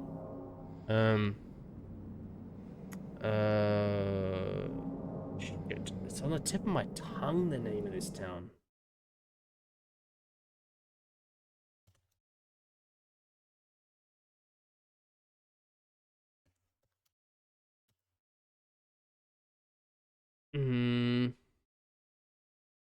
Central, that's it. Thank you, Jupiter. Centralia. Yeah. It's about several hours from me. Centralia, Pennsylvania. Yeah. But it's so out of control, like they just can't do anything about it. It's just gonna have to burn itself out. Being restricted as a historic nature preserve is declared by the Silent Hill Historical Society. Additionally, the idea was met with resistance from the local community, which claimed that the nature of the association's research would hinder tourist activity in the area. Questioning the credibility of our research and hiding behind day trippers seems like an excuse to prevent us from seeing what's really out there, commented one of the researchers. Unfortunately, none of the local representatives were available to comment on the matter. Editor's note. At the same time of publishing, there exists no evidence supporting credibility of radiesthesia or providing effectiveness of any dowsing methods. Opinions expressed in the article do not reflect the author's views. I like how you put that little bit at the end there. This is not my opinion. Wow, I was hoping that would be a healing item in there, but fuck me. Okay.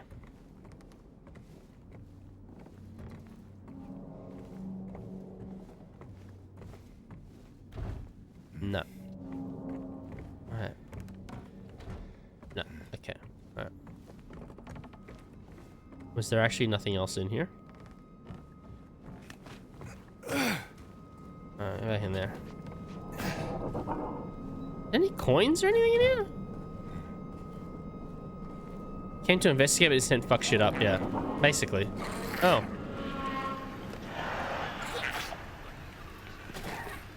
Beat your ass! Beat your ass! There we go. Fucking beat your ass. Fucking beat that ass.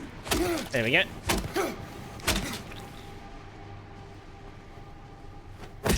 A little few stomps in there.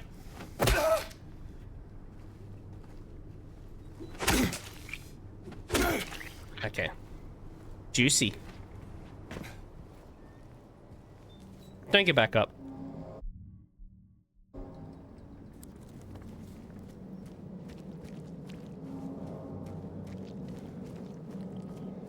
Oh.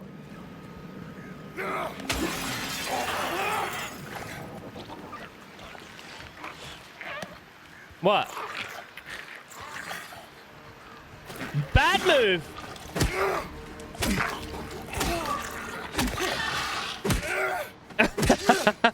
bad move. Crunchy.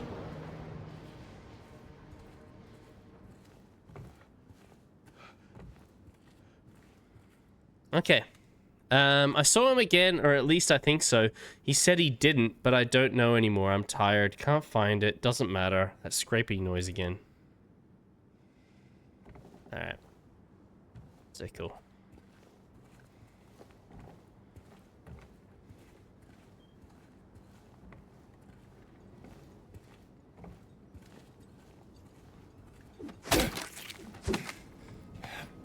I like to be sure.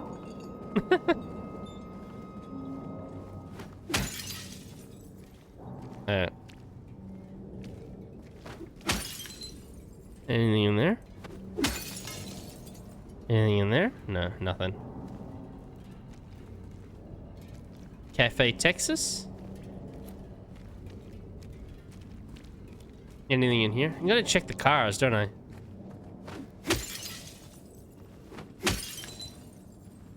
Any resources? Really hate grass. I gotta check the cars. I gotta make sure that I don't miss out on any resources.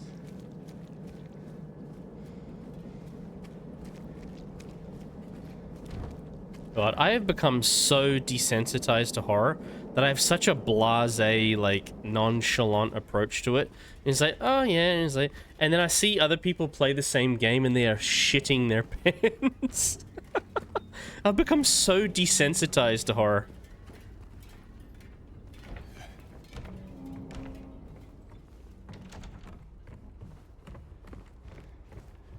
Oh, money. Big money.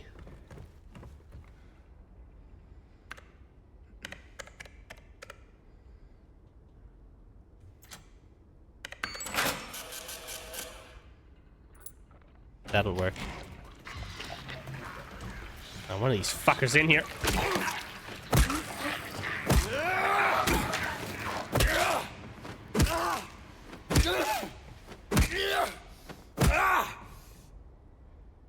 Don't get back up. Anyway, like I was, oh, medicine!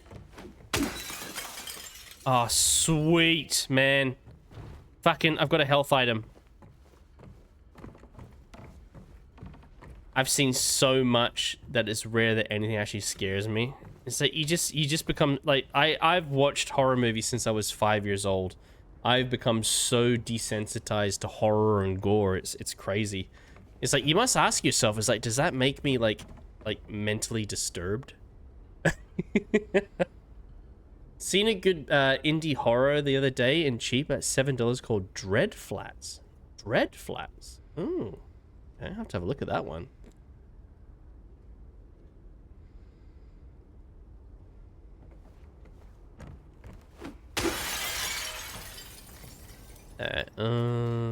Spill the beans over a cup of coffee, enjoy the moment, enjoy the memories. Alright. I think we got what we wanted. Back to Neely's bar. I'm not gonna bother fighting things on the streets. There's no point to it.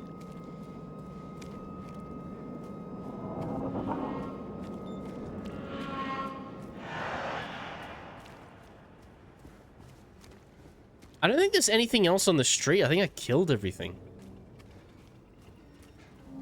Like, I think I'm literally out here by myself. Oh, give you a little swing. There we go. I think I am literally out here by myself. I think I've killed everything.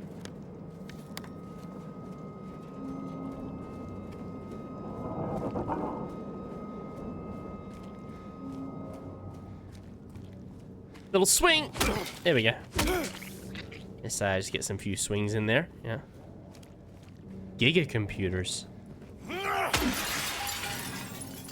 Oh man, CRT monitors.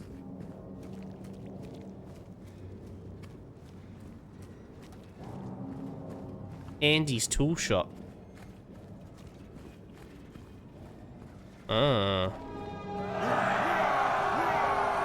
The dance company. Render Taco, thank you for the raid. Welcome in, Raiders. Oh my god. I think an eyelash just went into my eye that same time. It's like, please. Oh shit, there's something here. This shit. If I get the whole PC. Welcome in, Raiders. Thank you for the raid. What were you doing? You're playing Beyond 2 Sec. Fucking get.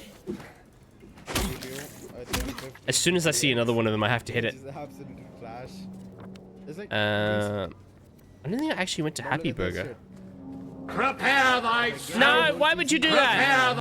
3, 2, Hate you.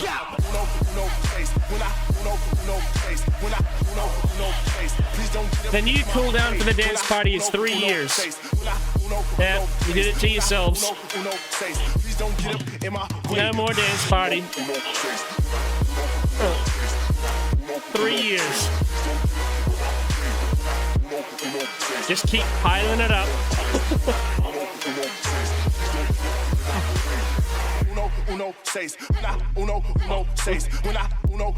Keep it up. You'll never see it again.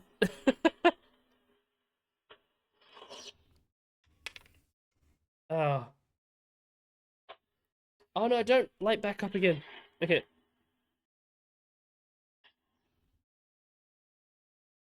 Oh. Anyway, but thank you for the raid. Welcome in, Raiders. We are playing Silent Hill 2. And we're making some progress. You know, bit by bit. I think we're doing all right. So yeah, I think we're just saying.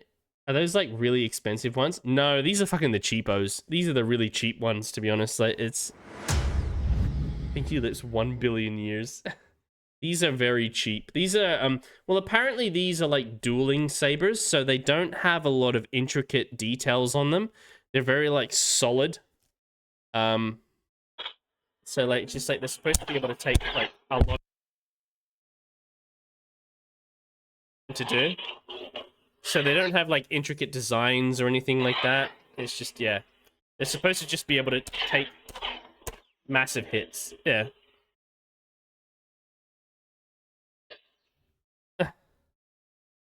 You gonna put that in me? Wow.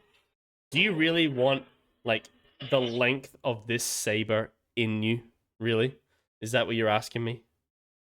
I don't know. That might like actually go like all the way up to your throat. I'll deem you the link for that game on Discord in case you forgot. Oh, thank you so much. Thank you for linking it to me.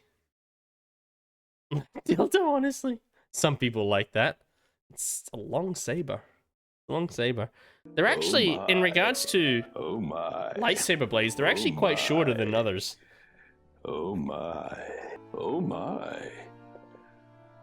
Oh my, my, my. I mean, I would try anything if it's for you.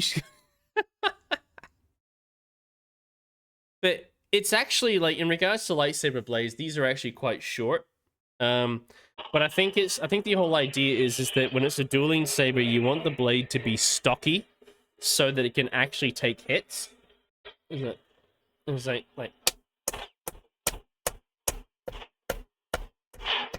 that. Like not holding back. Like I'm hitting them pretty hard there. They're dueling sabers. Yeah. Oh, okay. I'm gonna do some post-stream stuff. No worries, dude. Thank you so much for the lurk and thank you so much for the raid. How you been? Yeah, not bad, not bad. Happy that it's Friday. Just turn the light on. Have fun with Silent Hill. Oh, well, you know, Silent Hill's having fun with me. That's how the dude died from the horse peen. Yeah, exactly. He got skewered.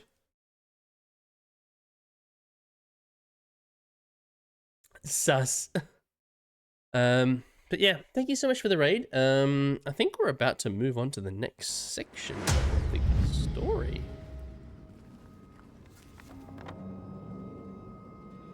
Hold on. Oh no, we came over here. Happy Burger.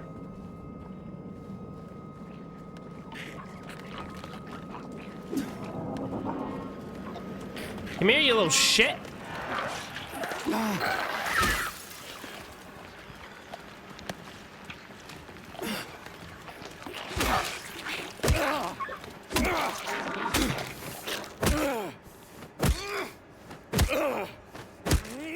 No. getting back up for you.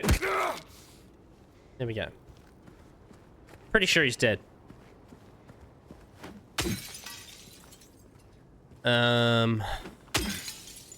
Anything in there? Fucking honestly, this is on standard mode. Why am I like just Povo the whole time?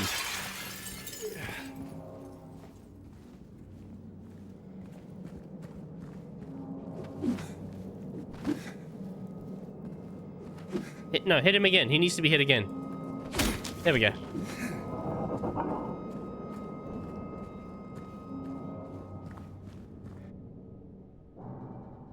Oh, hello. Something under there.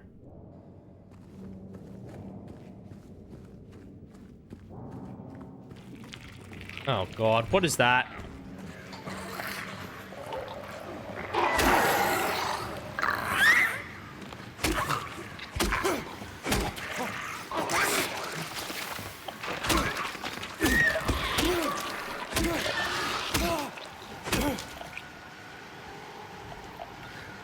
Why did it get back up?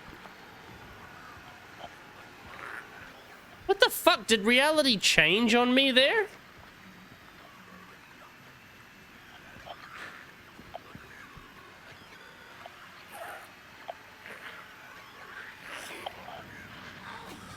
Reality definitely changed. They were not in here.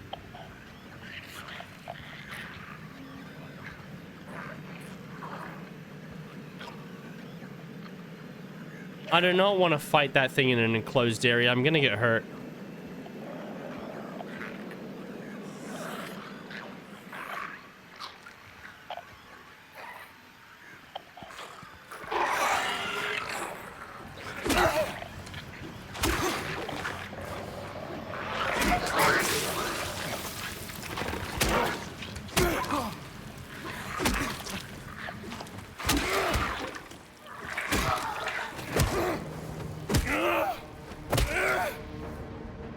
Fucking hell, why did they just suddenly manifested?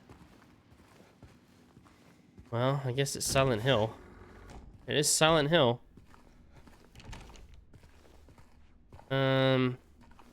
What's a sussy sounds out here? There's a lot of squelching. You know what I mean?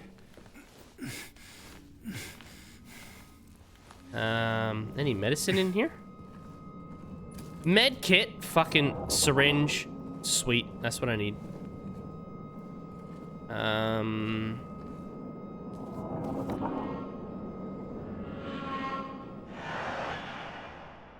Happy Burger is still on the table. So it means there could still be something here. The game of whack-a-mole. Oh, wait till you fucking see some of the other enemies that we have to deal with. Oh, God.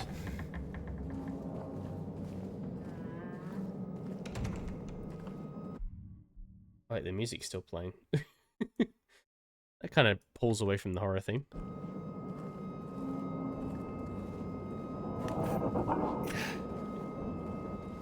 Wait, hold on. Is there anything else in there?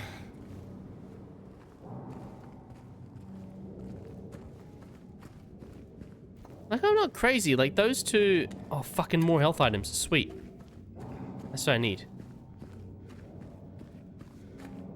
Can't... Am I done here?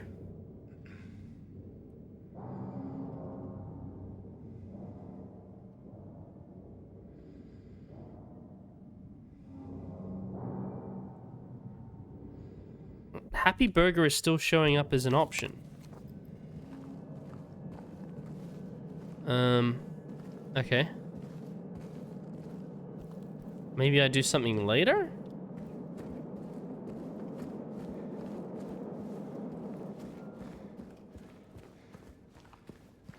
I'm just wondering if there's any other resources that I could get in here. No, because I want as many... Yeah, I need to play the record. Yeah, I'm going back there now. Yeah, I need to, I just wanted to see if there was, like, any sort of, like, health kits or something that I missed.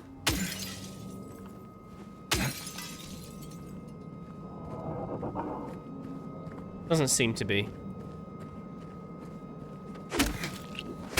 Give him a few whacks. There we go. Alright, back to Lee's bar.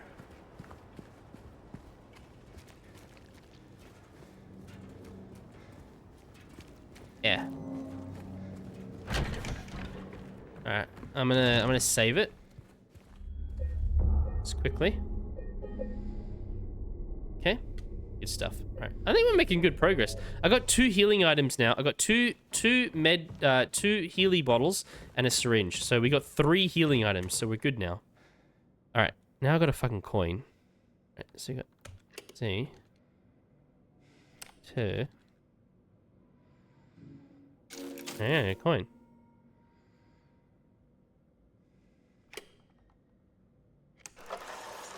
There you go. A broken record. Play it.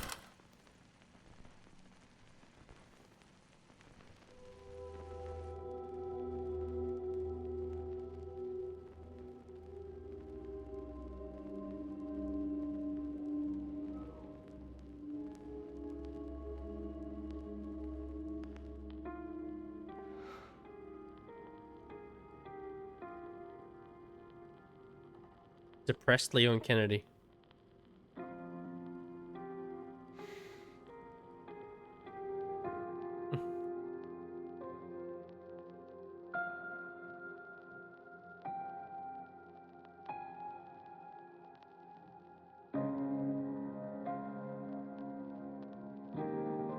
Rosewater Park.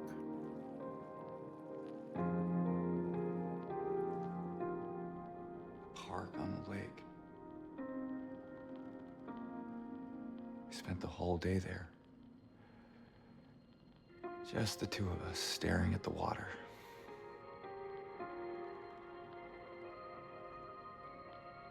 That's 2.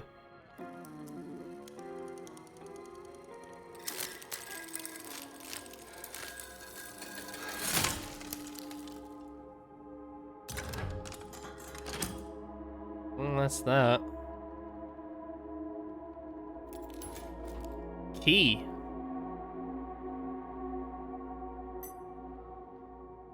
Neely's bar key.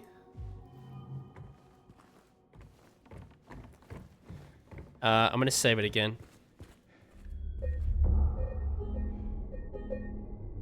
Okay. Okay, just in case.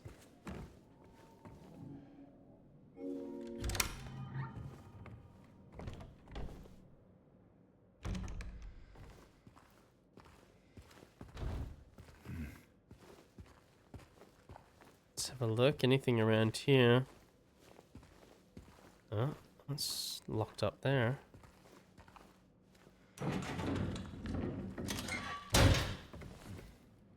Was there anything on here? Yeah, I do. Yeah. I need the code for the electronic lock. Oh, fucking sweet. 3 healing items. Oh, now it's given us healing items. I was like, oh yeah, you probably should give you some. Oh, thank you. I was asking for those. Yeah, he came back after you left. It's fine. He didn't try anything. He just seemed sad. Mumbled something about getting out of town with someone. I wasn't going to let him drive in his condition, so I locked him out. His car should be out back. Maybe check if it's still there by morning. It's the greenish blue one, plate number ending in with 06, I think. Okay. Alright. I would like to save the game again. Climb up. Climb up. You know, I know you can. You can't. You can do it. Well, we got 4 healing items now, so that's good.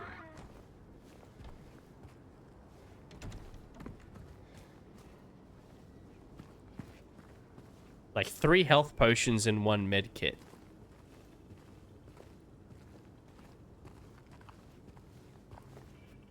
Well, that's 8-6. But we should still check it, see if there's anything in there. Another med kit. 4 med kits. Sweet.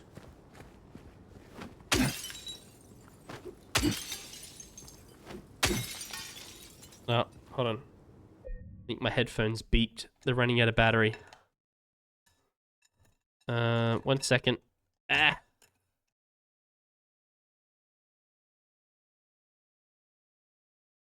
Getting back to healing items speaks to what is about to happen. Yeah, it's. I'm getting the impression that I'm about to get into a fight.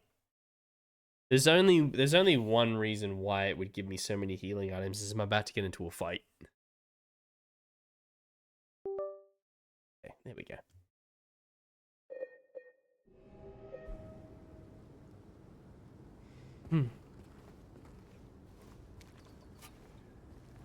That's 3-2. But I don't see anything in the car that could be useful.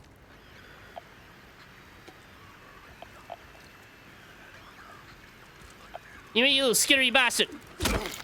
Fuck off.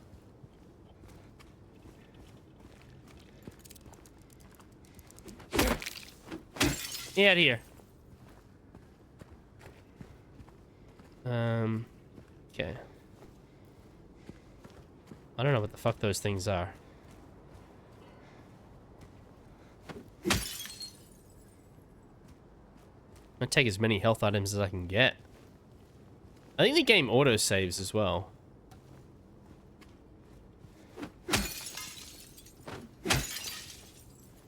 Nothing? Oh, nothing? Okay. Scotty, beam me up. Oh. Thank you for the follow. Follows are anonymous. You don't have to speak if you don't want to. But thank you. Welcome in. It's 1-6.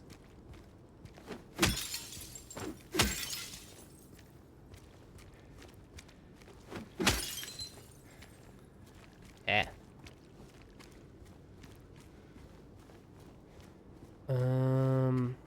All right.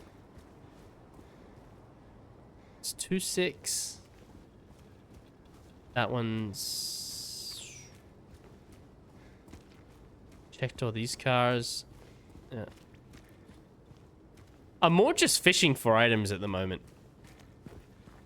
Just give me as many items as I can get.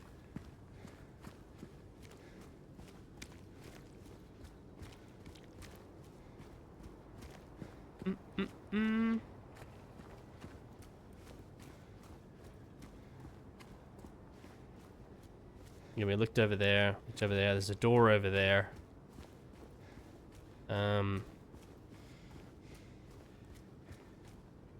No other healing items or anything. I feel like I'm about to get into a fight. Will you get anything other than a bat? I think you get a gun as well. This would be the car.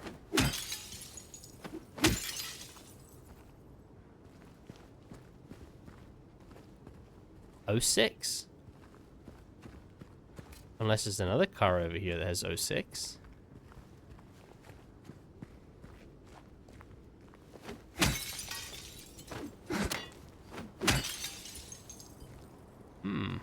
Huh?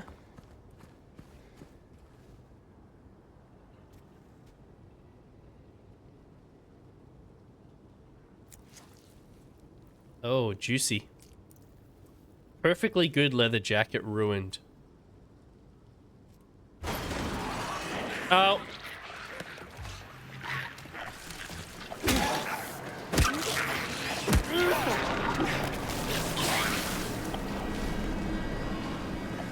Oh dear.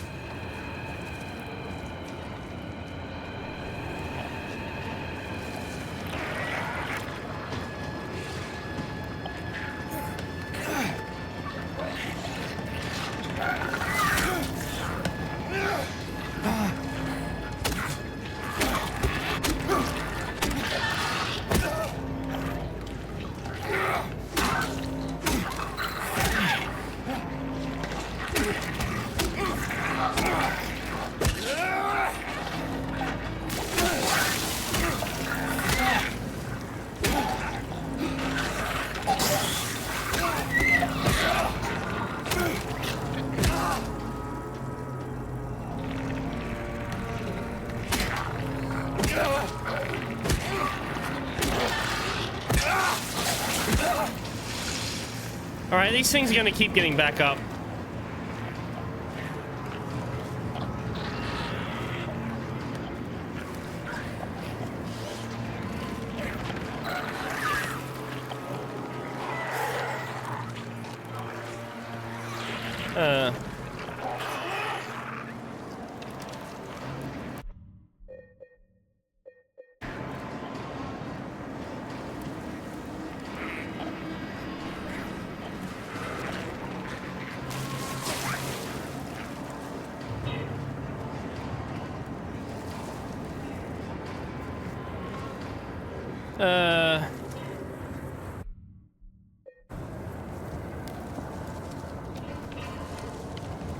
I take it I need to get out of this.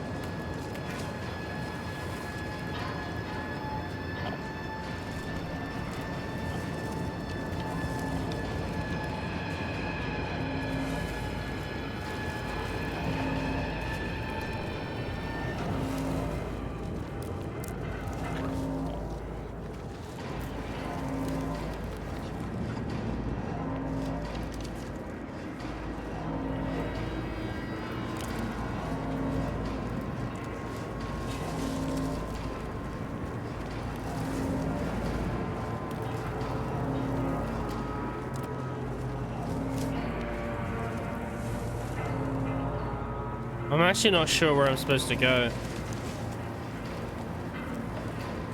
Maybe the Woodside Apartments? Since I got that key for the Woodside Apartments? Yeah, yeah.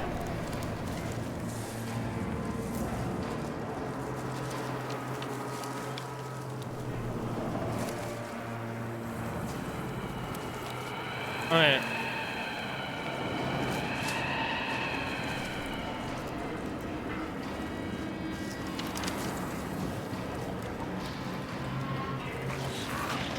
Just keep going.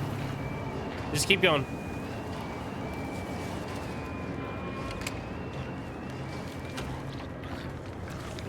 What? Go in!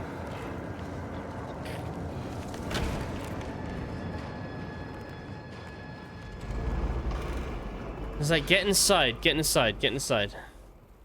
I see people take hours to do missions because they get lost in conversation shit. Yeah. Everything is locked off till you work out the puzzles. That was like the last clue that I got was like the Woodside Apartments. It's like that's the from my deductive reasoning is that was the best place to go.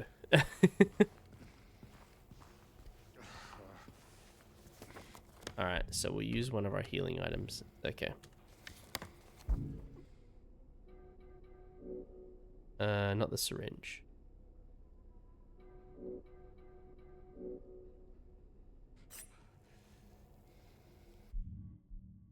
Not the syringe, that's a waste. Okay.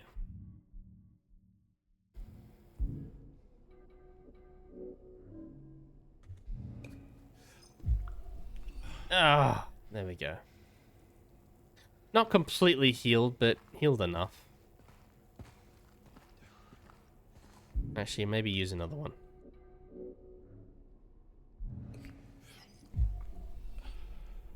There we go. There we go. Fully healed. Okay, so we haven't... So how much do we have left? So we got 1 syringe, 2 health potions. Okay, alright. Look, that's alright. That's okay. Considering that we just went through that shit.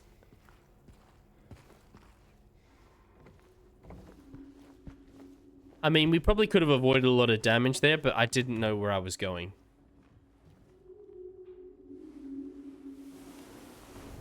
And certainly because I remember the last thing we picked up was the apartment key. Is that's probably where we should be going. The game kind of told me where to go, but I just didn't realize. 3 bright coins in the 5 holes be. First sits the maiden underneath the tree. The wind from behind the maiden doth blow. A beautiful flower alone has to grow.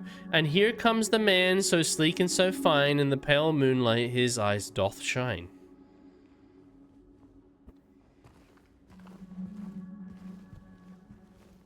Okay.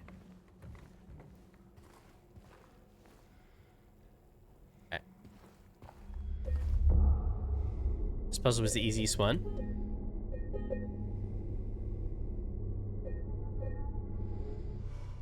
Game save.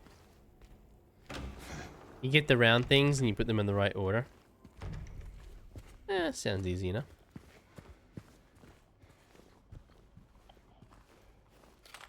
Ah, bullets.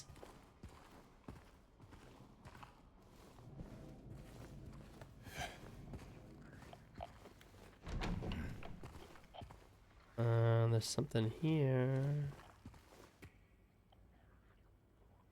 We'll hold off going out there for a second.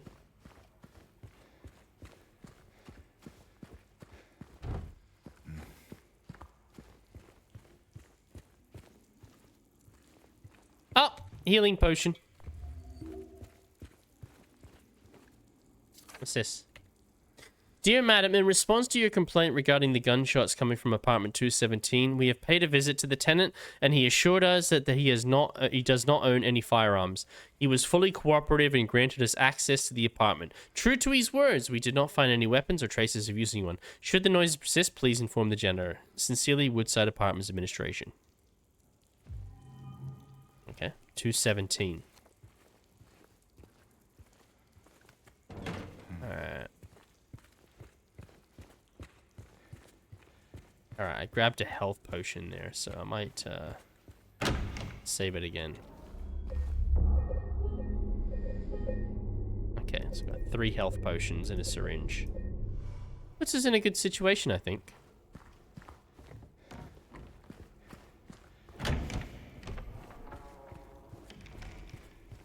Always be saving. Always be saving.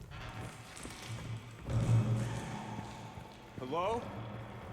What is that? Is anyone there? Yeah, right. I'm sure they looked real good because you're gonna find a gun there, right? I'm assuming that that's where I'm gonna get a gun. Yeah.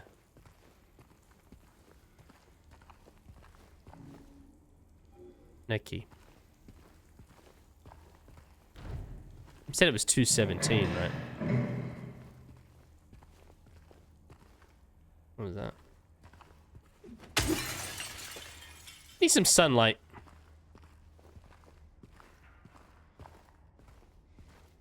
Oh god, a mannequin.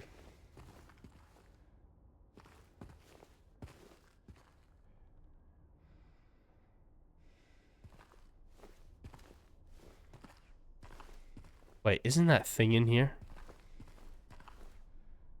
Isn't that thing in here?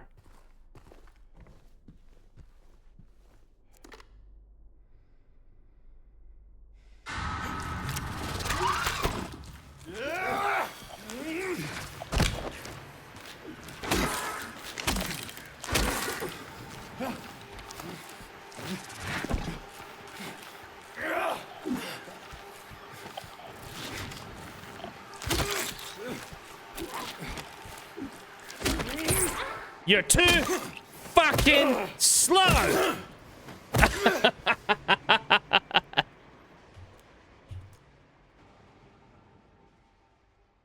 Oh, epic dodging. Didn't even touch me. Didn't even fucking touch me.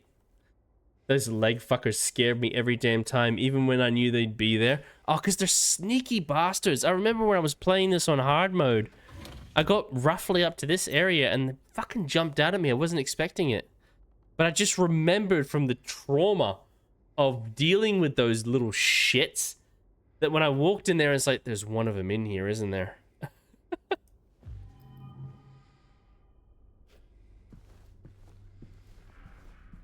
Too fucking slow. And that's the end of that.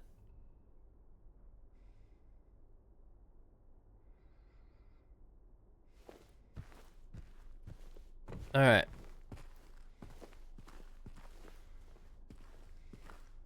These fucking leg fuckers are freaky. Ooh, don't like them.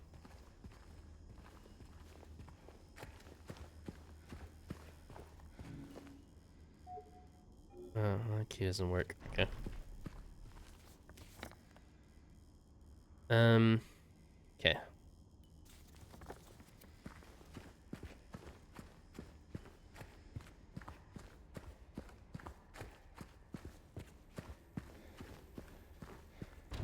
door's locked.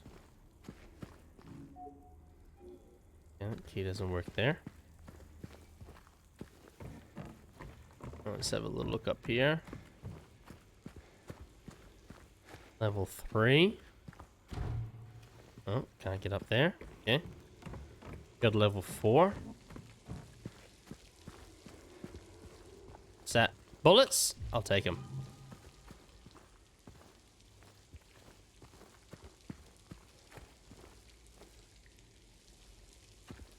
I think there's another level, but it's blocked off.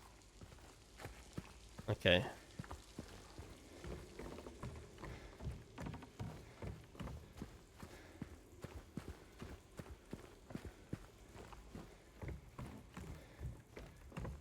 All right.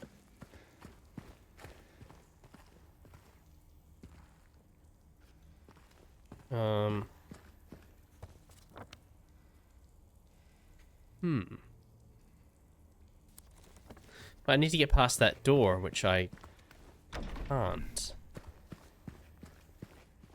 I'm kind of stuck on this side of the building, which doesn't really get me anywhere.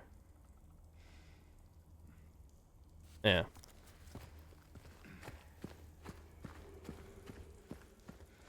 So I guess you gotta go back downstairs. Go through the courtyard. Yeah. Okay. Go through the courtyard. Save again. There we go. Okay. Alright.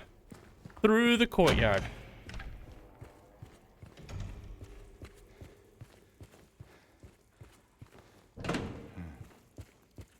Oh, no, that's not the way. Oh. Not bad. Oh.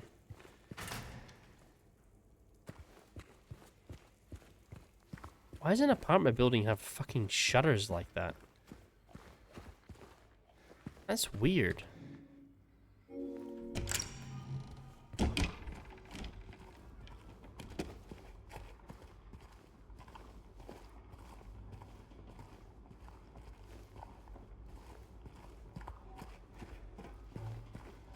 Hello? No?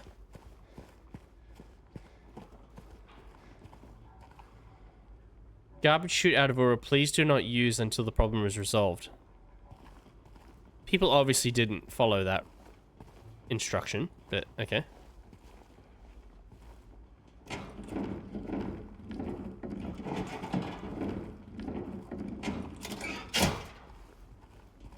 I'm gonna look over here.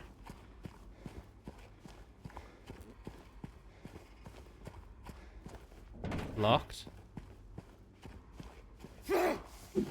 Oh, no. Can't interact with that window, even though I could break other windows.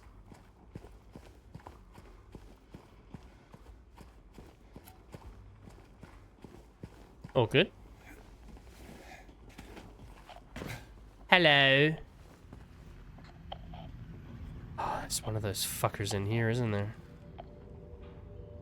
Local siblings, murder. Perpetrator commits suicide in custody. Walter Sullivan, the culprit in a recent homicide case, was found dead, having taken his own life on the morning of the 22nd in his jail cell. According to the police statement, Sullivan's death was caused by blood loss resulting from severing his carotid artery with a soup spoon buried 2 inches into his neck. That's fucking hard to do. Sullivan was apprehended on the 18th of this month on account of brutally murdering Billy and Miriam Locane. Even though Walton Sullivan did not strike a former schoolmate from his hometown of Pleasant River as someone capable of murdering children, the schoolmate admits to having witnessed Sullivan in a state of severe paranoia shortly before his arrest. He was blurting out all sorts of strange stuff like, "He's trying to kill me, he's trying to punish me, the monster, the red devil, forgive me, I did it, but it wasn't me," he recounts. I guess now that I think of it, he was kind of crazy. The dude in the main bad guy in Silent Hill 4, The Room. Oh, is it? Oh.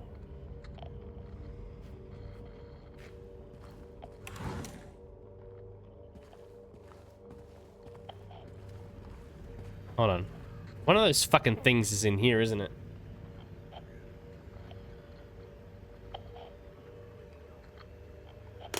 Walter Sullivan.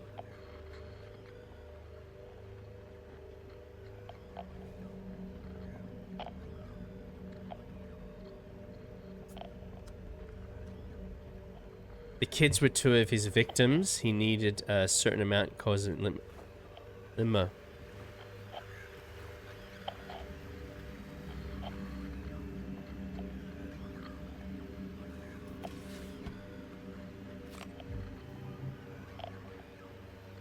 Yeah, one of those things is in here.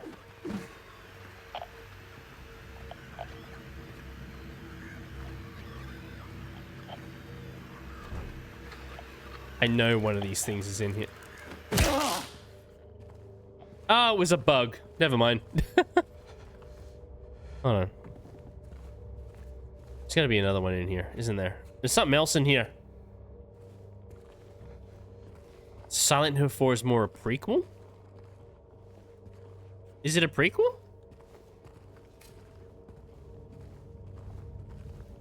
If it's a prequel, but it's set in limbo, so no time there. Oh, okay.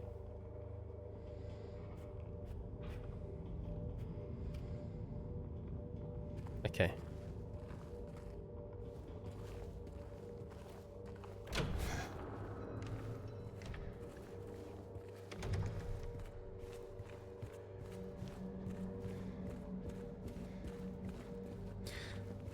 Solving the puzzle in this game, you feel smart. You are smart.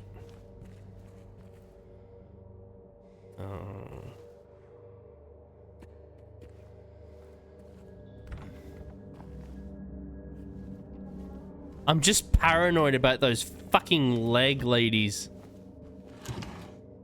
Every time I walk in a room, it's like there's fucking one of them in here, isn't there?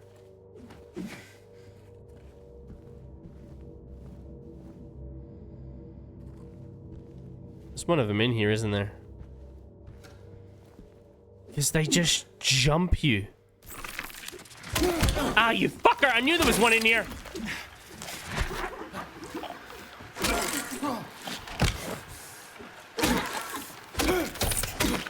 Fucking knew it!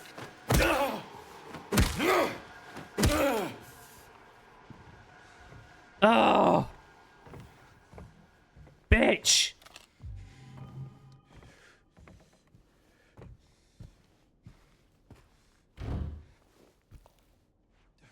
They come out of nowhere, yeah. You know what? In hard mode, they're even fucking worse. I remember playing this in hard mode, and they fuck so quick.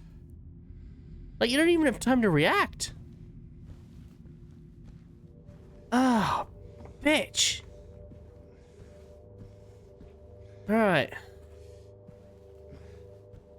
You know what?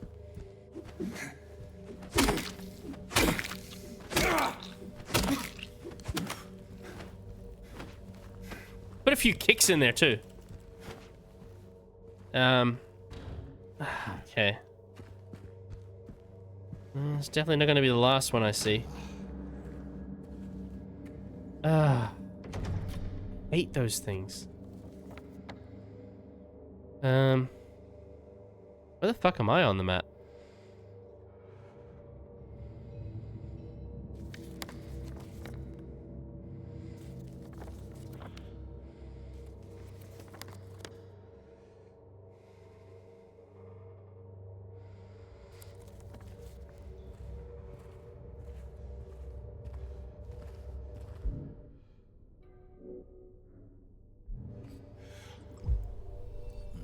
There we go. I can't open that door. Okay. Well, that's door 110. Where am I? Oh, there I am, over there. Fuck, I was looking down here. Alright. Never mind.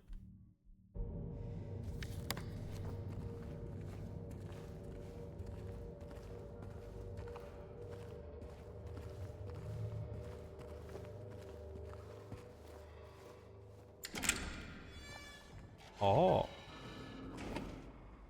Door outside.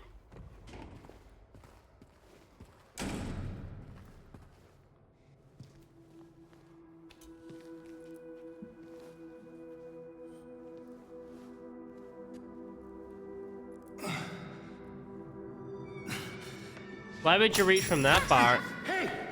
Wait!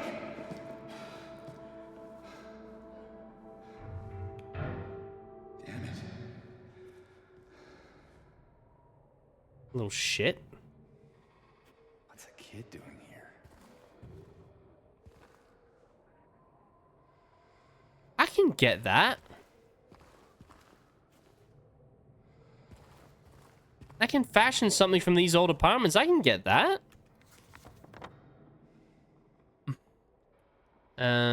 Okay.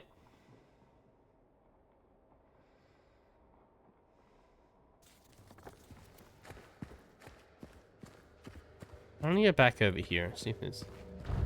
Can't open that. 109 is accessible. We know that. Good, as long as you're still dead. 111, not accessible. 112 is accessible.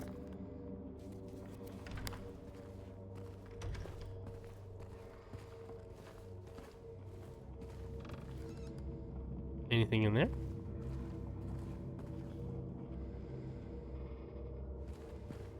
Yeah.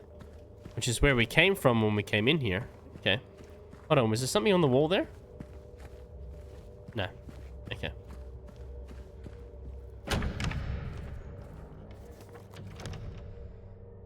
Blocked off, blocked off, blocked off, blocked off. Going this way.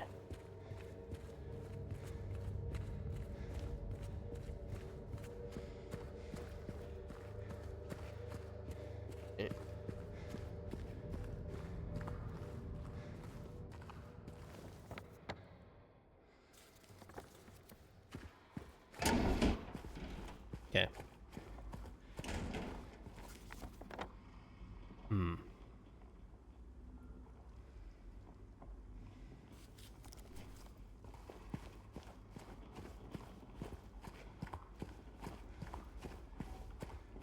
Can't really do anything if I can't get over here. Which is still locked. Still locked.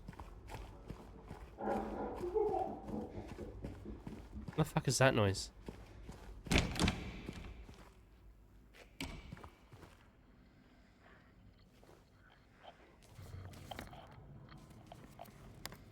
That door wasn't open before.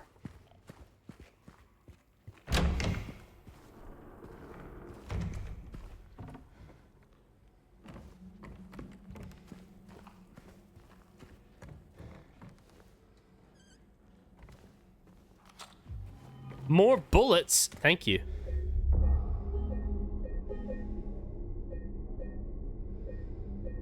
Okay.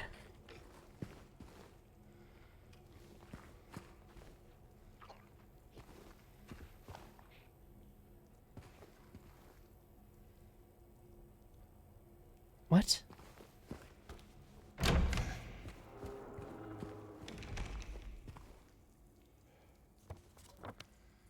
Well, that gate wasn't open. I think you're gonna need those bullets soon. I'm thinking the same thing. Because that gate wasn't open and that door wasn't open.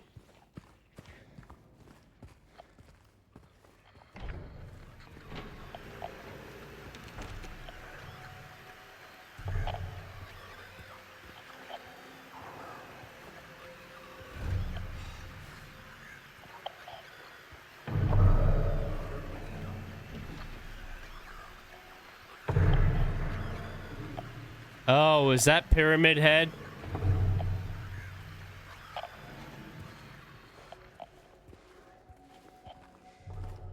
Is that Pyramid Head paying me a visit?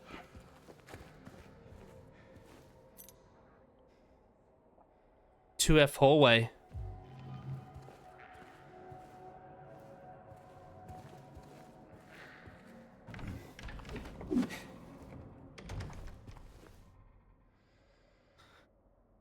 That's the main Bloomin' Robert Schumann. Okay.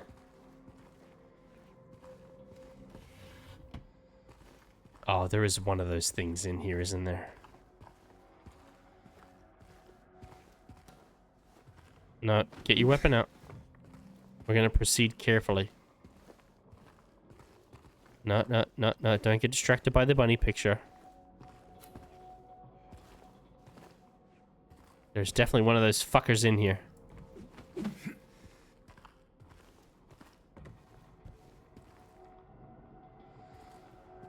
Or not, but better to be safe than sorry. Oh, medkit, thank you. Huh. Quite the artist. Alright.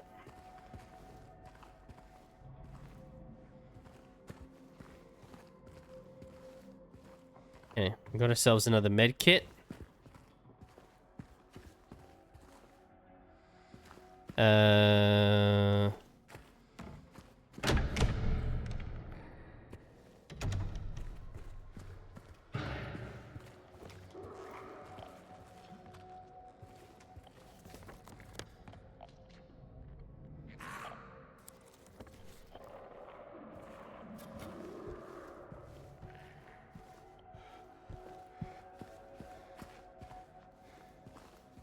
Hmm.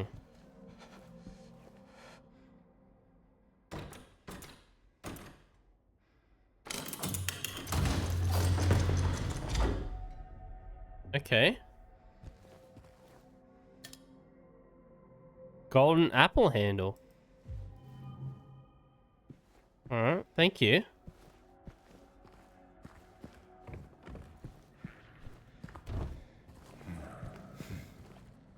Look, I'm not liking what's making noises down there. I really don't want to go down there.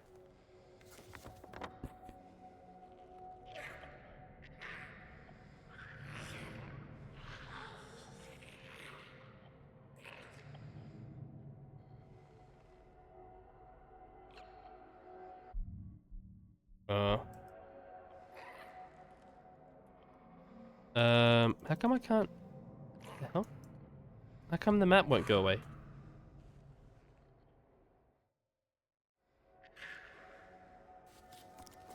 That's weird. Okay. The map just decided that it wasn't going to go away. Oh, God. In a fucking hallway, really?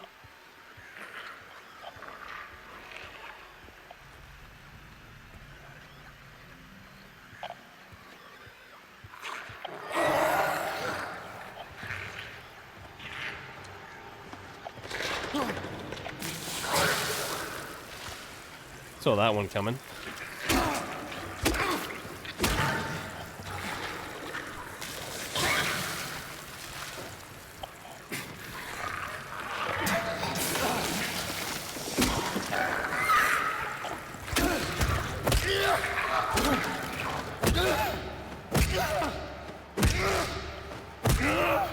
In a fucking hallway?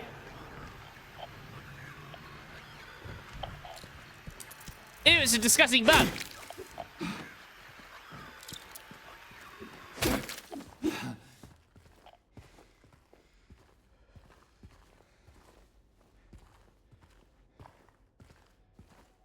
Oh yeah, give me more of that ammo. Fucking sweet as. What's this? Please deliver these to Mrs. Millie from 102. I'm really worried about her. She's been cooped up all alone with his belongings for days on end. She won't even move them. And God forbid anyone else touch anything. It's breaking my heart just thinking about it. Huh?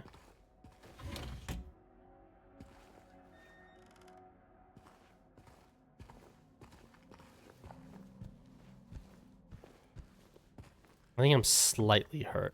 I'm not massively hurt.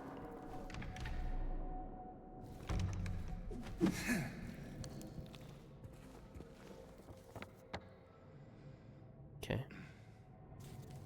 Wait, does that mean, like, is there something in here that I missed? Like, if it shows that I can go in here.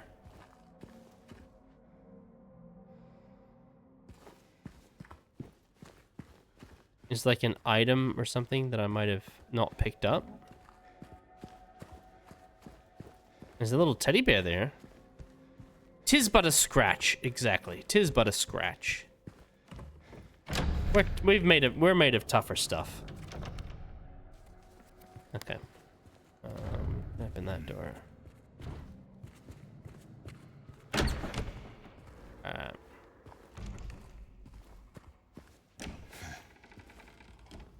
Yeah.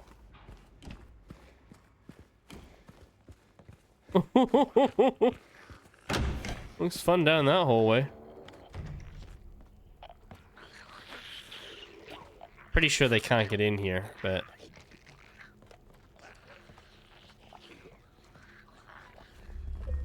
Let's save it, anyway.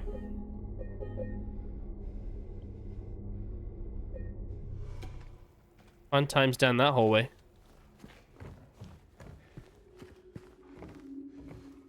Hmm.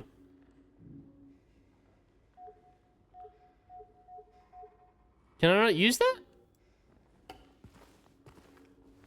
Okay.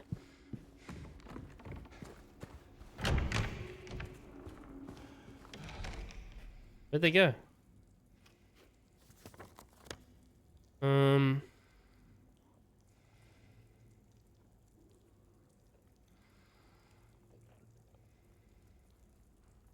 What does that say at the bottom there?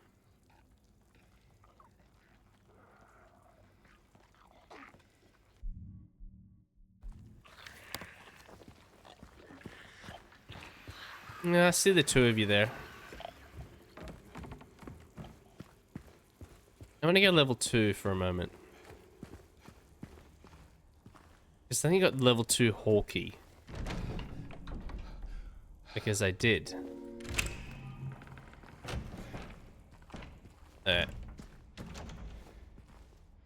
No! Not fooling anyone!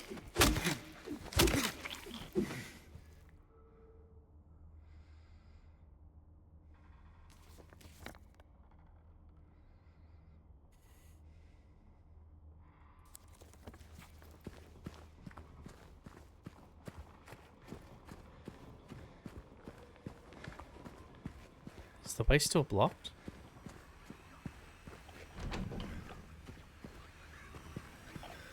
Oh!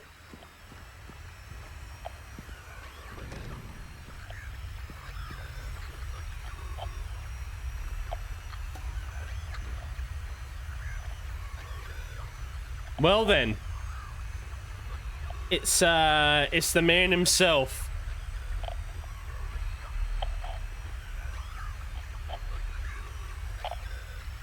Pyramid Head.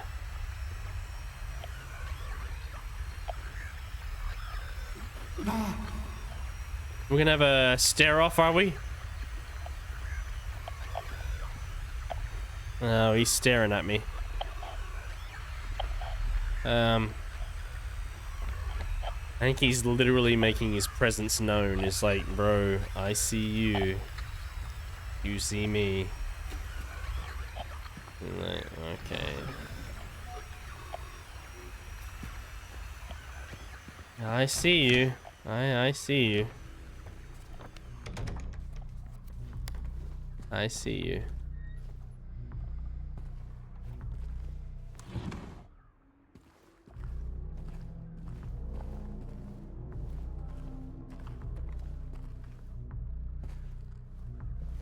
Please don't tell me another one of those things is in here.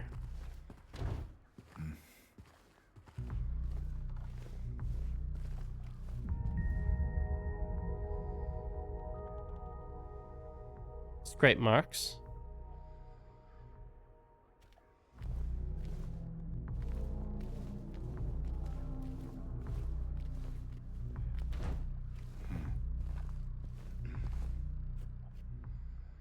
Now, why would there be scrape marks?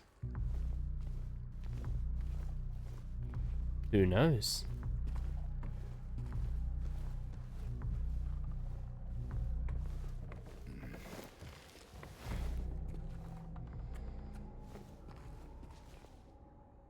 Due to ongoing renovation works, tenants are asked to keep out of the 3rd floor of the building. Sincerely, Woodside Apartment. Okay. Well, I was up there before, but... Is that Apple works? 214 to 217. Can't open that. Can't use 215. Use 214. Close to 217, which is where we wanted to go. And here we are. 217. There's a trolley in here. Nothing. More bullets. Still don't have a gun, but more bullets. Still don't have a gun, but a gun.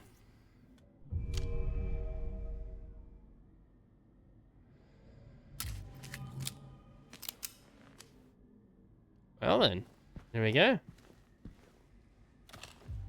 More bullets.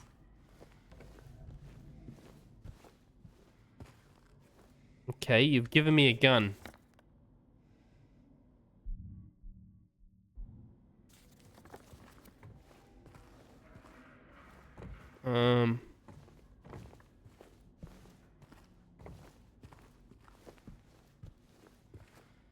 I go downstairs. Just in time for funny head guy. Oh, Pyramid Head. Honestly, the gun would do nothing against him. Pyramid Head is basically immortal. Like, honestly, you cannot hurt the guy. A handgun, like a handgun, shooting him with a handgun is basically like a mosquito bite to that guy. It's just like, it doesn't even phase him.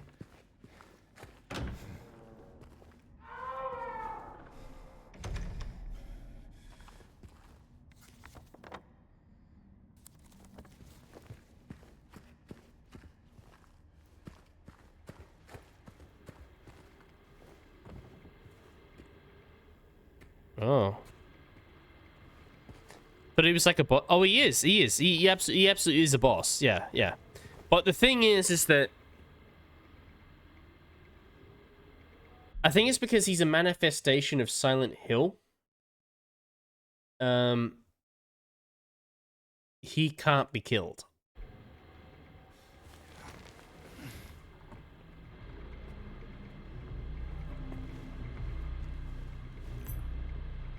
$212.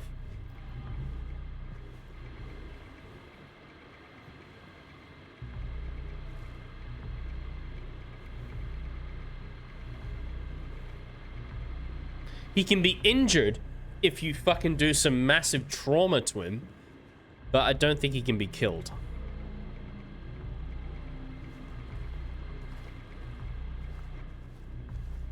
Pretty inject. Yeah, basically, yeah, he is, yeah. You can get it lifted. Hey! You can get He's kind of like Mr. X from... Yeah, yeah, Daniel, I reckon, yeah, probably, I'd say that, yeah. He's very powerful. Maybe he's not immortal, but he is very fucking hard to kill. Like, shooting Mr. X with a handgun does fuck all.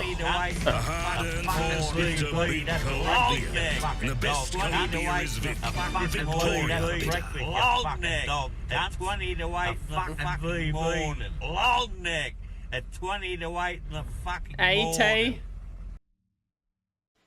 Mo!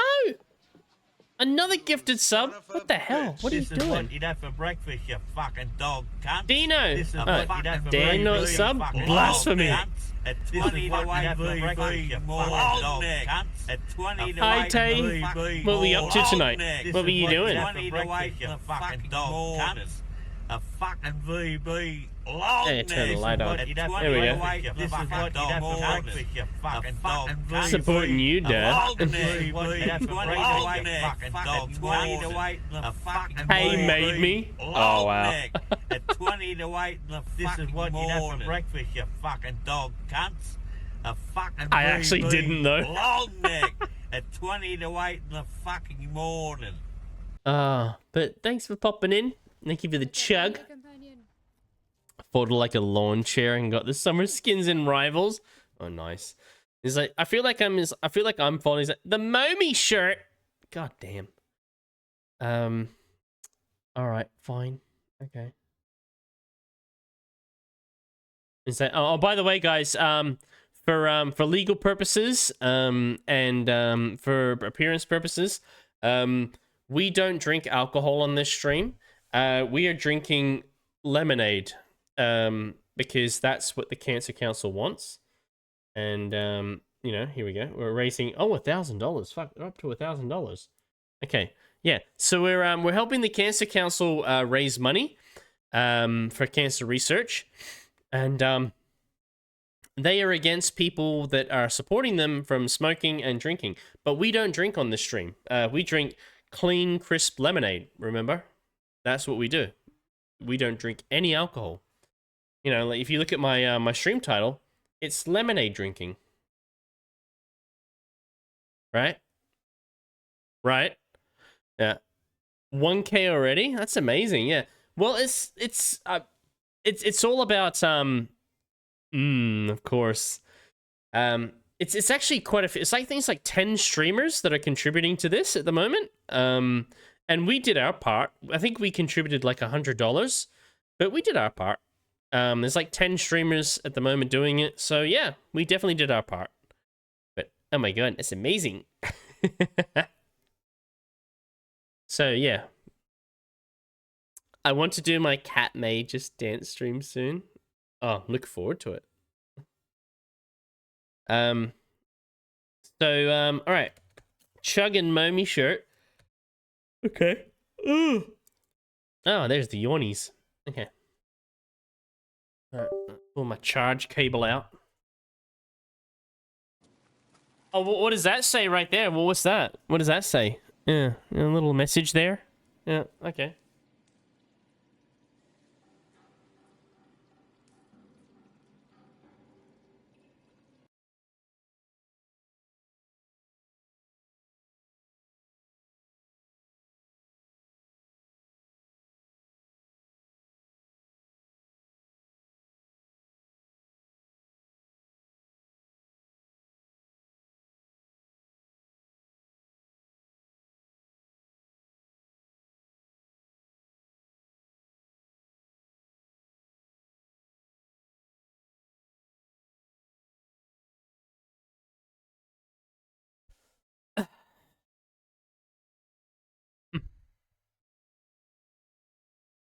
And helmet. Oh, wow. Really? Gave myself a heart attack. Time someone out for paying attention typing.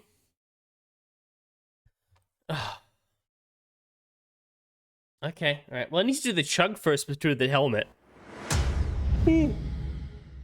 That's the wrong scene. Okay. Need to do the chug first, because I can't chug through the helmet. And we're drinking lemonade, of course.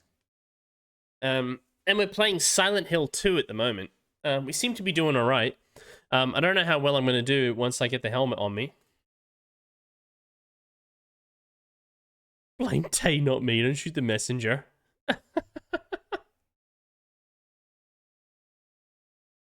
Alright, here we go. Okay. Some delicious lemonade right here.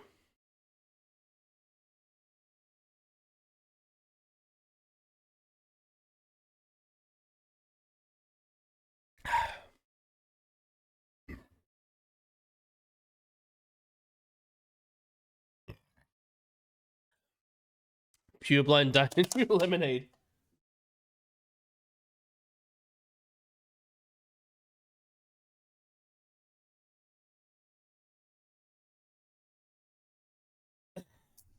Delicious lemonade. Delicious non-alcoholic lemonade. I'll probably start advertising it soon. Oh yeah, I've got to say, it's like Momi. There we go. Momi shirt.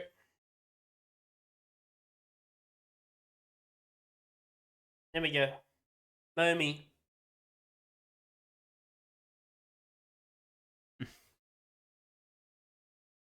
$350 all on my own, 24 hours. That's good. Any money raised for charity is good. All right. A little bit out of this one as well.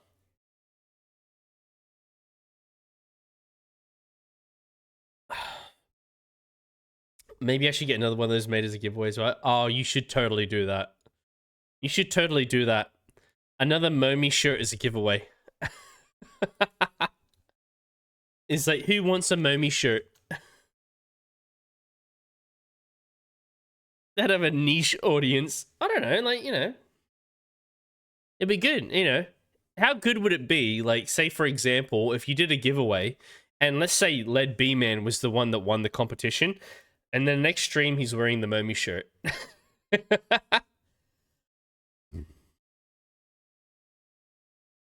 Because he was, like, obligated to actually wear it.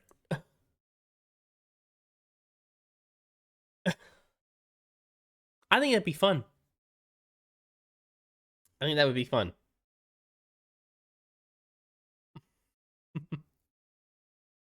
I think it'd be fun. Alright, cheers.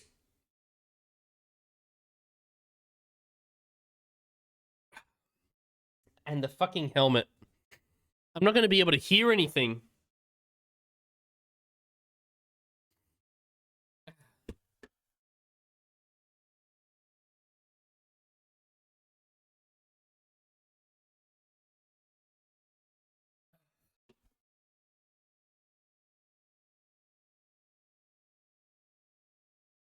Can't hear anything. Can't see anything. Hold on. Voice mode as well, there you go. This will be interesting. Trying to navigate the hallways when I can't see or hear anything. Okay. Add to the difficulty, turn the light off. Oh, I'm getting attacked. Did you get a haircut recently? I'm just seeing the back. No, I got the haircut before I went to Adelaide. I'm putting the cut again.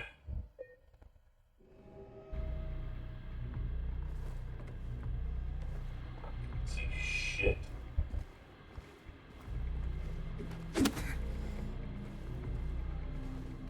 There isn't one of these things around here, isn't there? Fucking things. Notice me, Senpai? So it's very short. Your hair usually grows quick. Oh, I got it. Well, I got it cut all the way down to like number 1. So it's probably grown back. It's grown back quite a bit. But yeah, I got it cut down to number 1.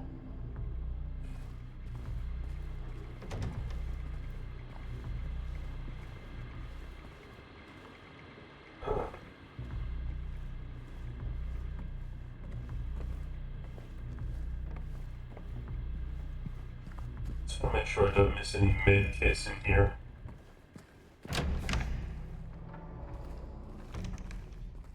I do cheat with this though. I do turn the headphones all the way up so I can hear it.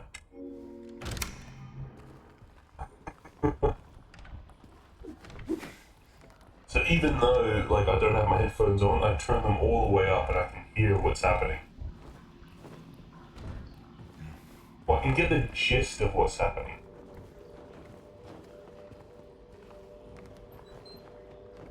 Oh, mid kit. Fucking sweet. 4 mid kits. Awesome.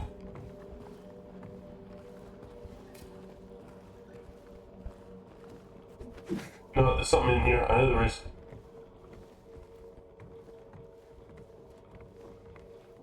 That's one loud headphone.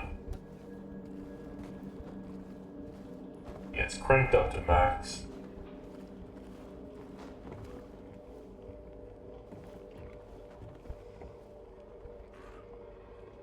I'm sure the microphone is actually picking up the headphones. I should turn it down.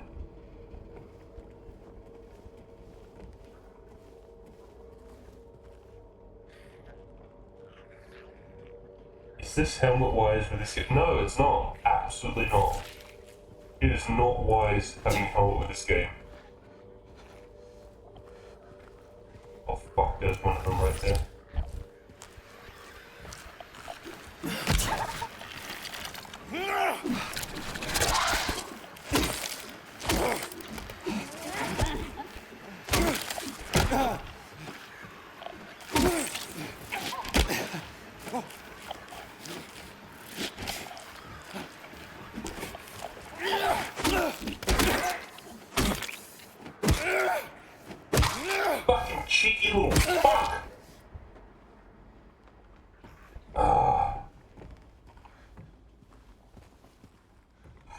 accomplish things.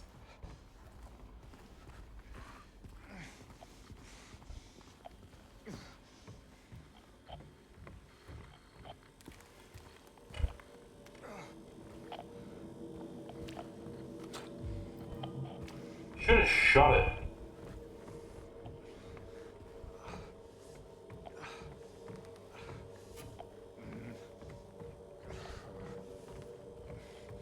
Oh, come on, you're not that badly injured.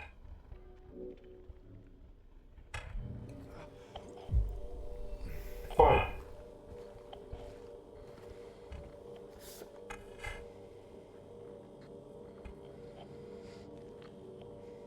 Career's humble beginnings. 7.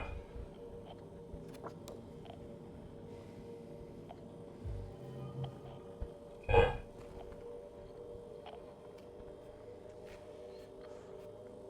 How are you still injured? I fucking healed you.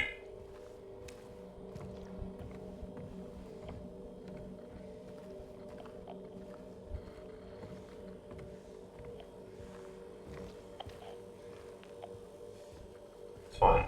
It's fine. I can deal with this.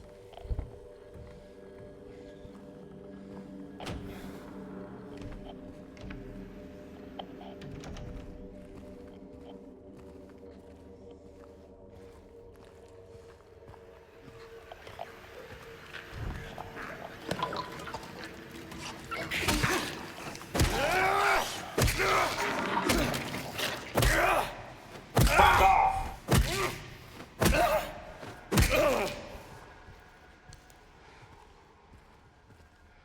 It must be 10 minutes, okay. Back to where I can actually hear and do things.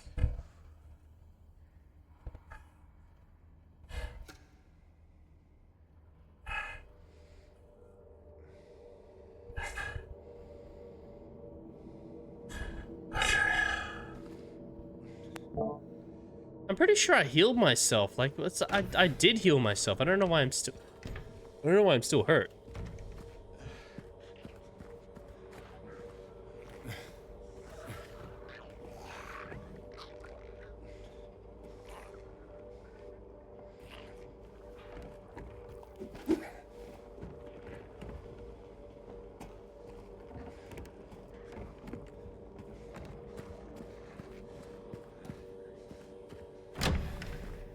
Normal. Normal.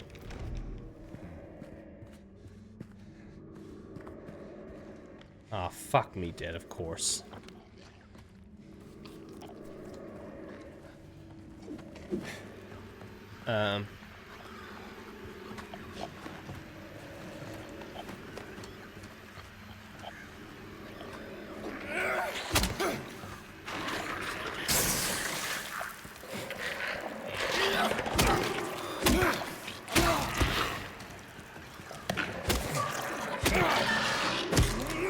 Fuck off! There we go. Dealt with that. Oh, what's this?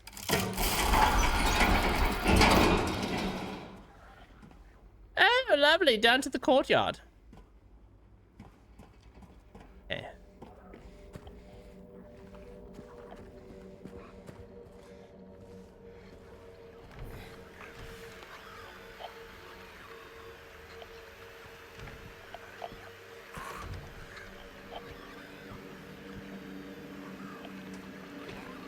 Oh, lovely.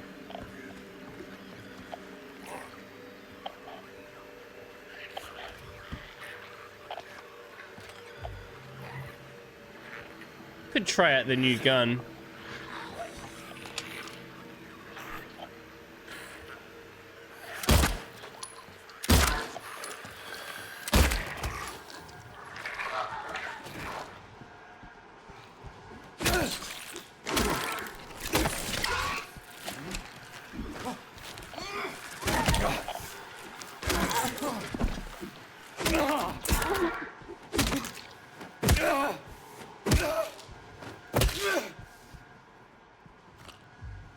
Nice try, bitch.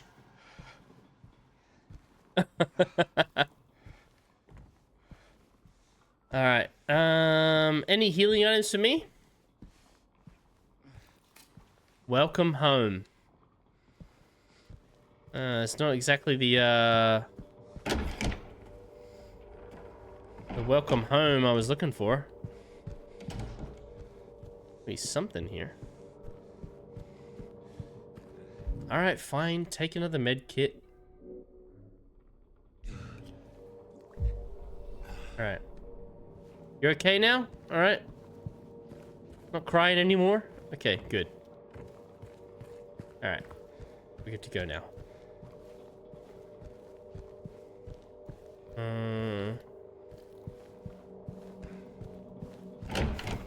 No, I'm the kind of person that just wants to have as many med kits as possible. I mean, even if I like finished the game and I had like 50 med kits, I'd be like, win.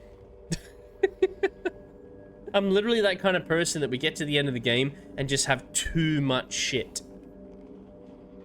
Like too much ammo, too much med kits, too much of everything. And it's like, well, you know, it's just in case I need it.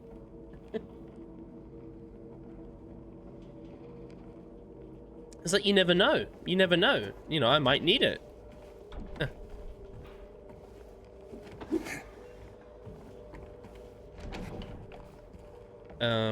Okay, well that door doesn't open. Okay.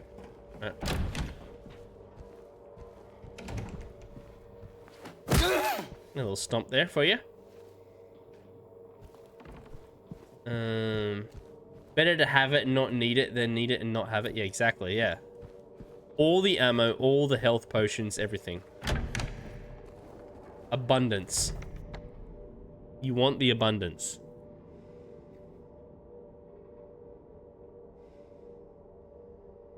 Was it 213 I needed to go to next? No. Yeah. 5 mags. Mag dump, everyone.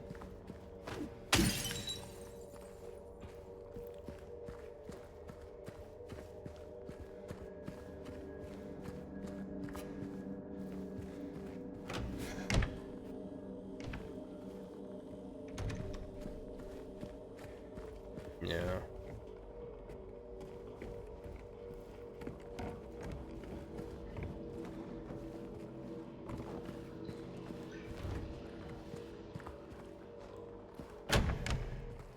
There's water running there.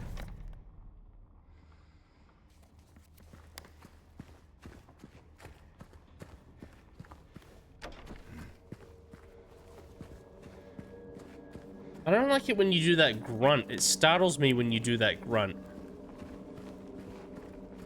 Because I think something's attacking me. Yeah, a little hit for you. There we go.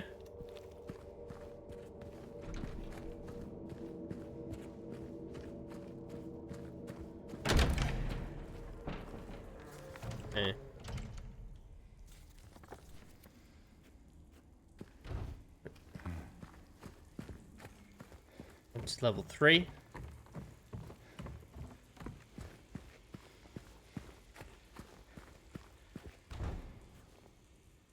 No. Go up here.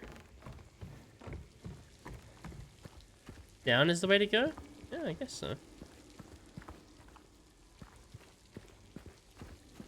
A golden apple thing.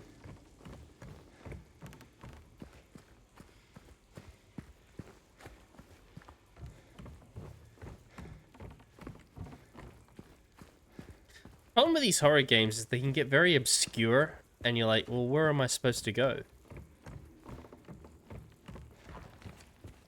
What? What do you think the chances are that I'm supposed to go down that way?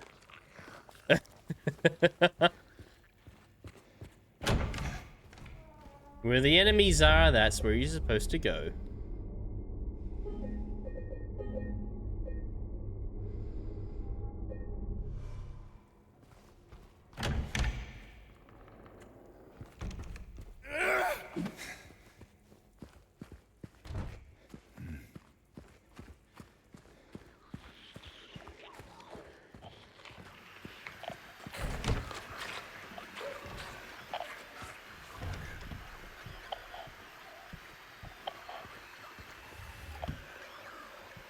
It's two of the bastards, though.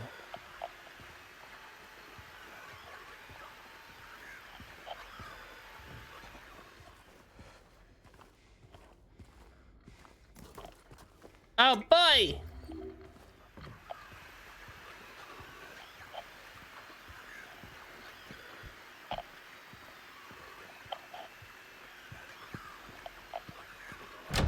Goodbye, gentlemen.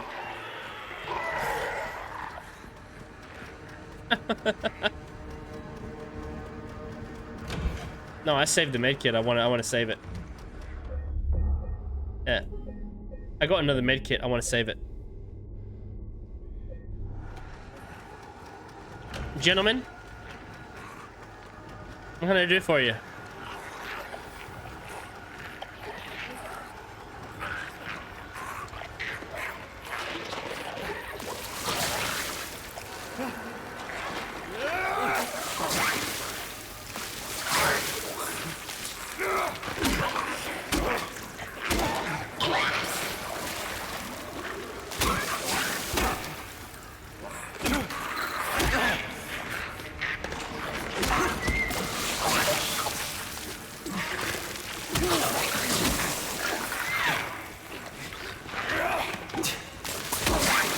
Stop spewing! Jesus Christ! Alright, fucking try that again. Fucking these spewy bastards. Like, they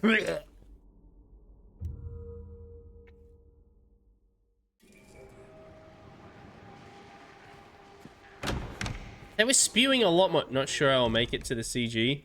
I don't feel sleepy. No worries, that's okay. I don't know if the community games will happen, to be honest.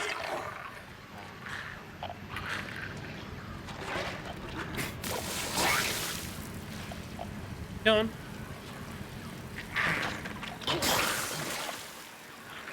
Come on. Come on. Oh, you fucker.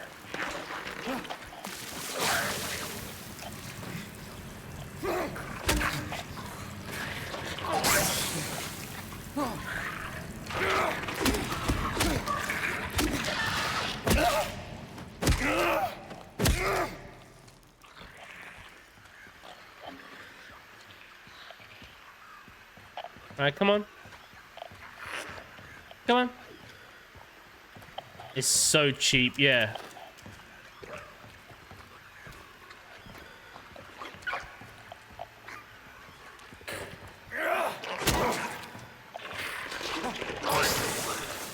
Come on.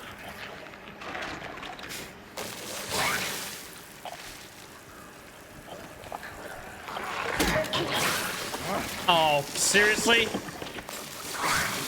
You did 4 fucking vomits in a throw? 5 vomits in a row.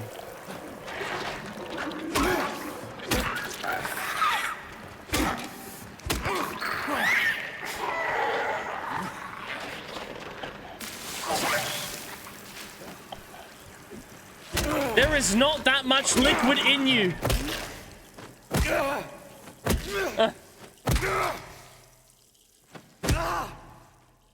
Are those things naked too? They are. They are.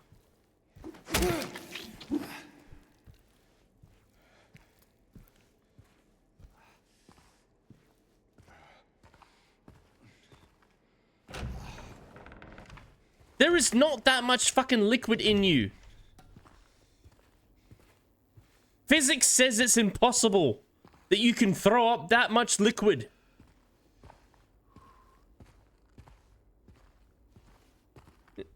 Honestly, I'll get Neil deGrasse Tyson on the phone and be like, oh, that's actually quite impossible that there'd be that much liquid in that fucking thing. Exactly. Get scientists on the phone.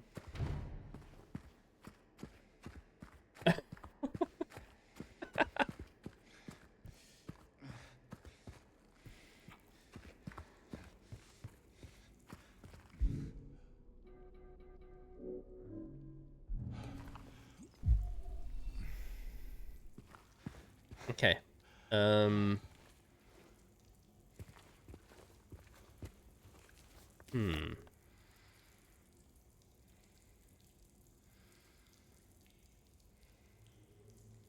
Sure where I'd go next.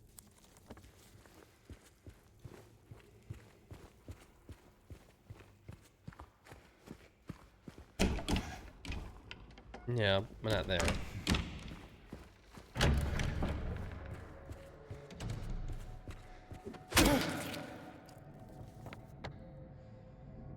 The plus side, those bastards don't come back.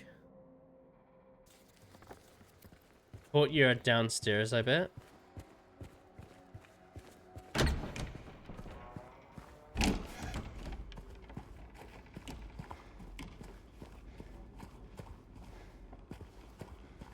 Maybe.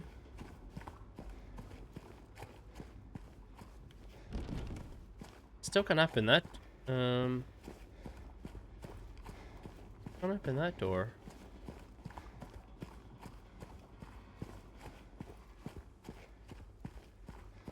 No, it's going all the way up to the top floor there.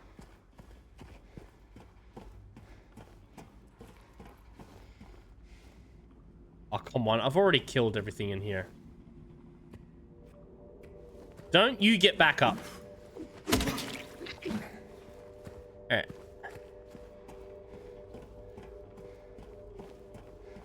Oh, really? I've been stopped by these milk crates. I cannot progress further because these milk crates have impeded me from stepping over them up to there. There is no way that I could possibly get past these milk crates. At all. Like, just like, no. No, no. Cannot get past these milk crates. Just can't do it. You're asking the impossible.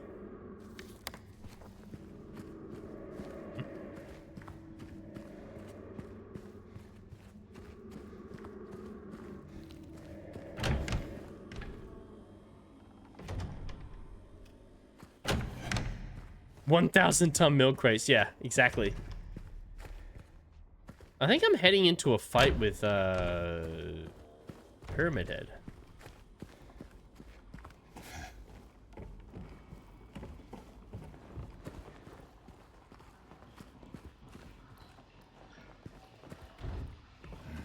And that door. Hey, Samurai. Totally realistic. Yeah, absolutely. Oh.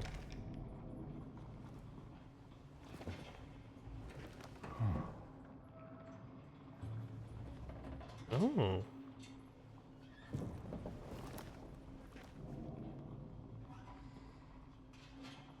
Am I gonna grab that?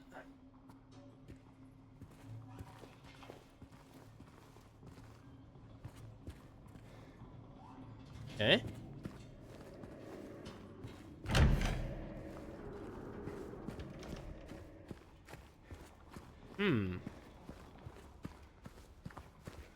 I apologize in advance. I get fucking lost easily in these types of horror games. Ones that give you no direction on where to go.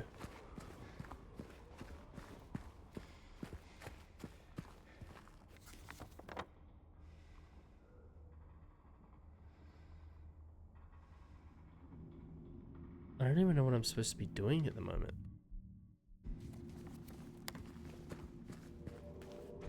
As long as you're enjoying yourself. Yeah, I'm enjoying myself. It's just I just don't want people to like get frustrated. It's like, oh my god, bro, can you figure it out? It's like, no, I'm sorry. I get lost very easily in these games. I spent hours in these places. No.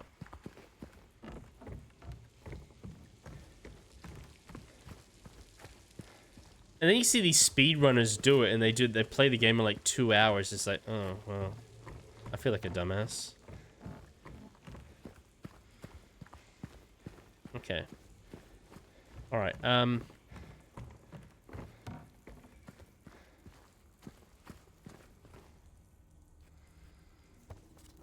All right. We're smart. We can figure this out. Okay. What are we supposed to be doing?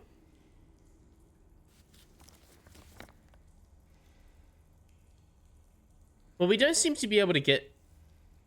It's a classic for all games. Just figure it out yourself. No waypoint. Yeah. See, we got the question mark over here next to 112. How do we get to it? Trying to find the code for the door. Well, I got one number. 7. That's just part of Silent Hill. I get lost all the time. Everything looks the same. Yeah. It's a fetch upon fetch quest. I got the code. It's the first part of it. 7. Now.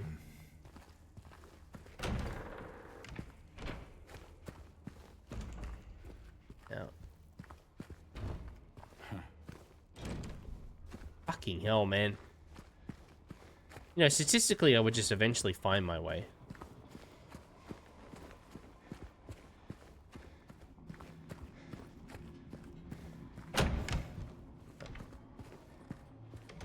Like, it showed me that coin, but it's like no indication of how I get it. Unless I go down to the lower level.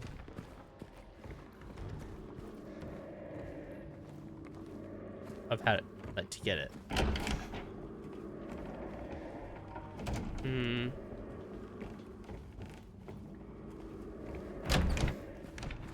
Okay. A million times play the map memorized. There's always somewhere you just missed, yeah.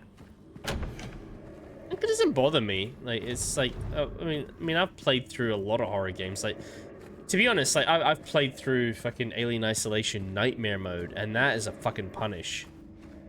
And I've played through that game 3 times.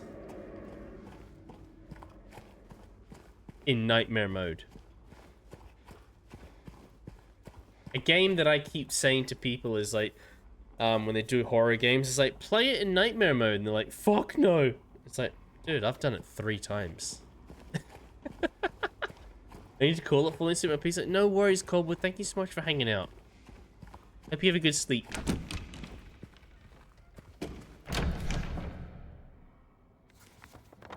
Right, where are we now?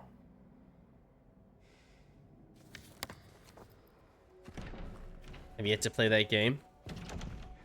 It can be brutal. To say the least.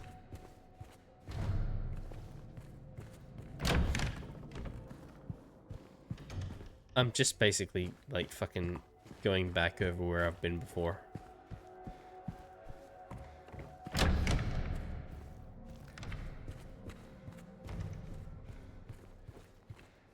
Love the Alien franchise, as do I.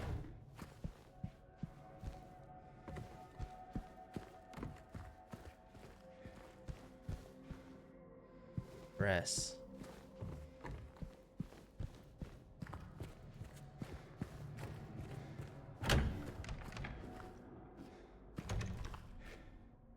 Yeah, music there.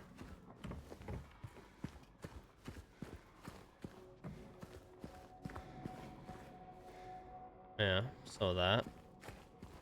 But attacked here. Is here.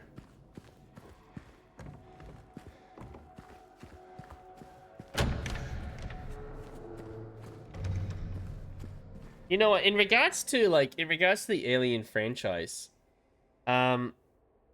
maybe like Mo got me a gift. It was like an Aliens what's the term? It's not a compendium. It's a collection of stories from the Alien universe, and Aliens Earth is going to be coming out shortly this year. So maybe like we can do like a reading stream. Omnibus, that's the word I was looking for. Thank you, Mo. An omnibus. So maybe we can actually do like a reading stream, and we can go through the Alien Omnibus together. And read through all of the Alien back lore.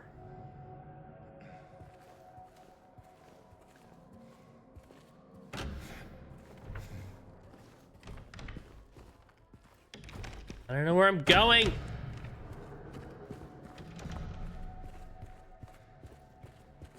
And I need to pee. I'm getting a pimple on my nose as well.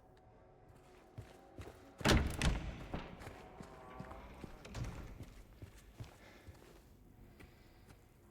don't know where I'm going.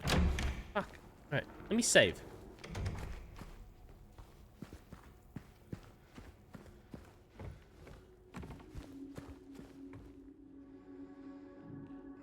I have a golden apple. Take the apple.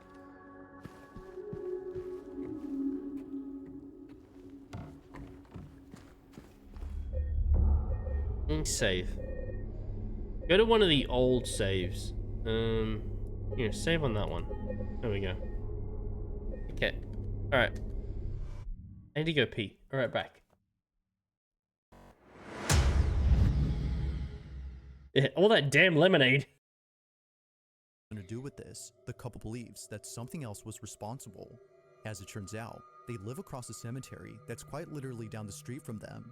The following is the girlfriend's Lives across from the cemetery. I remember him talking about that, and what was it? He lives across from the cemetery that's literally down the street from them. What? footage. Take a look. My scary clown video. Do you want me to show this one on stream, Mo?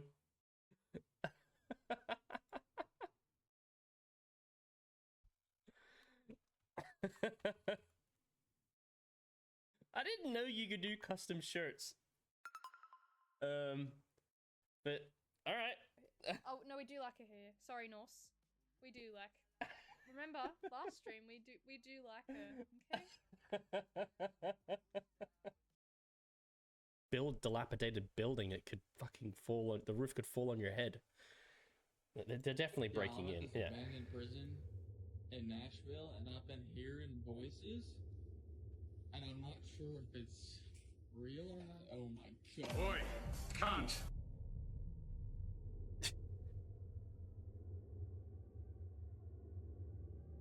Instantly, the door that's directly in front of him can be seen closing slowly, while an ominous shadowy and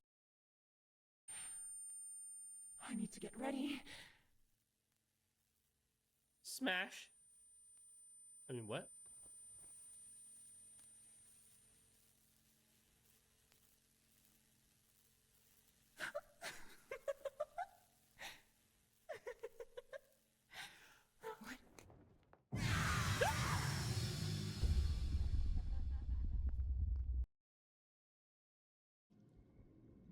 Bet he'll come back. I bet he'll come at me again.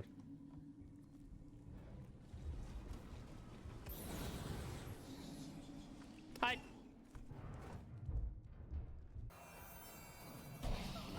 Oh, what the fuck?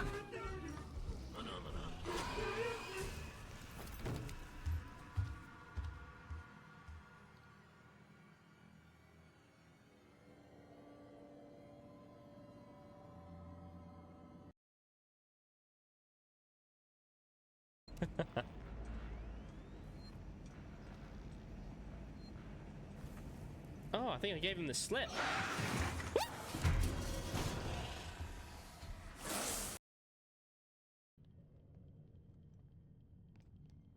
Oh, watch me. I was about to say, watch me fuck this up, and I fucked it up. Keeps alerting the guards.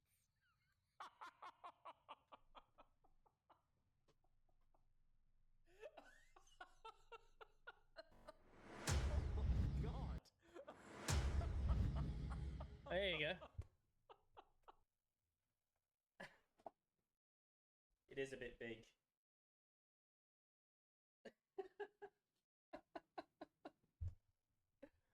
It is a bit big. Yeah. No. I think it's just a skit. Oh shit. Okay, I'm back. Thank you for waiting. Alright. I don't know what the fuck I'm doing. Oh, fuck. Oh, there they go. Okay. Alright. I'm by myself. I'm by myself again. Scotty, beam me up. Thank you for the follow. Follows are anonymous. You don't have to speak if you don't want to. Lurkers are the backbone of Twitch. Oh, there you are. Freaky Friday, baby. How you doing, Roxy? Welcome in.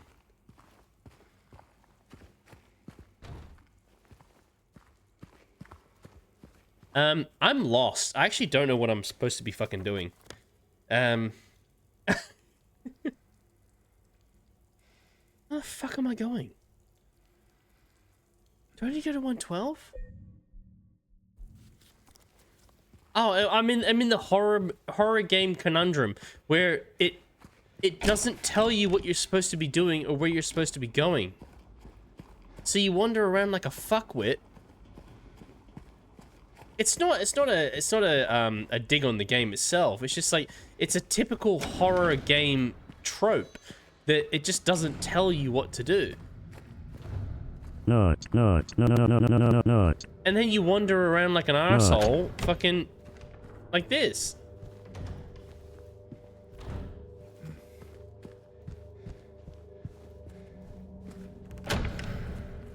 Alright, maybe I need to look at my notes. No, not tutorial. My notes. Okay, alright. Woodside apartment. Okay. What do we got? Sponsor complains a gunshot 270. Okay, we already did that. Doing, step bro. We already did that. Okay.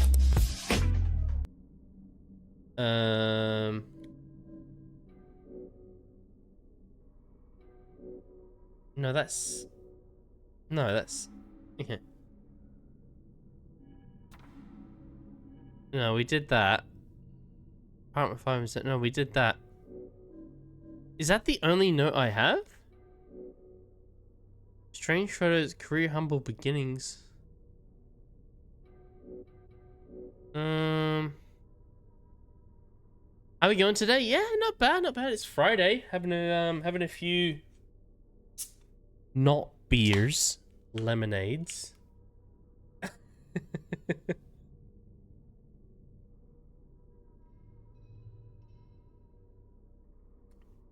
Delicious lemonade.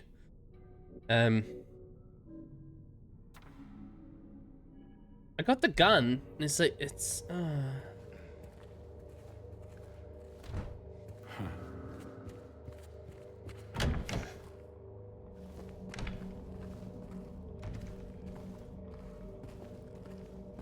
Oh, thank you for being of assistance, Daniel. You're welcome.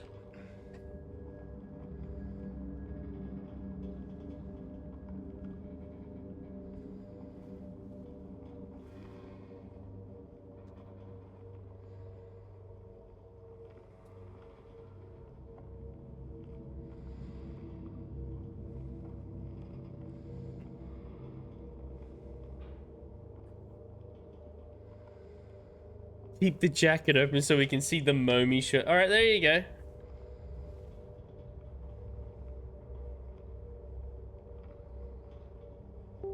Sorry, I gotta keep plugging the headphones in. They're charging.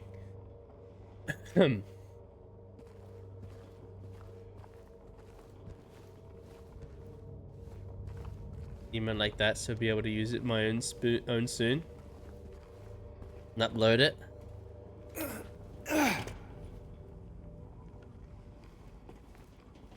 Wait, hold on. Do I do that now? Right, like what the? I am literally lost.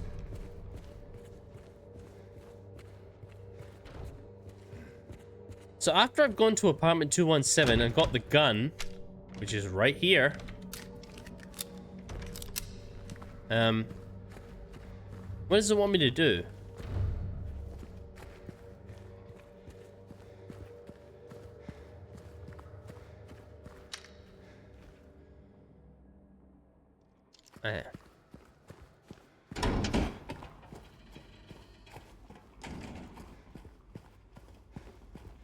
Alright. It's so foggy.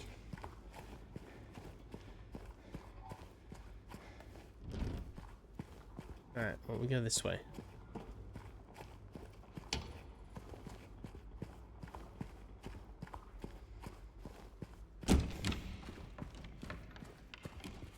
Mm-mm.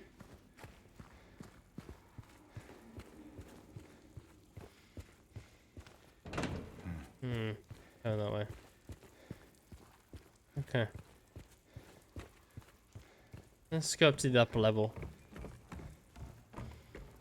We're not finding anyone, or not anything, on the first level.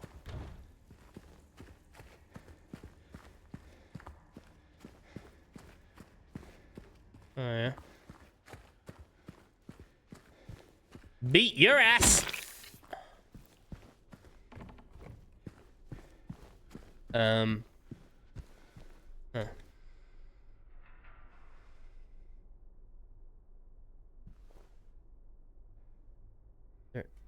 Is I missing something there?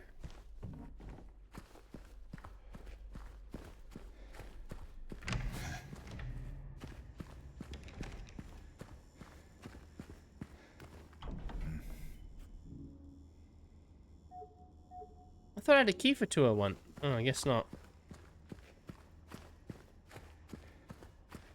I thought I did.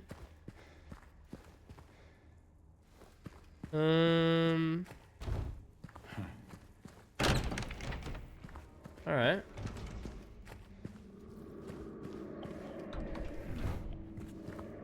Oh, I'm getting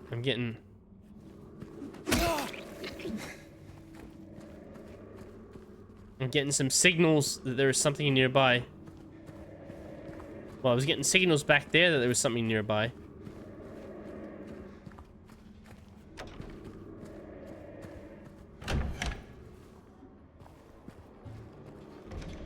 I can't really do anything about that because you won't let me.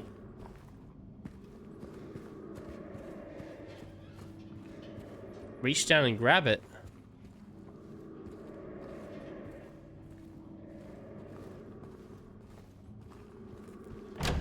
Alright, let's continue along this pathway. We did this, okay.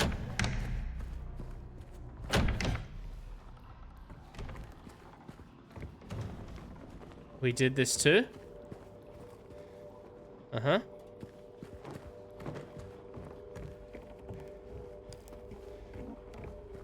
Into this room. We did this.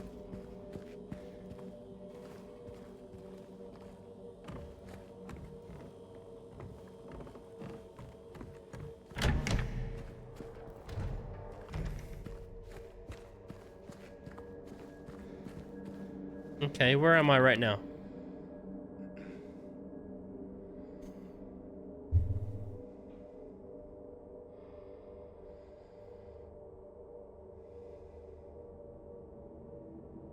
Alright.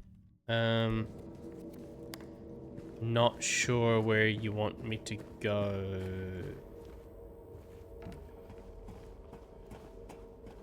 Yeah, can't go that way because I'm blocked off by those milk crates.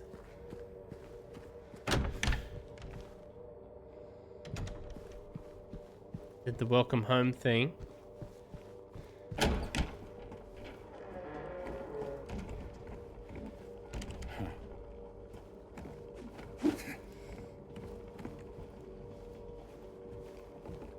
Okay, maybe this is where we fell apart. Is that this is where we were supposed to be.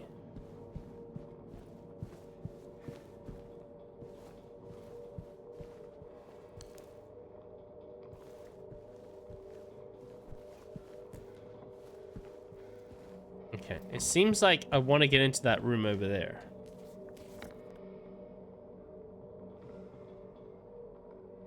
Like I want to get into 205.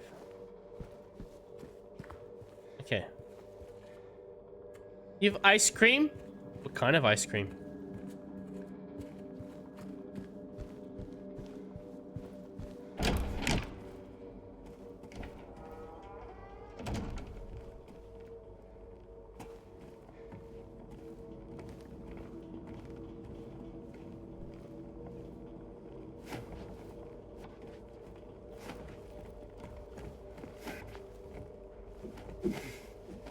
Oh, wow. Can't do anything there. Oh, alright. So I thought the next step is to get to that apartment over there. I guess not.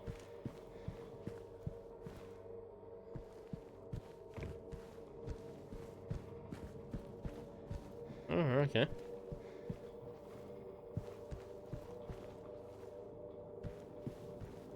Jesus, I'm disorientating myself. Okay.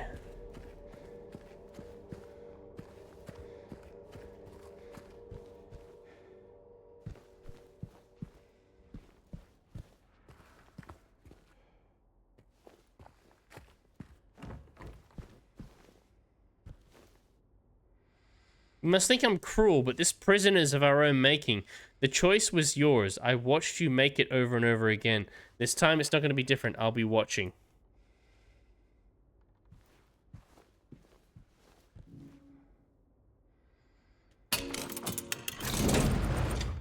Oh. Alright, looks like we found our way.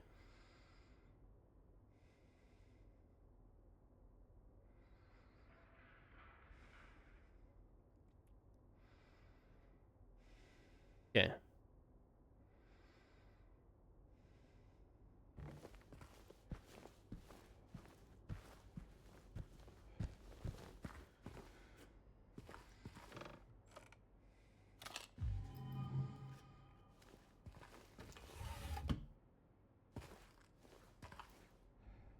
Really? You keep fucking making me open empty drawers? Just give me all the ammo. All the ammo and all the health packs.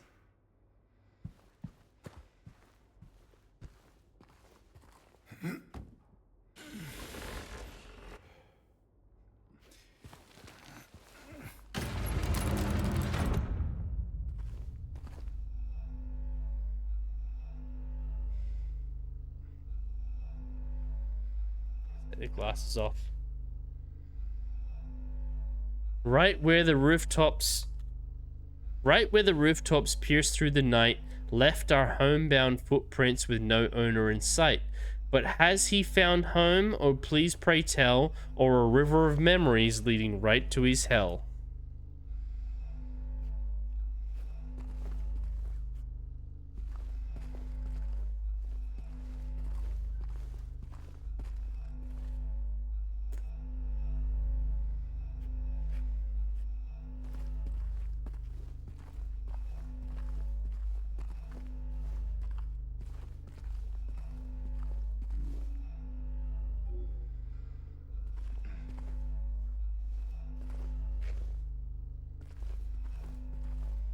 Okay, so I need the combination to the safe.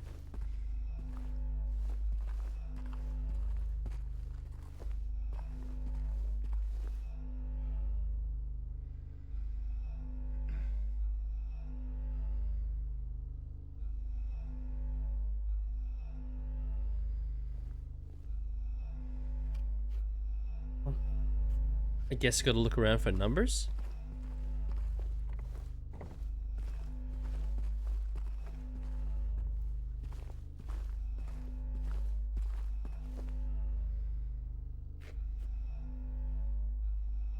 Numbers are on the wall.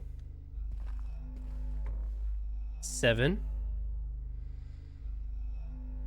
9,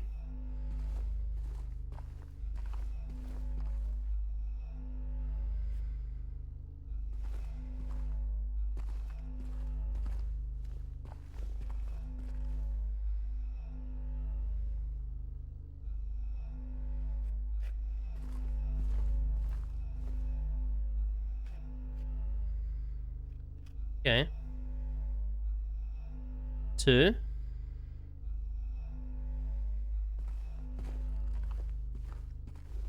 6, 7, 9, 2, 6. That cookies and cream ice cream? My god.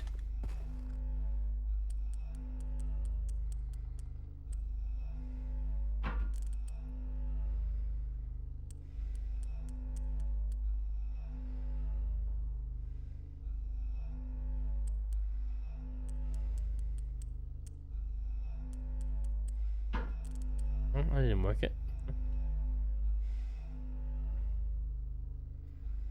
I'm not sure where the code was supposed to have come from.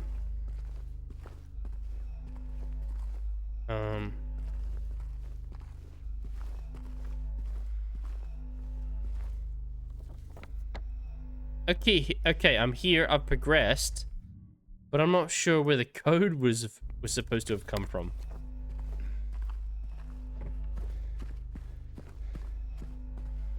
All right, cool. I'm in here. Oh fuck! I've been locked in. I can't go out. Okay. So, am I trapped in this room if I don't know the code?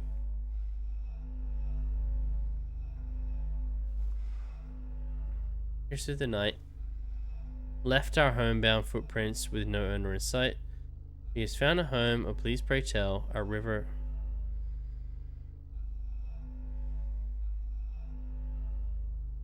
Hold on, here we go. Right where the rooftops pierce through the night.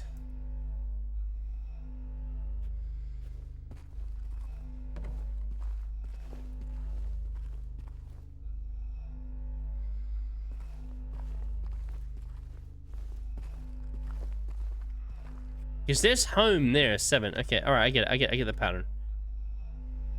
But has he found home, oh please pray tell, or a river of memories? Left our homebound footprints with no owner in sight. Right where the rooftops pierce through the night. Okay. So where's the rooftops through the night?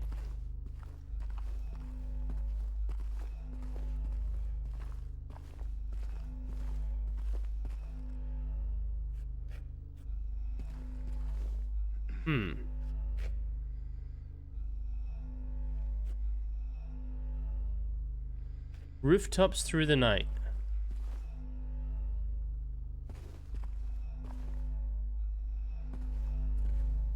That's a river. 11.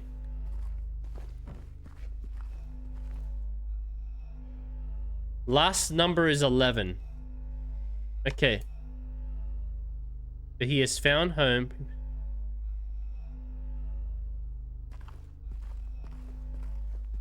$11. Footprints. 7.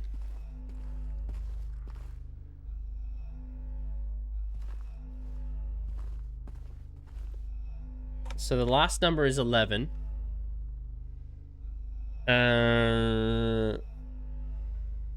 Rooftops pierce through the night.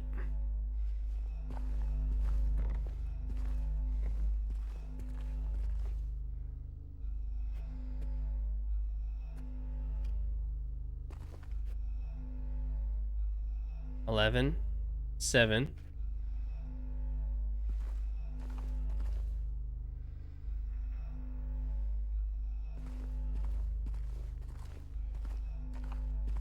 Rooftops pierce through the heaven.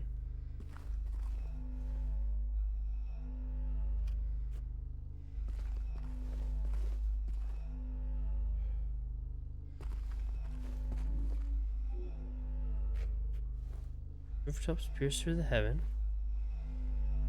Okay. Where's that?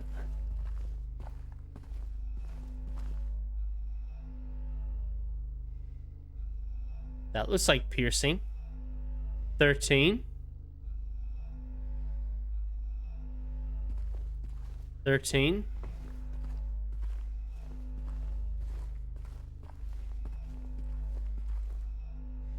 So 13.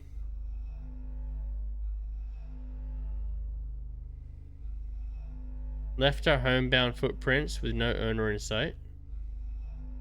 He's found home, please retell. So 13. 7, 11.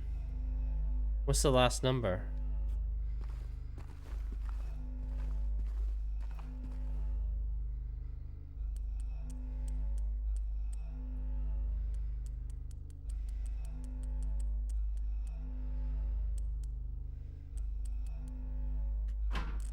Ah, no, that's not it.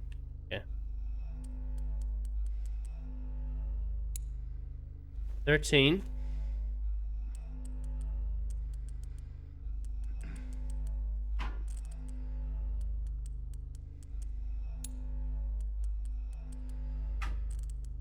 Okay. We don't have the second number yet.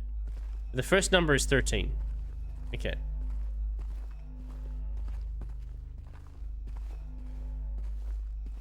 Four numbers. That's the thing. We've got 13, 7, and 11. I don't think we've got the second number yet.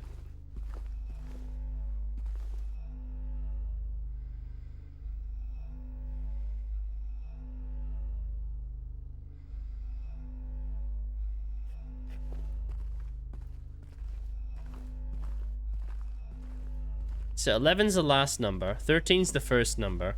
7, I think, is the third number. But where is the second one?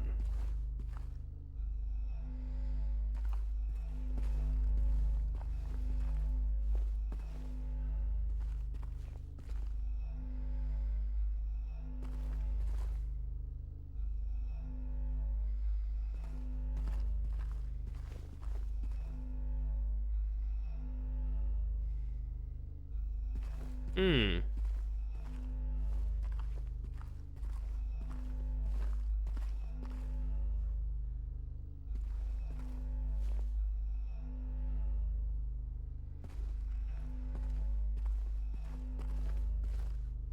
Yeah, I know, yeah. It's like I've got 3 of the numbers. I'm looking for the 4th.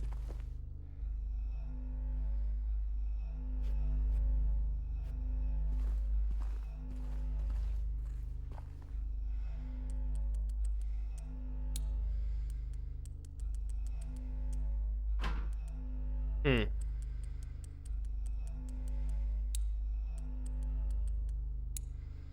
Oh.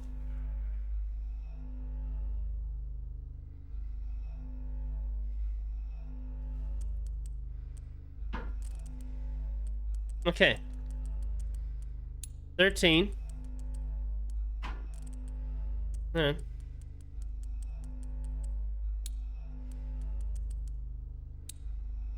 7.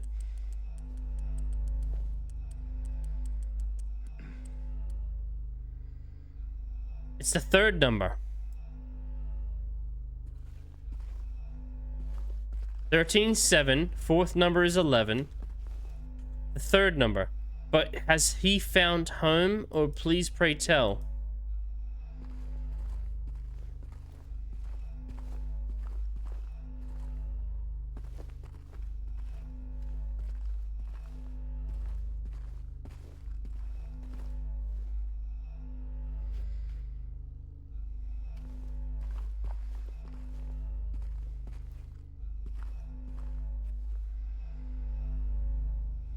Thirteen 7 dash 11.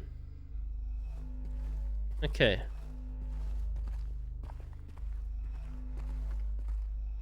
Looking for that third number.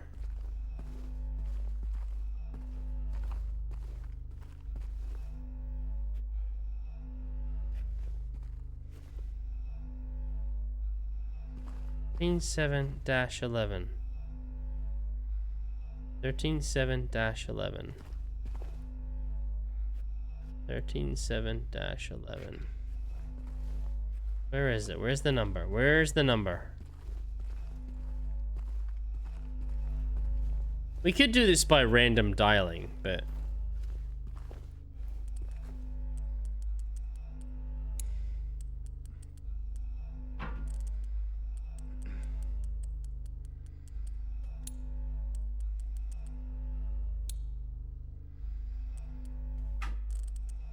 $13.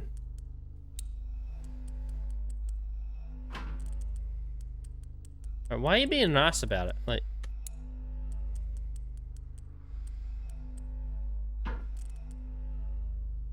Oh, what? 13... Oh, 7 is now not the number? Oh, now it is.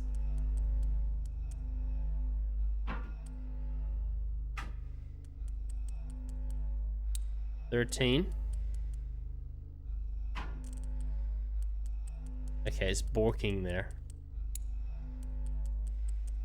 What are you doing, step bro?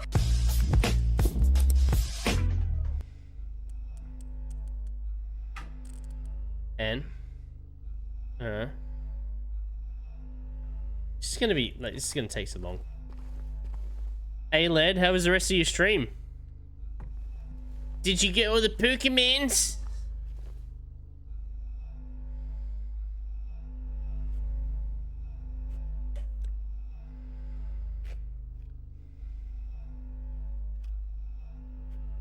(13-7-11). Where's the fucking third number? We are spanking death right now. We're at least Oh yeah. trying. How is Pokemons? Oh, the Pokemons. Oh, pardon me.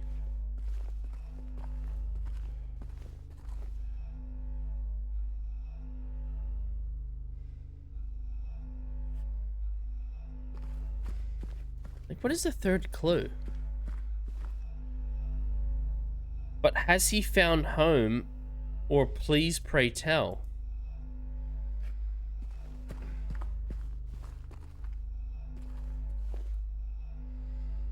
That's 7. Yeah. I always forget how derpy the original sprites are. I think it's not TOS say.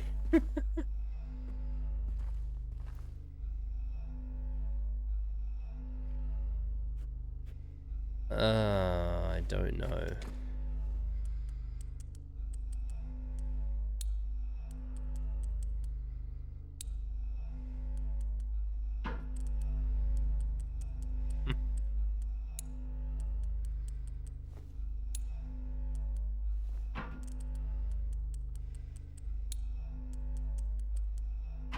Oh, fuck. The fact that it does that as well, when it's on the correct number.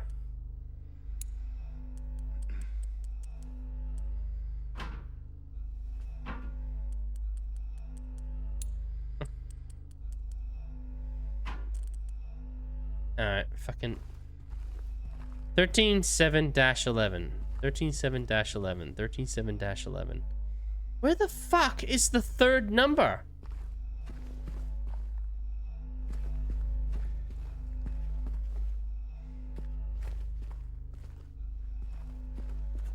It's actually starting to annoy me.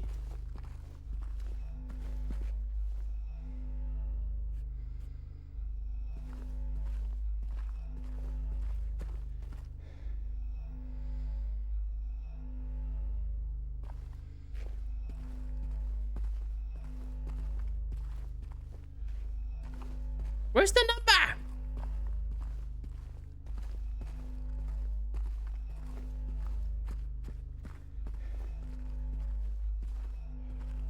God damn, that is fucking...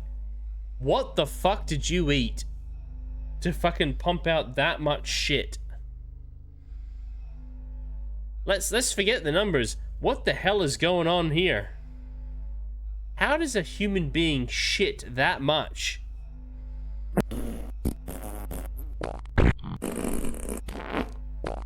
Apparently Lead B-Man can shit that much. Because he's all about Taco Tuesday. You know what I'm talking about? You know what I'm saying? That's a lot of shit.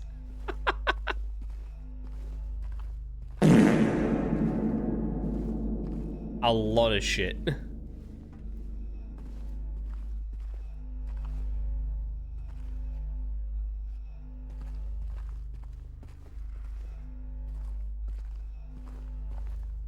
What did you eat? Alright, I'm starting to get annoyed. Like, honestly, it's not giving me the number. I'm just sort of wandering around. What's the number? 13-7-11.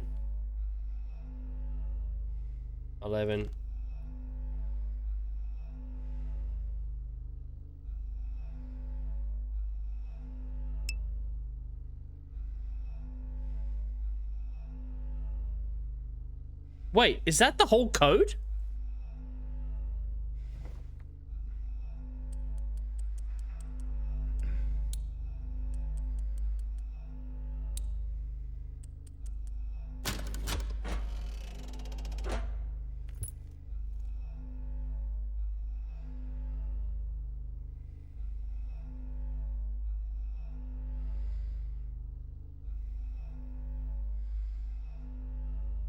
I had the whole code the whole fucking time.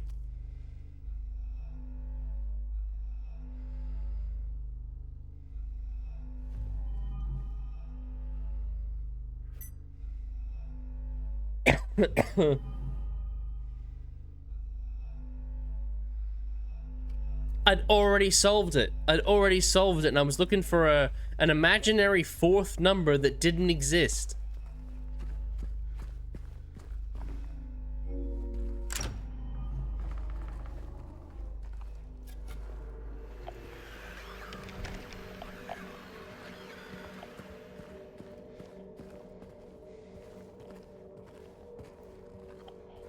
Well, there was 4 verses to the actual poem, so I assumed that there were 4 numbers.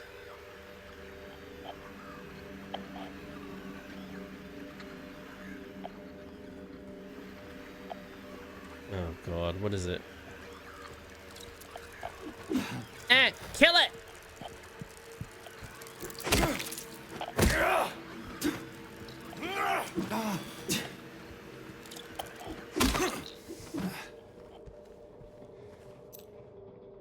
What's this? 2F small staircase key. Thank you. Oh, medkit. Fucking, I love drugs. Thank you. Can I have more? It keeps giving me ammo. I've got so much ammo.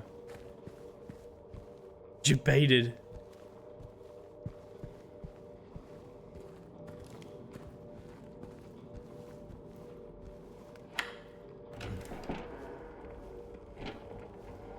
Now I feel like a complete dumbass. I solved the fucking puzzle, and I was looking for an imaginary fourth number that doesn't exist. I was like, oh, okay, cool. That's great. Gonna give you a little swing, make sure you don't get back up.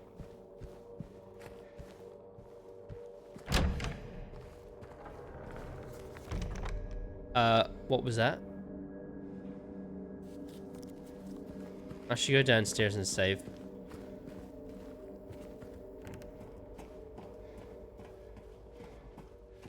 Before I go any further.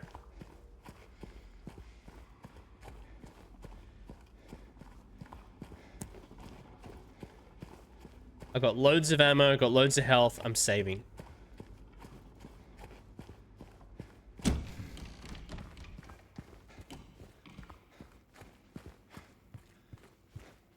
It would be stupid not to.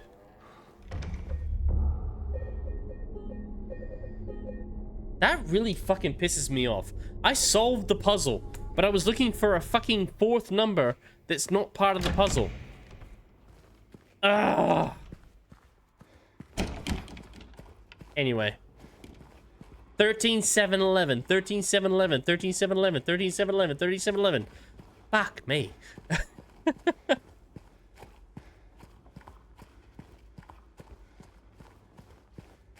Alright. Anyway, we solved it.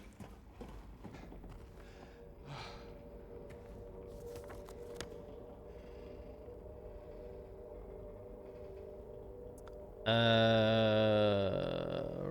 where are we? Where are we? Going this way.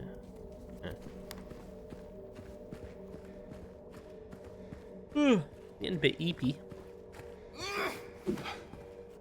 Well, that doesn't work. Okay.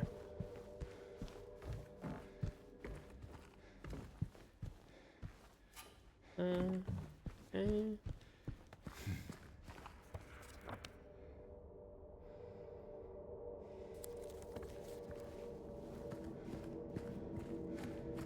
Right, I've got a corridor key, so...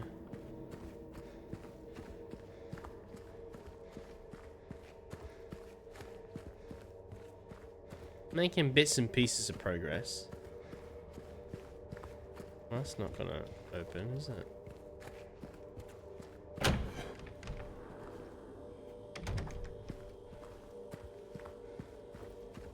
Okay.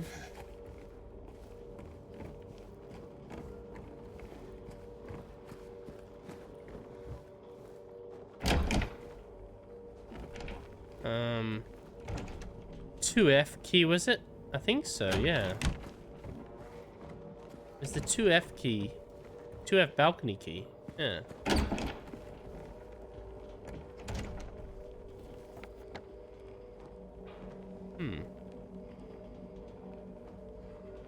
Where's that?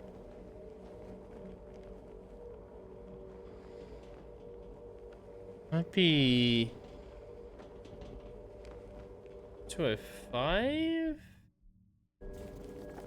207?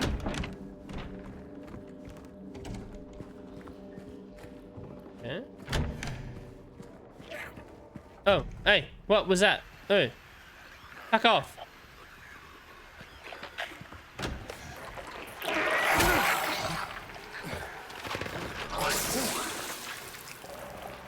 Yeah, just close the door behind me.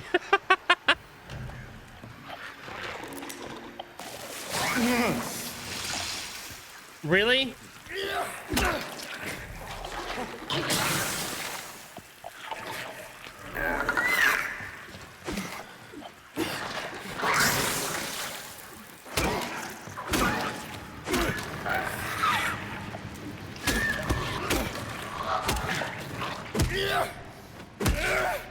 Fuck yeah!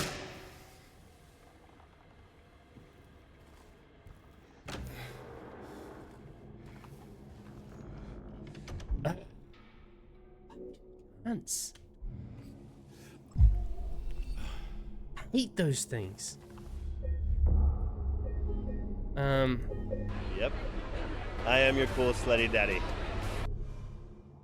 At least you found the door. Yeah, found the door.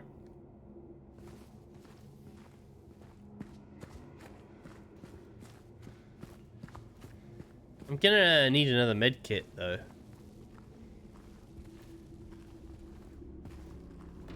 No. No. Okay.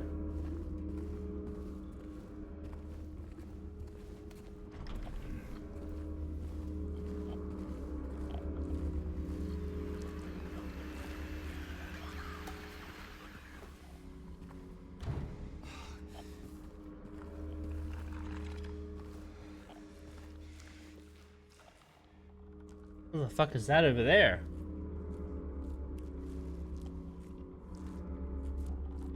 I'm back. Welcome back.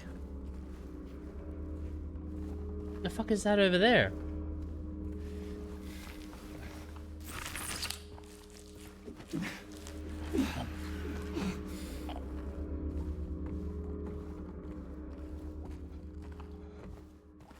Oh, I guarantee one of those jumpy bitches is in here.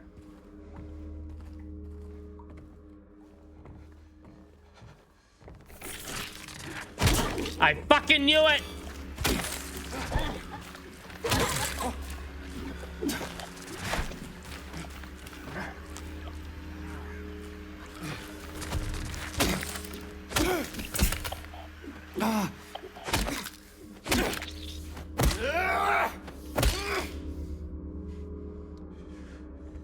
Fucking hate those things.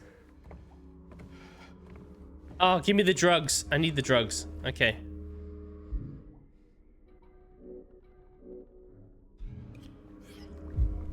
Oh, sweet. All the drugs. Thank you. Oh, fuck off!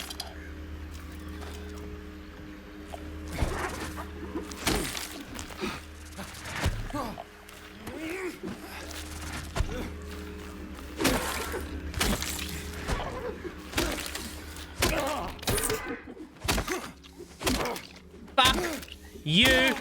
Fuck you to fucking hell! There we go. Totally didn't get emotionally invested in that. Okay.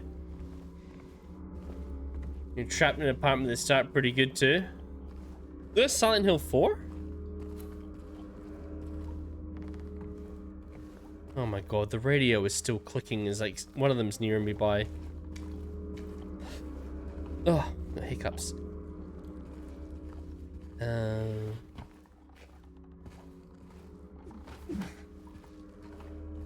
I do have a gun though, which I haven't been using.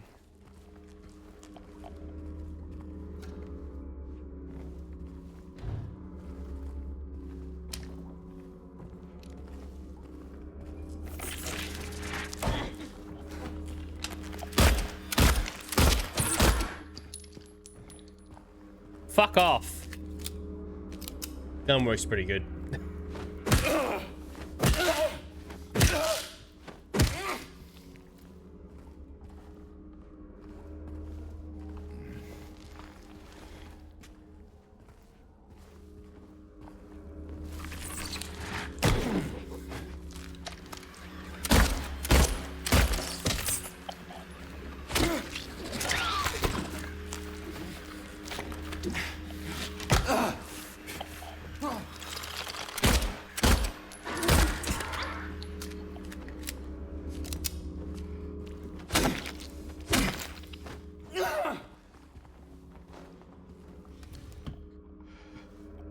Why is there never any med kits?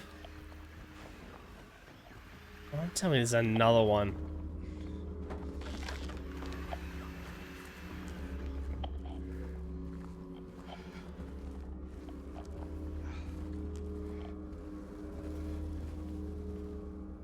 There's another one, isn't there?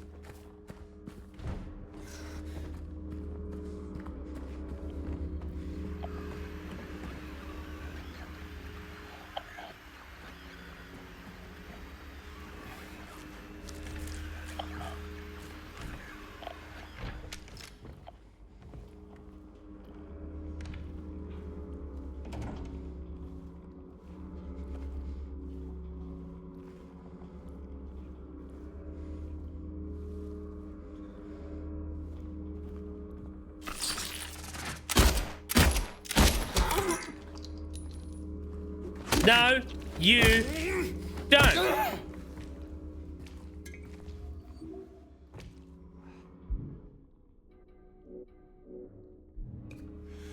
Num. Making me waste ammo. What's this? Alright, I was wrong. No, I wasn't, but I wasn't entirely right. I need to peel off more. Something more blood close. Not sure what that means.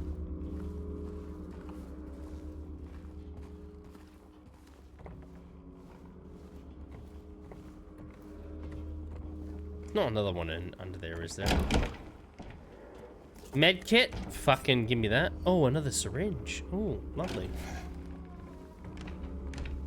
The syringes are full heal. Good stuff. Good stuff. Alright. Let's have a little look-see under here. Don't attack me while I'm crawling. That's just a cheap move. Oh. What's this? Canned juice. Can I have it?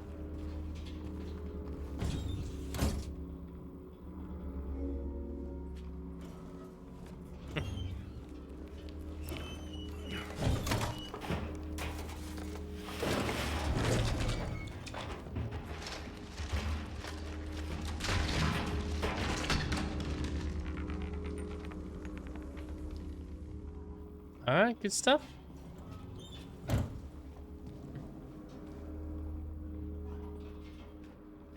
Alright, there's the coin.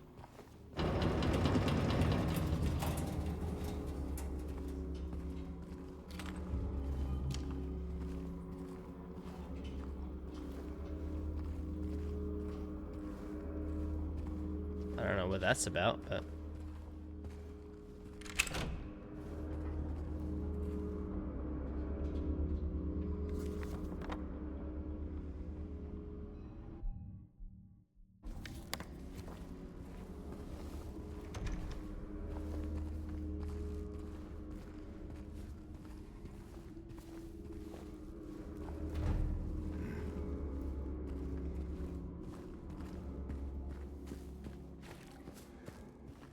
Oh, come on, don't be an ass about it.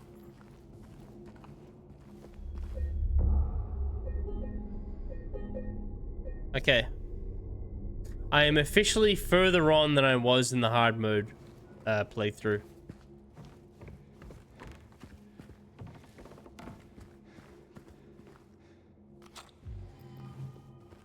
Oh, more ammo.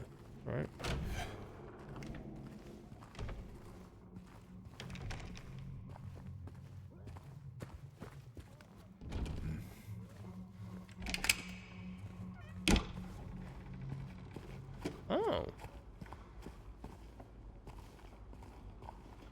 Where's the coin?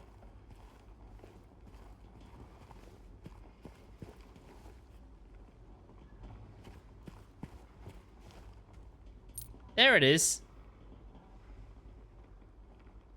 Sweet. Who's coughing there?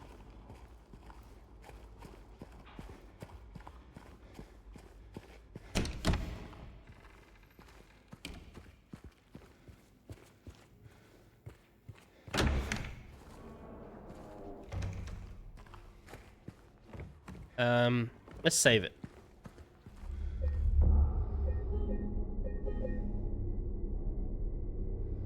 Sweet. Okay.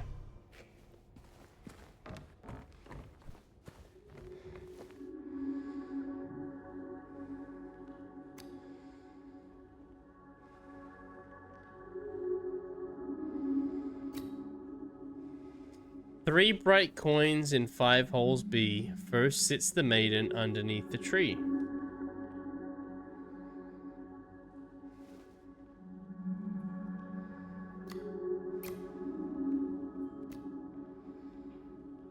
That makes sense. That's the maiden.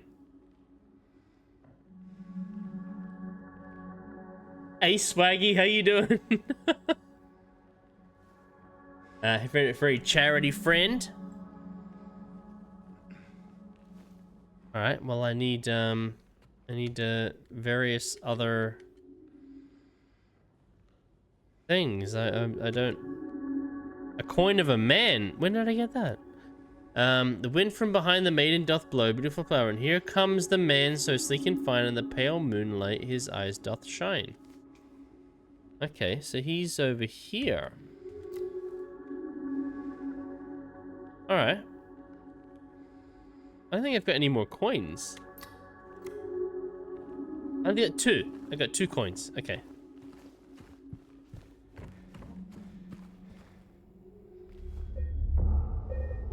Okay. Alright. There we go. Alright, not too bad, but I didn't realize where I was going. Okay, so.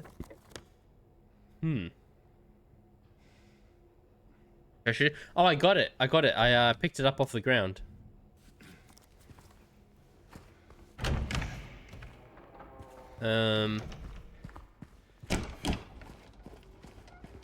Yeah, I got it out here. Good job.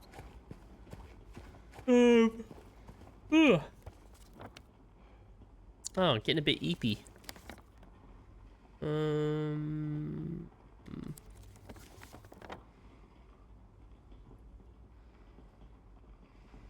Where else do I go? I mean, I've only got 2 of the coins. I need 5.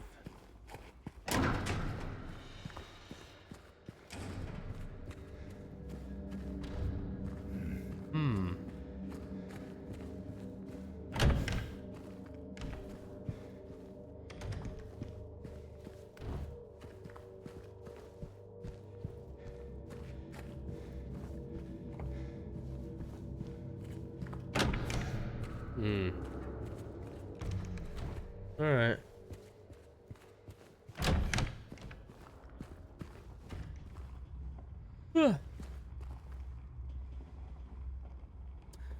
Walter Sullivan again. Another report about Walter Sullivan, who's in the fourth game. Oh wow. My shelves just like it's time to end.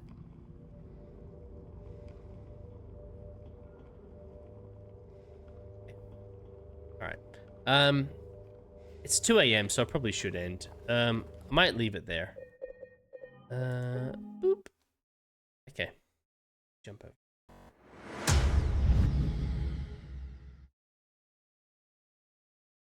Right. Okay. Yeah, 2 a.m. Yeah, it's probably a good time to end. All right, let's have a little look-see. See who's on.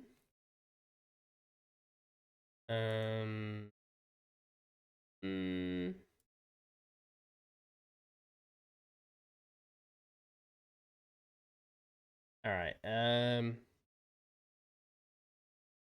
I'm I might raid Bear because Bear is actually the one that instigated the whole Cancer Council